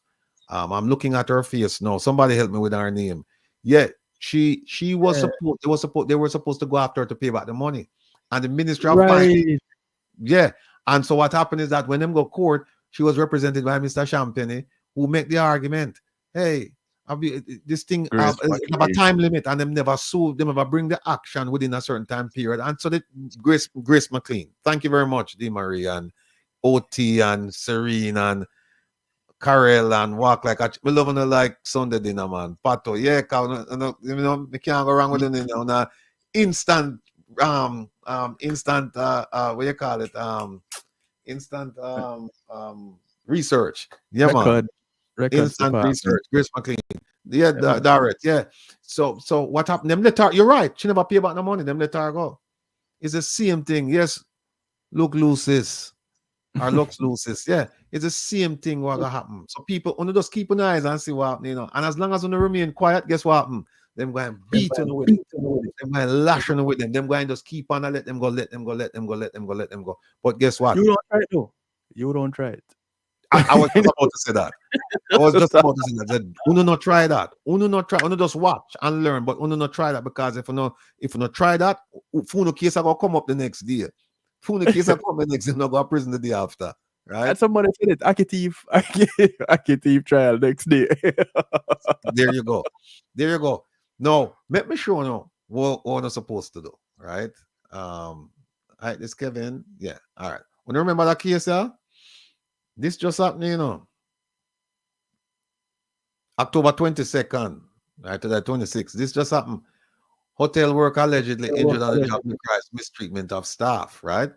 And look at that. Even guest, at least one guest came out in support of protesting the Royalton Negril staff. No, let me show you what. See the people in there protesting now. See the people in there protest. We need more of this, my people. We need more of this. And look what the people are protest about. First of all, them not no union. So the people can do whatever they want to do. Here were one of the workers said, most of the time you cannot talk for your right. When you check your pay and you talk about it, nothing at all they can do about it. So they just have an iron fist on you and deal with you as they please. Now, I want to show you something. Here it is. Jason Griffith said that staff members are mistreated by hotel guests who are irritated by insufficient amenities provided by the hotel. So instead of them take it out upon the hotel management, them take it out upon the staff. And they can't buy the basic amenities for the guests to use. And when you go to the guests, they slam the door in your face and tell you all kind of something. Now there's art. Here it is. Most hotels give their workers 3 or 4 uniforms. We get 2 uniforms. So you see, when we go home, I have to make sure I wash it for tomorrow. And you see, if rain fall, I have to put it behind a fridge or something for dry. That is nonsense. We need more uniform. Here's another one. I believe that the treatment of the staff is disgusting. I think the staff deserves better pay. They deserve to have drink and food during the day. It shouldn't be that they have to pay for their own food and their own drink. This is not acceptable. They are not allowed to take their own water in. How is that acceptable? See that? So the staff must go buy water? Yeah. I go drink from the pipe. Correct. And you can't give you no food, right? You don't get any food. You don't get any food. You get 2 uniforms when you forget 4. Them treat you like dirt. Not only them treat you like dirt, the guests treat you like dirt, and you make minimum wage, and you're not unionized. So them do whatever them want to do. Right? So this is what happened. People say, boy, we have to go protest. No. Look.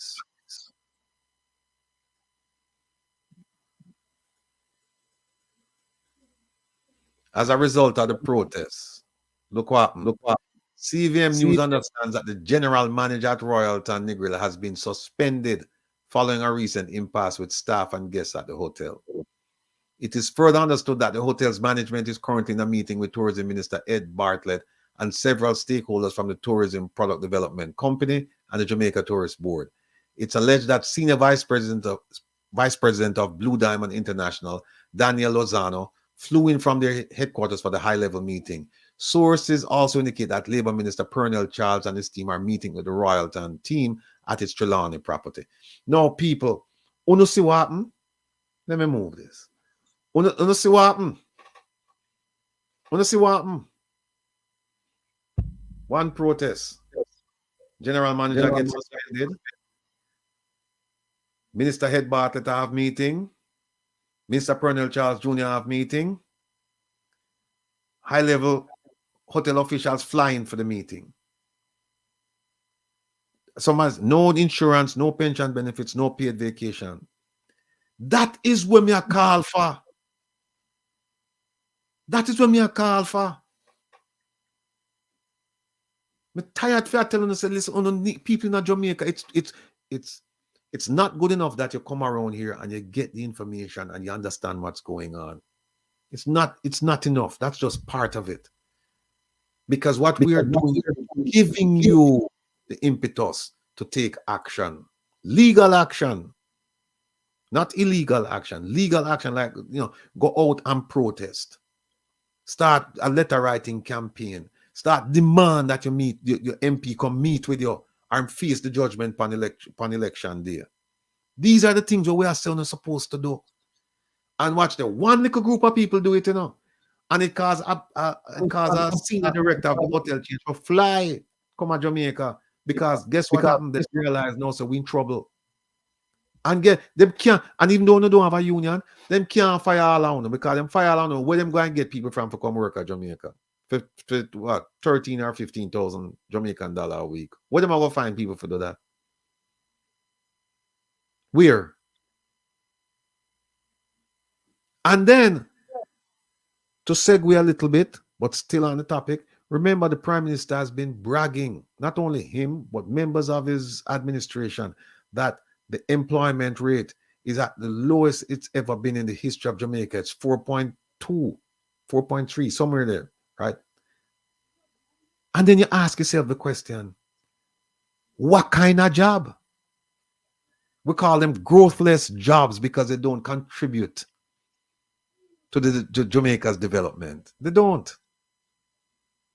You go serve somebody tea and you clean you make up them bed, and you serve them a sandwich and whatever. That not add to the growth of Jamaica. Them call them growthless jobs. Slave labor. That's what it is. Modern day slave labor. And this is what I'm show off about, and say the unemployment rate is at the lowest it's ever been. But what kind of jobs? The people not asking the questions. No, ask the questions. So you're not asking the questions and you're not taking appropriate action. So what do you expect going to happen? Nothing going to happen. Nothing is going to happen. All of you who can hear my voice, I hope you understand what I say. And I hope especially if you're in Jamaica, I hope you start getting together and start deciding on your future. We can help, but there's only so much we can help with. I can file all kinds of things over here and make the Prime Minister look bad. I make certain people even try and force him out of the job. But that's still, until that happens, your position is still the same. Your position hasn't changed. So what we need you to complement what we are doing. And once you complement what we are doing, that unity is going to be so powerful that they're going to have to pay attention. You saw quick them pay attention, Kevin. You saw quick them pay attention. Yeah, man. Right? But they have to. Them have to, yeah, because the people them said nobody now work at the hotel, yeah. And the hotel nobody now come there, them lose money. Exactly. And that's what it comes down to, the bottom line, people. It comes down to the bottom line, profit. And if you can make it abundantly clear to these corporations that, listen, we're not going to make no money off our way, if so, not going to treat we. You know what my fear is, though? We are typically susceptible to promises. And they may promise that they're going to fix the situation if they come back to work and draw it out. The solution probably, the resolution, my fear is that the resolution will not be immediate. Though the protest is effective in leading to some negotiation, my fear is that the resolution will be dragged out because we're susceptible to promises.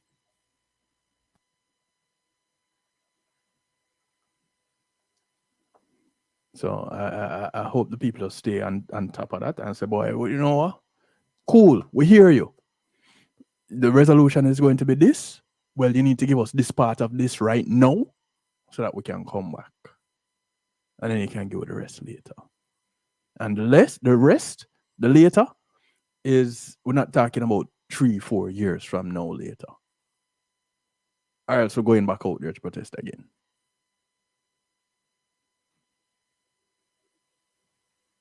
Rebel. A question pending. That you're going to either file against the ruling of exemption using the am I correct? No, that you are going either file against that ruling of exemption of action taken. Not quite sure, Don, about that. Not quite sure about that question. But in any event, people, we have to come together and we have to take action, right? And I'm proud of those people out in the Royalton. Very, very proud of them. They don't have a union at the Royalton. What was that? No, Barbara Parks was asking if Jamaican hotels have unions. Well, we know that this doesn't. Right. Generally speaking, no, them not have no hotel union, no. So that's why what them do, just for not give you no benefits, right? What them do, them hire you, and if them keep you beyond a certain time period, them have to make some allowances. So them do, them let you go, like the managers, them hire them for 6 months, and then let them go for like 2 months, and them give them contracts, and them just bring them back on contracts for 6 months, and that way them not regular employees, so them don't get the benefit. This is how them are treat with people. Mm-hmm. This is how them are treat with people. I would just sit back and take it. The people of Nani and Kodjo and Marcus and Paul Bogle, and this is how we take it. Them people are turning at them grave right now. And say, I can't believe me dead for them people here. I can't believe me dead for them people come and act that way here. After them see where we go through for make sure say them no in no key and peace no more. Them are no slaves no more. Right? Them have the freedom for those certain things. And this is what them do with them freedom. Them don't vote. Them show apathy. Them don't protest. Them don't complain. Them not do nothing. Them just accept it. They must accept it. You know? This no man. You know, there's so many. Hey, the Prime Minister's wife, you know, this story, in escape me, you know. Suveyor grilled over narrow access road for Holness linked apartment complex. They might grill the Suveyor because, you know, they have a narrow access road and the road now gone in the people and property and things like that. Mrs. Holness, you not get away with that one here, you know. Apart of the 70,000. You got to keep your eyes on this one here. And we are waiting for some information from NEPA and KSAMC because we want to support the defendants. And by the way, people, keep in mind that the owners of the property, you know, they're not the ones suing. It's Mrs. Holness suing. Mm-hmm. And she's suing because she said, I want my title. And I say, you don't satisfy the requirements for getting no title. Plus, you're gone over now. You come in our yard now, build a road. Want to come build a road in our yard. Wrong and strong. Right? We all keep quiet on that, and we are waiting for thing that KSAMC, Minister, Mayor Swaby, I beg yourself, you know, please release the information to me now, sir. Please. Thank you. Thank you. We have this piece there. Oh, border. Why we can't get to the border, Kevin? Because look on it, the border thing I'll take over an hour. And look on the time. We have 20 minutes. Oh. No, it doesn't make sense me even touch it. And then Minister Nigel Clark, it don't make sense me even bother touching mine up because that will take too much time, you know. But you know, we could just go and answer some questions that from another chat. How can she be wrong and want to be strong?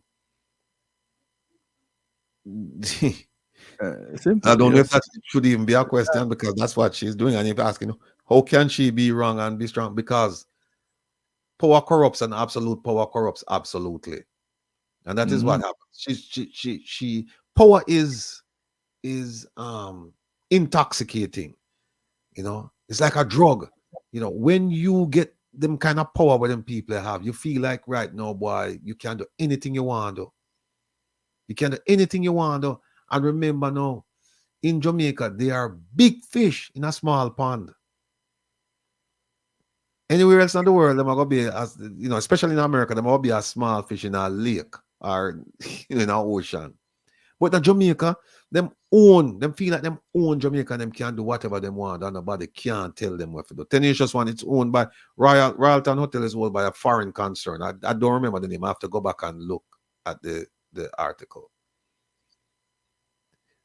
D Murray, did you get an invitation to Dr. Clark's party at the No. And if they didn't invite me, I wouldn't go either. Because and if I go, I have to carry my own food.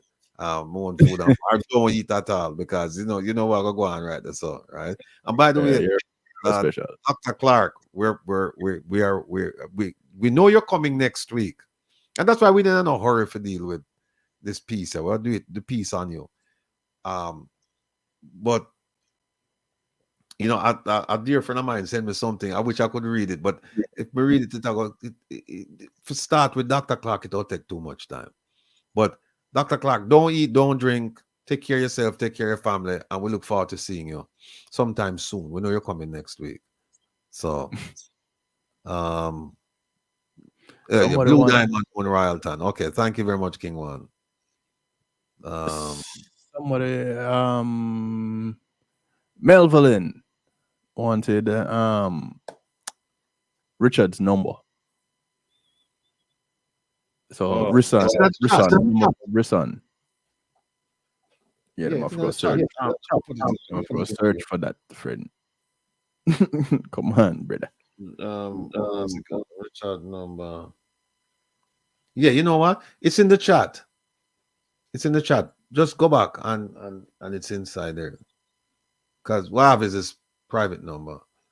Oh, them said Mark Pierce, I must carry my water. All right.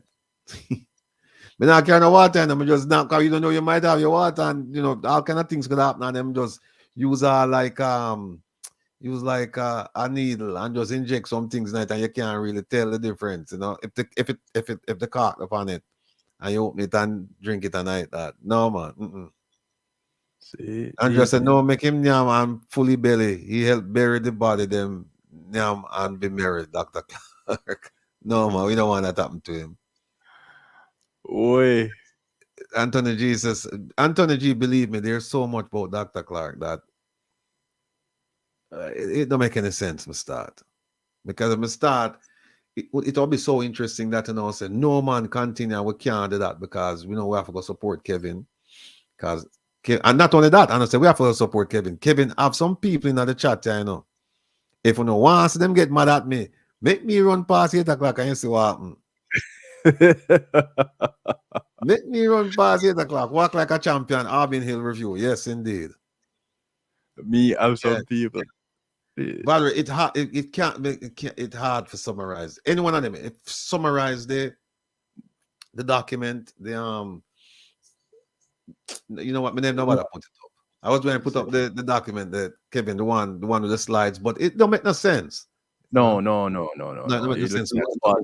I will require a whole explanation so that they can understand, because it will take some time to explain to you what going on. And when you don't see what happened, believe me, if you have any doubts about government and its ability or its willingness to provide security to cover ports and airports, those beliefs will be extinguished by what I'm going to show you. Them say, yes, Taylor, yeah. Remember, I said Nigel come, Dr. Clark is coming to me, you know. When I say me, he's coming to where we are. So we don't know his. We will see him, and he will, you know, he might talk. Just like I'm telling them that the investigator should go and speak to the CG in New York. She's going to talk. She's not gonna want to go to prison. She's gonna talk. Trust me. She's not gonna lie. And she can't say no, she don't want to talk. If them approach her, she will have to speak. So Lily P asking, what else can we do to get rid of bro, God, can we start a no remittance protest from the? Okay, Petro. A while back, I think it was in the summertime, I had said that we shouldn't send people in the diaspora should not send any money home for the month of December. Send home barrels with food. And if you have to send money for grandma medication or uncle tablets or whatever, send it in November. But in December, don't send anything. And I'm glad you raised that. I'm going to make that one of the things that we'll speak about consistently between now and then, that we don't send any money. Don't send no money. Because you know what happened? The government of Jamaica going to get that, and they're going to use that for buttress up the they're using it right now to buttress up the exchange rate. Because that's what they're deathly afraid of, that the exchange rate going to run over 160. And from what I'm hearing, it will be over 160 come December. That's what I'm hearing. Okay, Stacey, good girl, Barnaby said, do the piece on Nigel first. All right. You want me to do the piece on Dr. Clark first? All right. So that's what will happen next week. Yeah. Melvin, I tried putting it in the chat just now. I don't know, the chat will find me. But 712, the number for Risson. 718 717 2278. That's 718 717 2278. You want to put it in? Yeah, because I put it on it, not taking my thing. I don't know. 77. Is it 772? 718 717 No, 717. 2278. 2278? Yes. All right. You can search it on your search engines, you can look for it in your search engine. RISSON, Risson Primary Care and Wellness. It's in New York. It is right. Avenue H. 718 717 2278. Yeah. So when you go in, go ahead. Just say, I heard about you on Reason with Rattigan. Yeah, and when you call, just tell them, say, you heard about them on Reason with Rattigan, and them have to give you a discount. Whatever the fees are, them have to give you a discount. Yeah, no, I'm serious. Them have to. Most bone and compound figure you a discount. You're not sell out the man business. I mean, I'm not sure. What? No, but you're serious. Tell them that you heard about it on the show. You will get a discount. It's true, though. It's true. What's this? Oh, D. Murray, you're right. You're right. The BOJ, I try them best for make sure it don't go over 160, but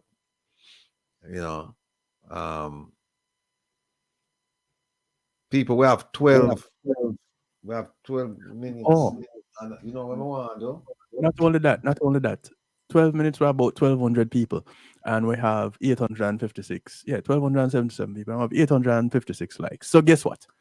Everybody, if you didn't go and click on the little thumbs up thing, just do it now, please. It looks so. Please. If you don't know it. Go in and It I'll take note to you. Just go on and go. I don't know if it actually make a sound, but just do it. Yeah, please and thanks. I can tell you all this in the next 11 minutes. Reggae Global Radio goes off on a commercial break, and about 3-4 minutes after that, you'll hear some music start playing. I go through my Attitude of Gratitude segment in the beginning of my broadcast, and wherever the music takes me is where I go after that. So anything that happens tonight, do not blame me. Just get ready to relax with the Rebel come midnight. Tony Culture takes us on through his Saturday night juggling at 10 on Reggae Global Radio. It's a vibe. Saturday no good again. So I don't know. People have to go find a way to really rest on Sunday, because after you go through Saturday, taking all your notes through this 5-hour broadcast, and then you jump up a little bit with me, and you rent a tile a little bit with me, and go wherever Tony Culture takes you, then it's the Rebel. And who don't have people to cuddle up with tonight, I blame Rebel for whatever happens or whichever way you feel. I'm gonna get baby daddy status.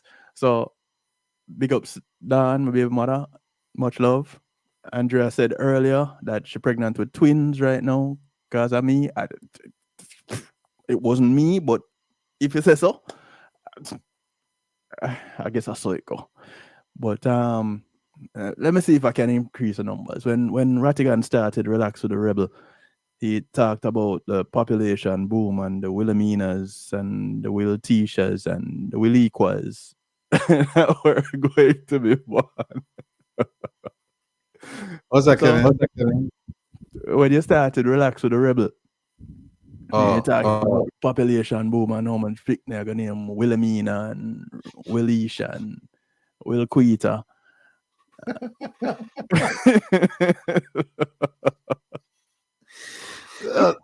Tia asked if some are asking about donation.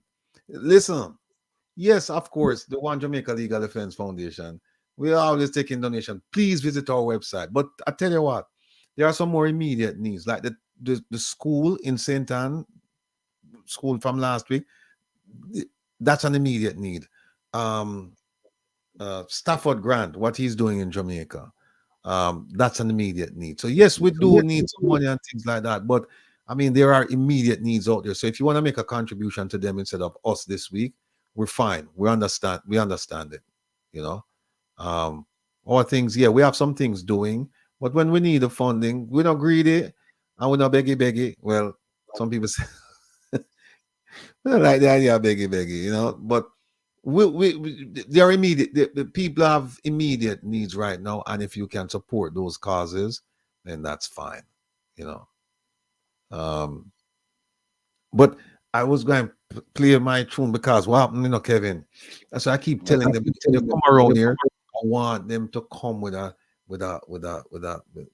incisive mind, or at least we're going to train you to think that way. That you just don't. When somebody says something, it's one thing, but you parse through the words and you make sure you understand everything that they're saying, and then you also make sure you understand what they're not saying. That's part of critical thinking, that you can understand what's not being said. And then once you understand that, your range of questions, the range is just becomes overly broad. I mean, it's just wide when the questions you can ask, because now you're not asking questions about things that they're saying. You're asking questions about things that they're not saying. And guess what? You see, once you start approach it from the perspective of what they're not saying, them turn fool. If them lie to you, them turn fool. And then what you do, you trick them, you make them start answer the question, and then you go back to the one where they must say, right? And you have them all over the place. You have them all over the place. So that's why we, you know, this particular song, again, I want to big up Reggae Global, because this song, they make this song special for the program, and people love it. People love it. The one before, Honesty was great. But listen to that. Listen to what they must say right there.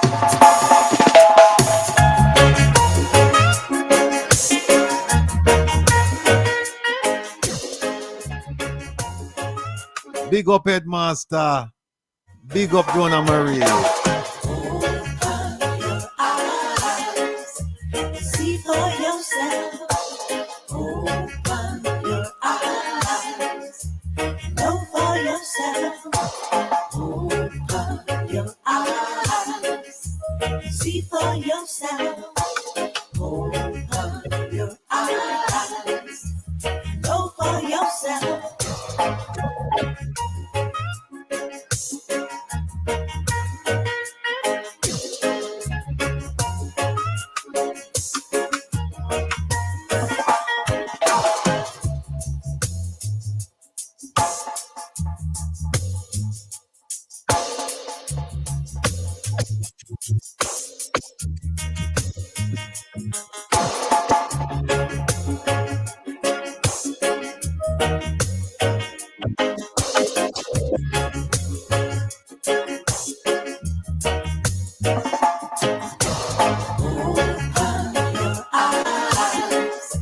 See for yourself.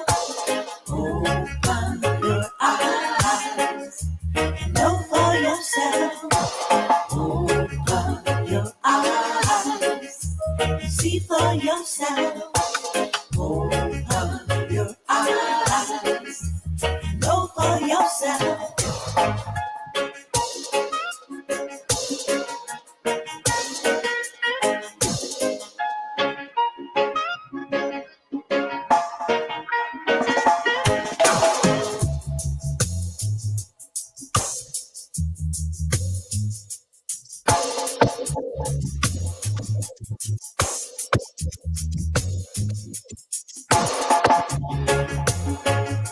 Yes, people. Open your eyes and see for yourself. You know.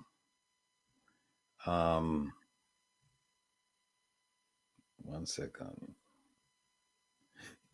Yeah. So Wednesday, don't forget to tune in Wednesday. We're gonna go from 8 to 10, and I'm the guest. You're the host and the hostess. Our hostess is guest. Yes. So you just come along and you come with your questions, and we're going to try to answer the questions that you have. We can't guarantee that we'll answer every single thing. The one thing we can guarantee is we'll try. And if we cannot answer them during that session, we will go ahead and certainly do the research and come back. Return the following week and answer the questions. So, so don't forget to tune in to Come Reason with Rattigan. This is called Reason with Rattigan because we choose the topics, you know, and then we talk about what's going on. And we answer a few questions in the chat. We don't take any phone calls. But on Wednesdays, the program is called Come Reason with Rattigan. It's not on Reggae Global Radio. It's on YouTube. So you just go on and do the search, Come Reason with Rattigan, and you'll be right there. And then we can talk. And it's an open, friendly, give and take conversation where you ask questions and we answer. And then I may ask you some questions as well. But the only thing I ask you is this. Well, for good behavior, of course. But just make sure that you kind of think through. I'm trying to force you to think through the questions that you're gonna ask, so that you don't come across with a question that you don't have to look at it as this is foolishness. You know what I mean? I'm trying to force you to do that, and I'm doing that at the same time, having you force me. When you ask me precise questions, then you force me now to really start thinking through, and that way it's a learning experience. You know, and that's what it's all about when you talk about open your eyes and see for yourself. Open your eyes and know what's going on. That is what we're trying to do around here. So I am going to have to leave you now, but I'm going to leave you with the big tune. Big up yourself, Donna Marie, Headmaster. Here we go.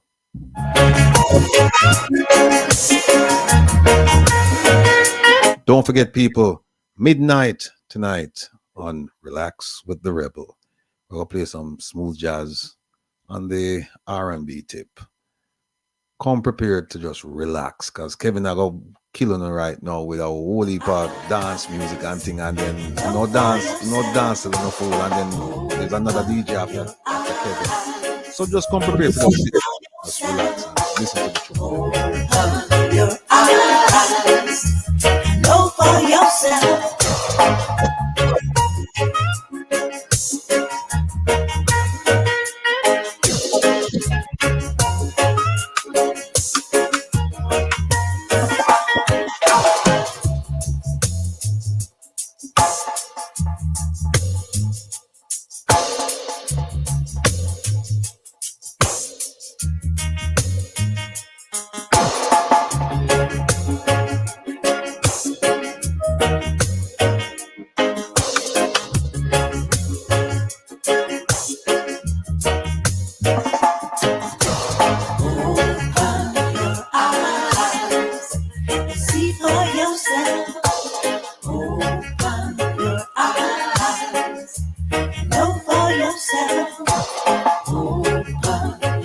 eyes. See for yourself. Open your eyes. Know for yourself. Yes, Petro. Big up everybody. Listen, midnight tonight. We'll talk. Until then, take care. Be well.